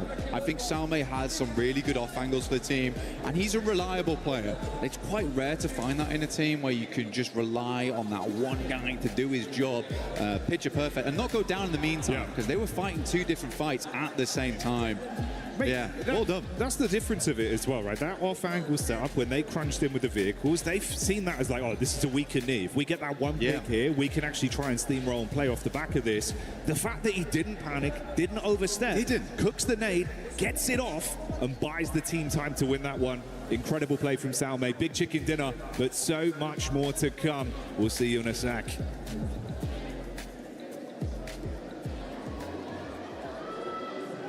Welcome back to PMWC at EWC 26. My name is the 7WG. I'm joined by Maxman and also Snowix, a professional player for PUBG Mobile Esports. Snowix, what are you doing here? You know, I'm chilling around. I'm sitting at the booth of PUBG Mobile for the collaboration of Spider-Man and Naruto, and I'm enjoying the time with fun and watching the match. Oh, he's going to play some Brain Rot Royale as well. Yeah, it's definitely a very fun booth, but I want to ask you, you're watching the game, Snowix. Who is your team that you're predicting to be the champions here at this event? At the start, I predicted E-Arena and Nigma, But the way Nigma and S2G playing right now are really amazing, and I guess it's gonna be between one of these two. If you had to pick one, I'm being complicated, Come sorry. on now. Nigma, because they are my ex-teammates. Yeah, that's fair. You know what? Nigma Galaxy looking kind of good. They are looking kind of good, especially with the numbers that they've been able to put up. What team has surprised you here in day two? S2G, definitely. Those back-to-backs? Yeah, they 3 chicken today, no? 2? They play very well. Yeah, very impressive. I do have a question for you, though, of course. Position here in this tournament, Hustler Crew, took it away from you. I want to know, can you make us any promises as to what you might deliver in the full season of this year? We're gonna give our best, and the goal gonna be to reach all global final. Hell yeah, I love to see it. Let's go. Okay, we'll be waiting for you at PMGO Season 2 in Pakistan and also PMGC in Turkey. Thank you so much for joining us. Noes, Maxman, PMWC. Back to PMWC at EWC 26.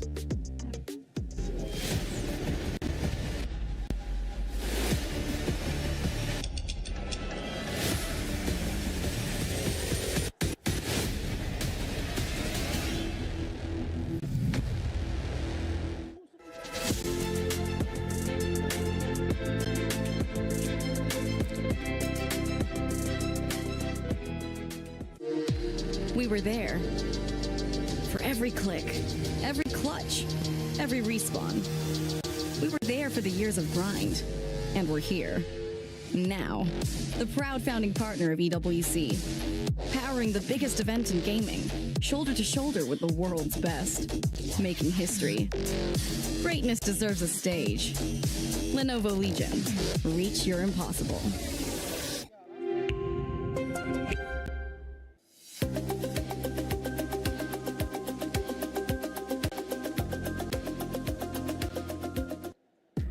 Out of all the questions we have had from Godlike, we finally got the answer.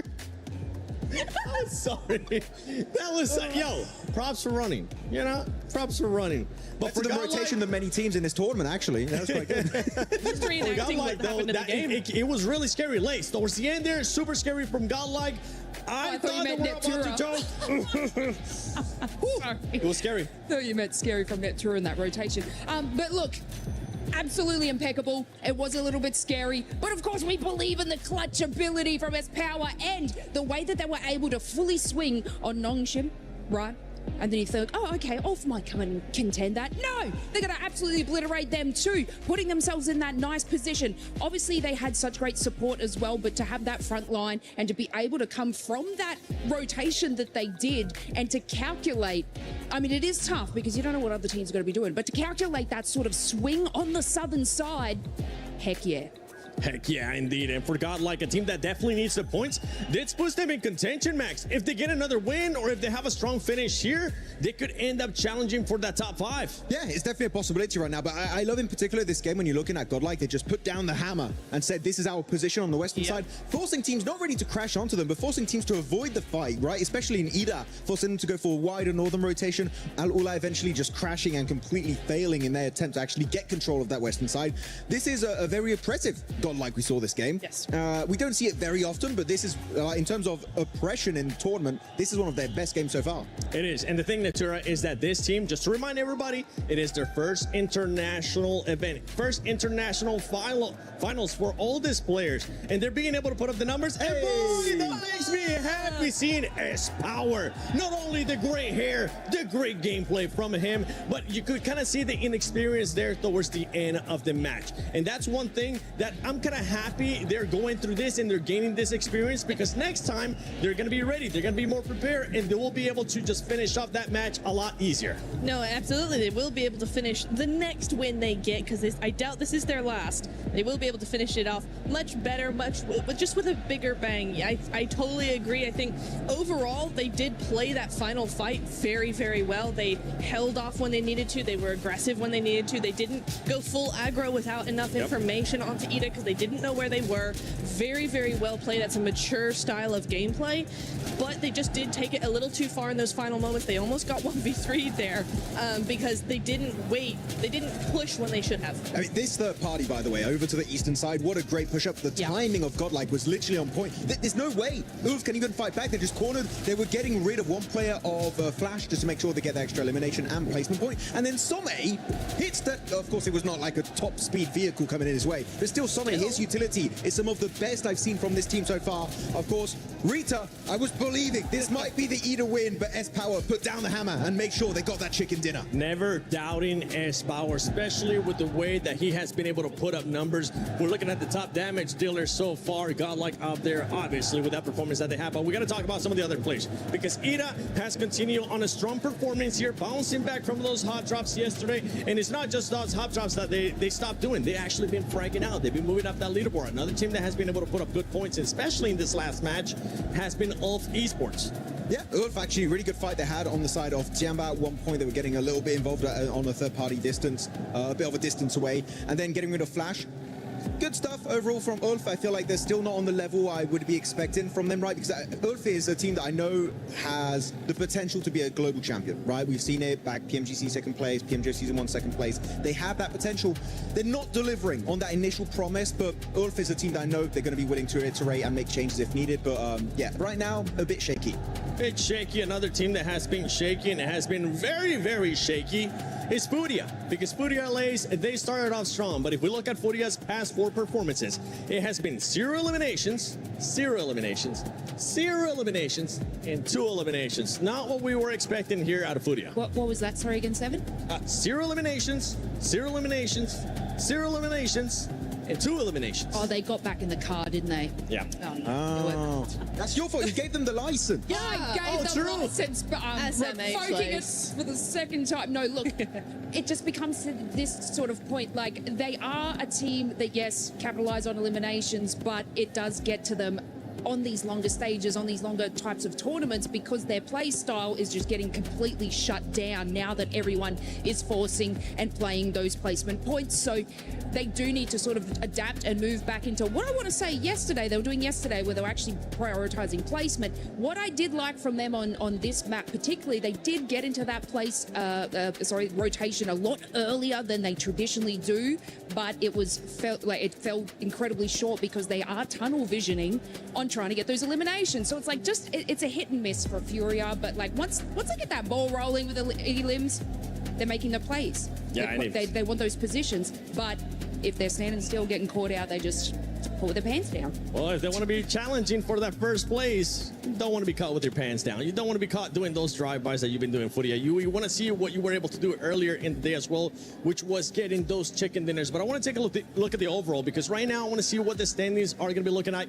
As we head into the final game, after this game, we will set the threshold for that Smash roll. Right now, Aurora Gaming with 104 points, E-Arena 98, S2G with those 95. If we bring in the Smash rule into it, and we look at previous times, this is so doable for a lot of teams. Usually we see such a tremendous gap, and then it's going to be tomorrow, every team just trying to catch up. The top team, I just got to get 10 points and win this thing. But this is actually incredibly close when we bring into that format and that rule, that it still can be doable all the way down to 8th.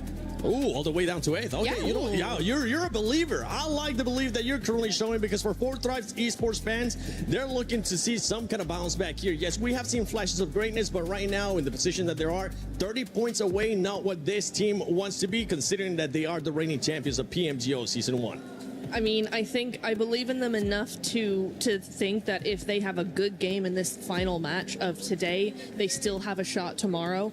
But it's looking worse and worse for them. Yeah. So it is, I think it really does come down to this final match. If they can get a 15-20 point game out of this last Miramar, then they should be okay. I'm going to have to say for 4 Thrives, they're looking like Day-2 of finals of PMJ Season 1. No. They're looking very... they're consistently not getting points, if I had to be brutally honest. So, not loving what's happening, very indecisive, which is the biggest issue of 4 Thrives, is themselves, right? Their mindset, hesitant, not trusting themselves. Though, second page, one team I want to highlight that we barely talked about throughout the entirety of these finals, guys.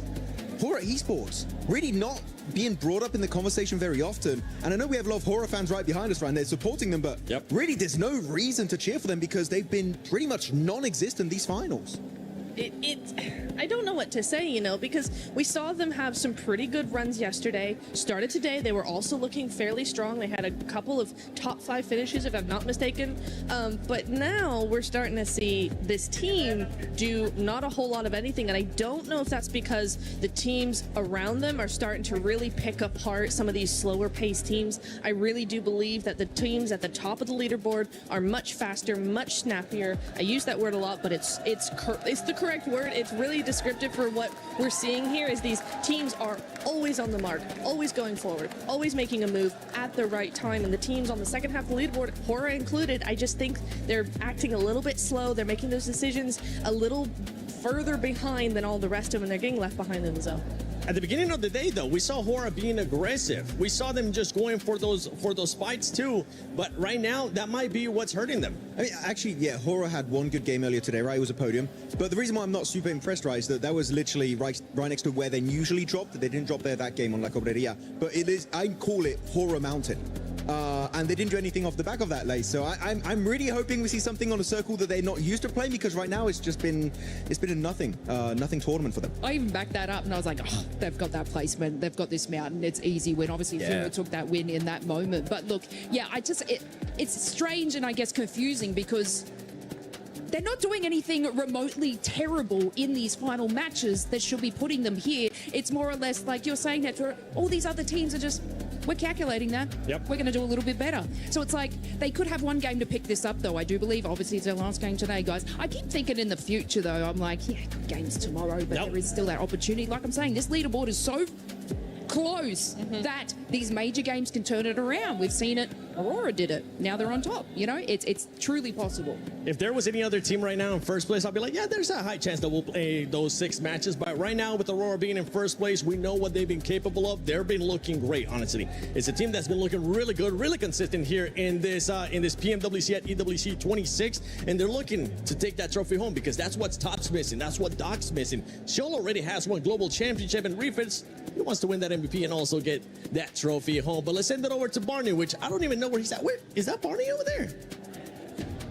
That is Barney over there. Ladies and gentlemen, talk to me. Okay, listen up.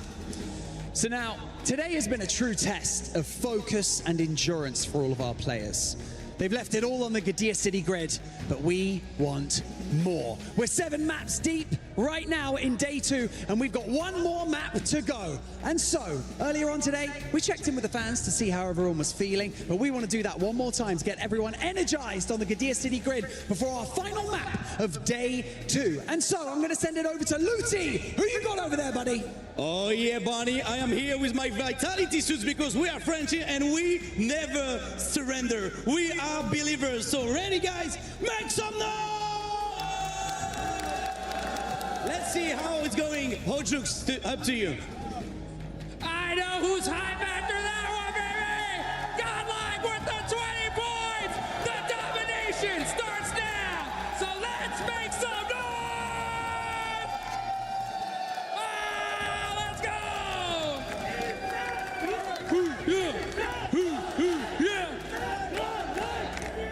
You can see the excitement from all the fans. Different nations, different representations of our organizations that are bringing the heat here in Paris. But you know what, France? Together, I'm sure we can blow the roof off this building. Let's hear it one last time. Let's absolutely go ballistic! Last game of the day. Let's get into it. Miramar on the cards. We're going to set our smash ruling going forward right now. Teams looking very, very good. Ida getting deeper and deeper into these matches. They're looking energized and good to go. Godlike also with a 20-point start last game. I think that's just the beginning of something great to come here on Miramar. Smash ruling will be in effect from tomorrow, but this is where we lay down that line in the sand, the literal sand here on Miramar. Teams looking very contemplative, where they want to hit up, where they want to go next. Got Milu back in the game for his last ride here on Miramar before we get into tomorrow. Good to see him back again, though. Hopefully we're having a little bit longer in this game, Jackie. Hey, you'd hope so, man. It's good to have him back. Incredible talent, unbelievable mechanics. And this could be the reset, right? Little bit more time. He's back in. He's got his fingers on the sticks once more. You deploy him into the lobby once again. And if there was a chance for Tiamba to start to assert some of that dominance that we know they're very capable of, hey, man, go big. Last game. Bring it on home. Start to rise up the rankings a little bit, being a nice position to try and leapfrog tomorrow. It could still very much happen. Southern side playing path, a little bit difficult to deal with. Some of these teams getting up towards that northern edge, at least on that eastern side, but watchparty, Impala very much in play there. Good to go. Chumasera open for the teams to move down towards Aurora, getting out nice and early around that position. Top with the 4,970 damage, but Aaron and Scarface still doing an incredible amount of work here, despite where right now Ulf is on the rankings. That last match just generally wasn't that bad either. I mean, 81 points now. They're getting closer and closer to the top of the tables. Aurora wants to pull out something very, very special on this match, though. Remember, we want to set that line higher than anyone else by a fair margin to make tomorrow's Rondo a little bit more sweaty, right? Because I think Rondo, you can earn a lot of points on that map. You can earn a lot of points on that map, and it can get you far towards that smash ruling or even beyond it. Yeah. No, it's true, bro. Like, we've had some incredible games with Rondo here at PMWC as well, at EWC 26. So, if it's anything like the beginnings we had, namely, it's fitting we get E-Arena on screen, right? Record-breaking game, some big moves. The stadium finish. See that? Oh, no, bro. They're styling already. They jumped off the top of the building straight to the back of the bike. Okay. Love to see it. You do.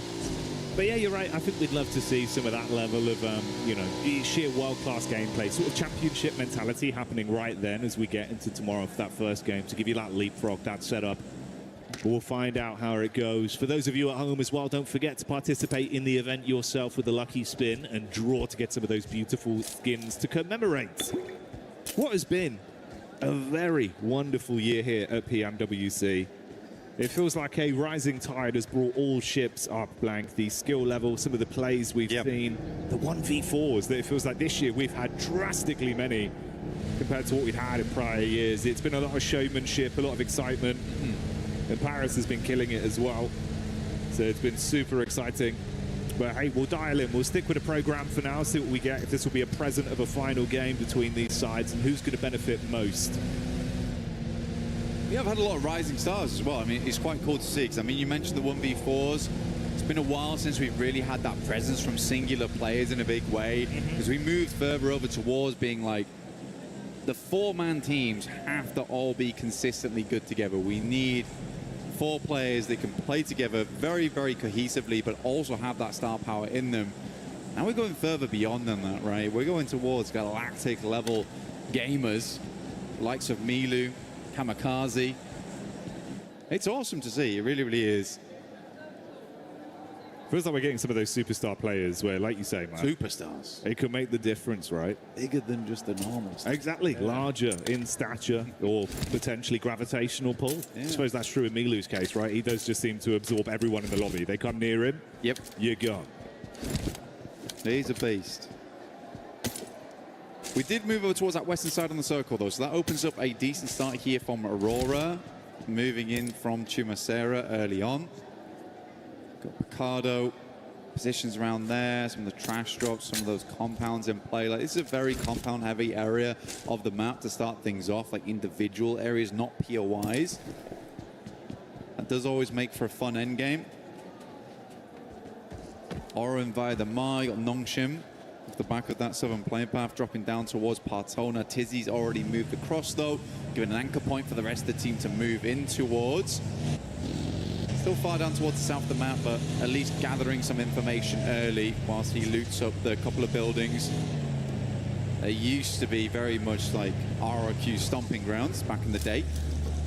Way back in the day. Back 2021, 2022.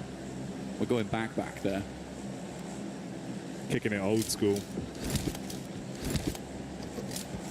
We're rolling back the years with some of the plays we've seen.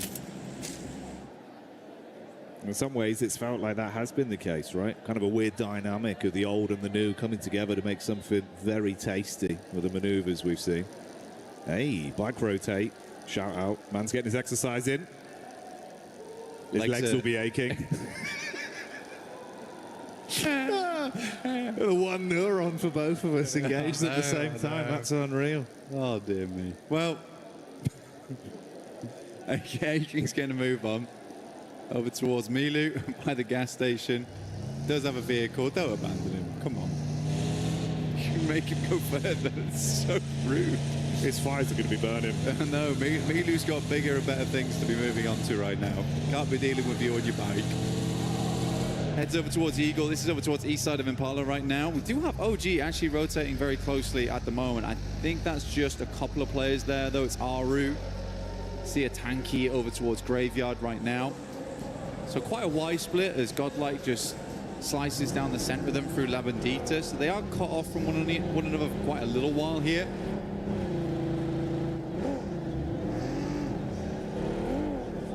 It'll be quite a slow start because, again, this is always funny. I mean, for an end of game circle, end of day circle, this is really, really cash. And this is super casual. Nothing super scary to worry about with. We're not down towards that southeast side where we're playing uphill the entire time, up towards the plateau by the hay bales. It's just back to normality, which I bet a lot of players are quite fond of. It's going to make a lot of the early game a little bit more slow, a little bit more simple in your rotates. A lot of your daisy chains are going to be easy too.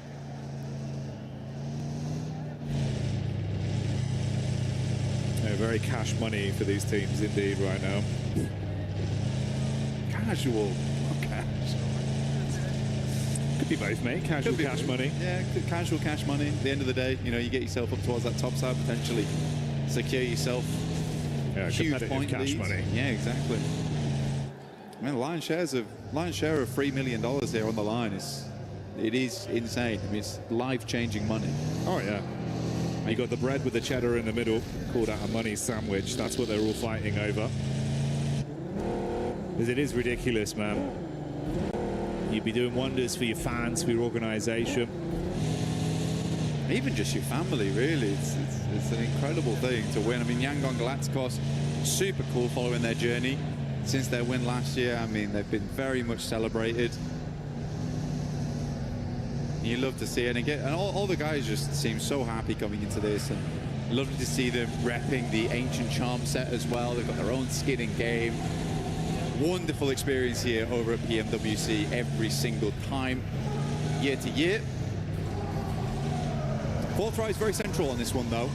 Just over the western side of Picardo, moved out there nice and early, but we are hitting our next circle shift, the largest one here of Miramar into zone 2.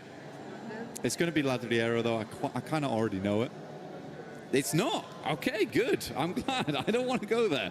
I always find those circles really uncomfortable. Instead, we're heading over towards Power Grid. Enigma Galaxy kind of engrossed right now with Alula. Yasser, as well as Quick, a little bit slower to the plate right now as R3B and Claws get very much in the mix with them. Chasing him down. Give me another sight line, please. They're begging for an angle. Hey, Lord though, up to his old tricks. Loves the risky peaks from all the way at the top side there. Pretty effective from that position. We'll see if he gets any chances to shine. S2G in the arena, near each other as well on the drive up. Oh, hello, Darkin with a Mini 14. That's a connection over onto Falak. Yeah, Falak going down there. Bad news there for Fourth Rise. He's really the front man of the team. Brings a lot of confidence to the rest of the squad when he's still in play. Should be able to get the res on this one. That it was from Eder, I believe, and they are in front of them. So this is more a case of a step back type of deal rather than the full-on commit. But both Turkish teams, you've got S2G and Ulf making a pretty big send here. I think Ulf understands that they want to go a little bit further in this match. As before, 81 points, but they are taking big tags right now. Going very low. Just about stay alive in this one. Wonder if that was from S2G. There's some serious rivalry between those two teams as well. I love it. I do love it.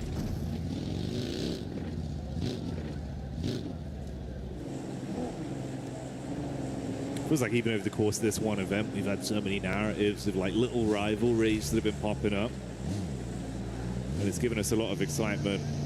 It's made some of the fights pretty intense, not only in the actual battleground, but for the reverberations it has between the two orgs that are going head to head. Left a lot of room for some cool stories to appear. Aurora on the move here, bumping around, doing the suspension in, but they won't care. Always switch vehicles if you need to. I thought it was quite interesting for Aurora because starting Chumacera, I think it's quite a straight shot up towards that north side, but they were a little bit slower to the circle, so maybe playing a little bit more comfortable on the edge here, or they just wanted to get as looted as possible, understanding that there is quite a lot of dead space in this zone. And they wanted to know that when it comes down to it, they have the utility, they've got the resources and the supplies to make it through to the end, and they weren't going to be mega late by any means because they were starting in Chumacera. Enigma Galaxy do finally find that angle. Saw them earlier all lining up to take those shots. Zalula will get one dropped. No flush just yet though. Yeah, this is a difficult one. We do move over towards that northwest side. We've got the field in play. We've got the almost Death Valley that sits between Monte Nuevo moving up. Furia actually has a good spot here. I think Ayala already picked up a nice compound, and likely the rest of the team will be flitting back over towards him. Oh no, they're greeting it. They're going doubles. I don't know how I feel about that.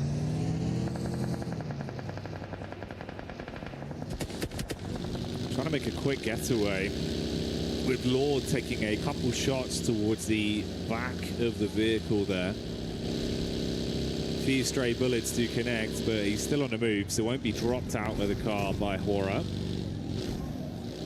They're just going to keep forging a path forwards. Amidst all this, you also have OG. That's Orangutan getting lit up with the crosshairs of Ida being able to spot them out and somewhat punish them, keeping them outside of the zone on their rotation up and over, with Ulf close by as well.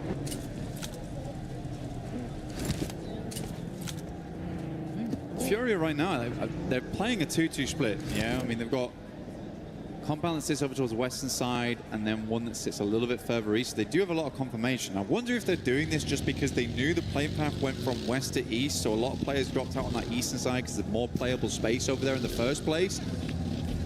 So they're assuming that there is going to be a big traffic jam on that eastern side, so they can afford to go for a 2-2 split right now. I would expect them to regroup on the next one, but this does give them opportunities and options going forward. And no one's challenged them. I thought S2G might try and plummet down there, but they've stopped short over towards some of the rockier areas of the map where they can settle in. Aru, they're finding good damage over towards Aurora, our current lobby leaders. And one's already down. Doc's very low. Nade goes long. It's quite good. I thought it was going to roll over the top there. Oh dear. Oh dear me. Scarface once again. Those taps were deadly accurate too. Yeah, punishing quick jabs to the ribs there. Going to leave them bruised. Orangutan rocking up. Oh, doing the classic strat.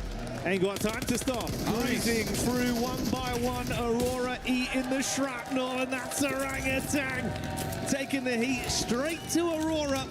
So 104 points is where their day of big earners ends. I love that from Orangutan, honestly.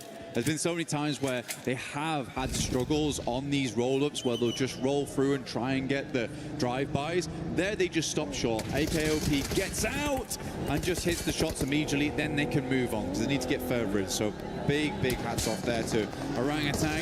Shots from behind there from Ulf, but they're moving directly into occupied territory with 4 Thrives. As Ifa's down the backlines there, though. No one's really safe. I think Ulf is right now just trying to profit off a lot of the teams coming in from that eastern edge. Tiamba sending it directly over towards S2G. This is a hell of a push. Nice shot from Brazy though over towards 1. But T24 will shut him down. Mate, punishing reactions with DBS up close there. Blows them away and loaded slugs into that one. But here's the re-aggression. Oh, mate. Vitality on the reply. Whoa. They're going to crumble under it, so 4-5s keep on fighting. Amidst this as well, S2G were clashing against Tiamba, and the nade has knocked another man, leaving them with only a solo right now that's alive and kicking. And his aching, I mean, Ulf quickly moved on this mark as well. They heard the fighting, they realized that there was an opportunity to open some space in the circle on the eastern side. They left behind that fight between 4-3s, hearing it go on for quite a while, and they're going to be coming in late after this. OG even setting up in front of them, dropping down the barbed wire there for them to wander straight into. Tiamba, it is aching, making them move outwards. Understanding today the peloton won't be moving much further for Tiamba. Try and get some placement points to finish things off. Nongshim Red Force playing down towards that south side. In the meantime, E-Arena took the eastern compound after that shift, and Furia regrouped over towards the western side. So happened as expected. But Furia does get the better off angle because of that, so well done. Ida as well. With Emre there getting line of sight back over, it's IQ that suffers from this one. Damn, well done again. Yeah, bro. Ida start it off, Ulf finish it. So 4-5s removed from the equation here. 7th place, 77 points at the end of the day for them. OG were close by to all this as well. They pulled back when they saw weakened 4-5s, didn't overcommit, but they're still amongst basically a bit of a rough sandwich with Ulf and Ida potentially pushing down. Jiggle eaten by the blue as well on Hora's late rotate. That's not ideal. What's happened there then? I don't know, bud. It's an interesting kind of events for Hora. They love that position, but doesn't seem like it loves it. It loves them right now. Sadly. Hora's going to move down, try and swing over towards OG. MCG, what a shot over towards Lord on Enigma Galaxy. Sleepy will find OG on that one. Ulf might want to push a little bit further in, clear out even more space over towards this eastern side. AKOP just trying to swing on down, will immediately get shut down for that. That was a bold maneuver. The rest of Aura moving up. Last player alive is Aru, and he is down and out. Two very quick pumps there from the shotty in their face, and that's going to finish them. Looked a little bit scary from Sky when he was left behind, but the off-angle peak did wonders. Hamzig's still going, by the way. The Garant going crazy. Mate, sniper with a hell of a scope right now. Yeah. That is great stuff. Great stuff. Not what you expect to see on the last game of the day. Circle centers directly. A very, very kind circle. But it's all this weird rocky ground towards the center here. S2G mostly having control over it. They even have Kamikaze down towards that south side, providing another point for them to move over towards. Aura looking over towards Ida right now, and Ulf still being those gatekeepers on that eastern edge. You've basically had this blockade slowly shuffling further back from Aura.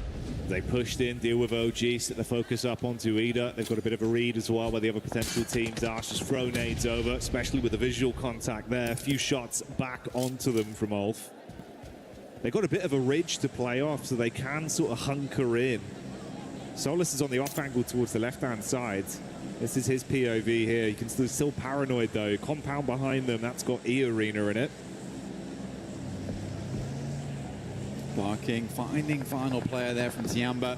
So Tiamba will finish on 8th place, 71 points. Potentially taken over there by Furia, because I think they've got quite a good spot going forward on this one. Sky goes down to Solus, and Kedge will pick up the elimination. So Ulf still putting up points this game, up to 5 so far, but they are down to 3 players after an early knock and flush over towards Solus. They're making the most of it on this eastern side. I like to see it.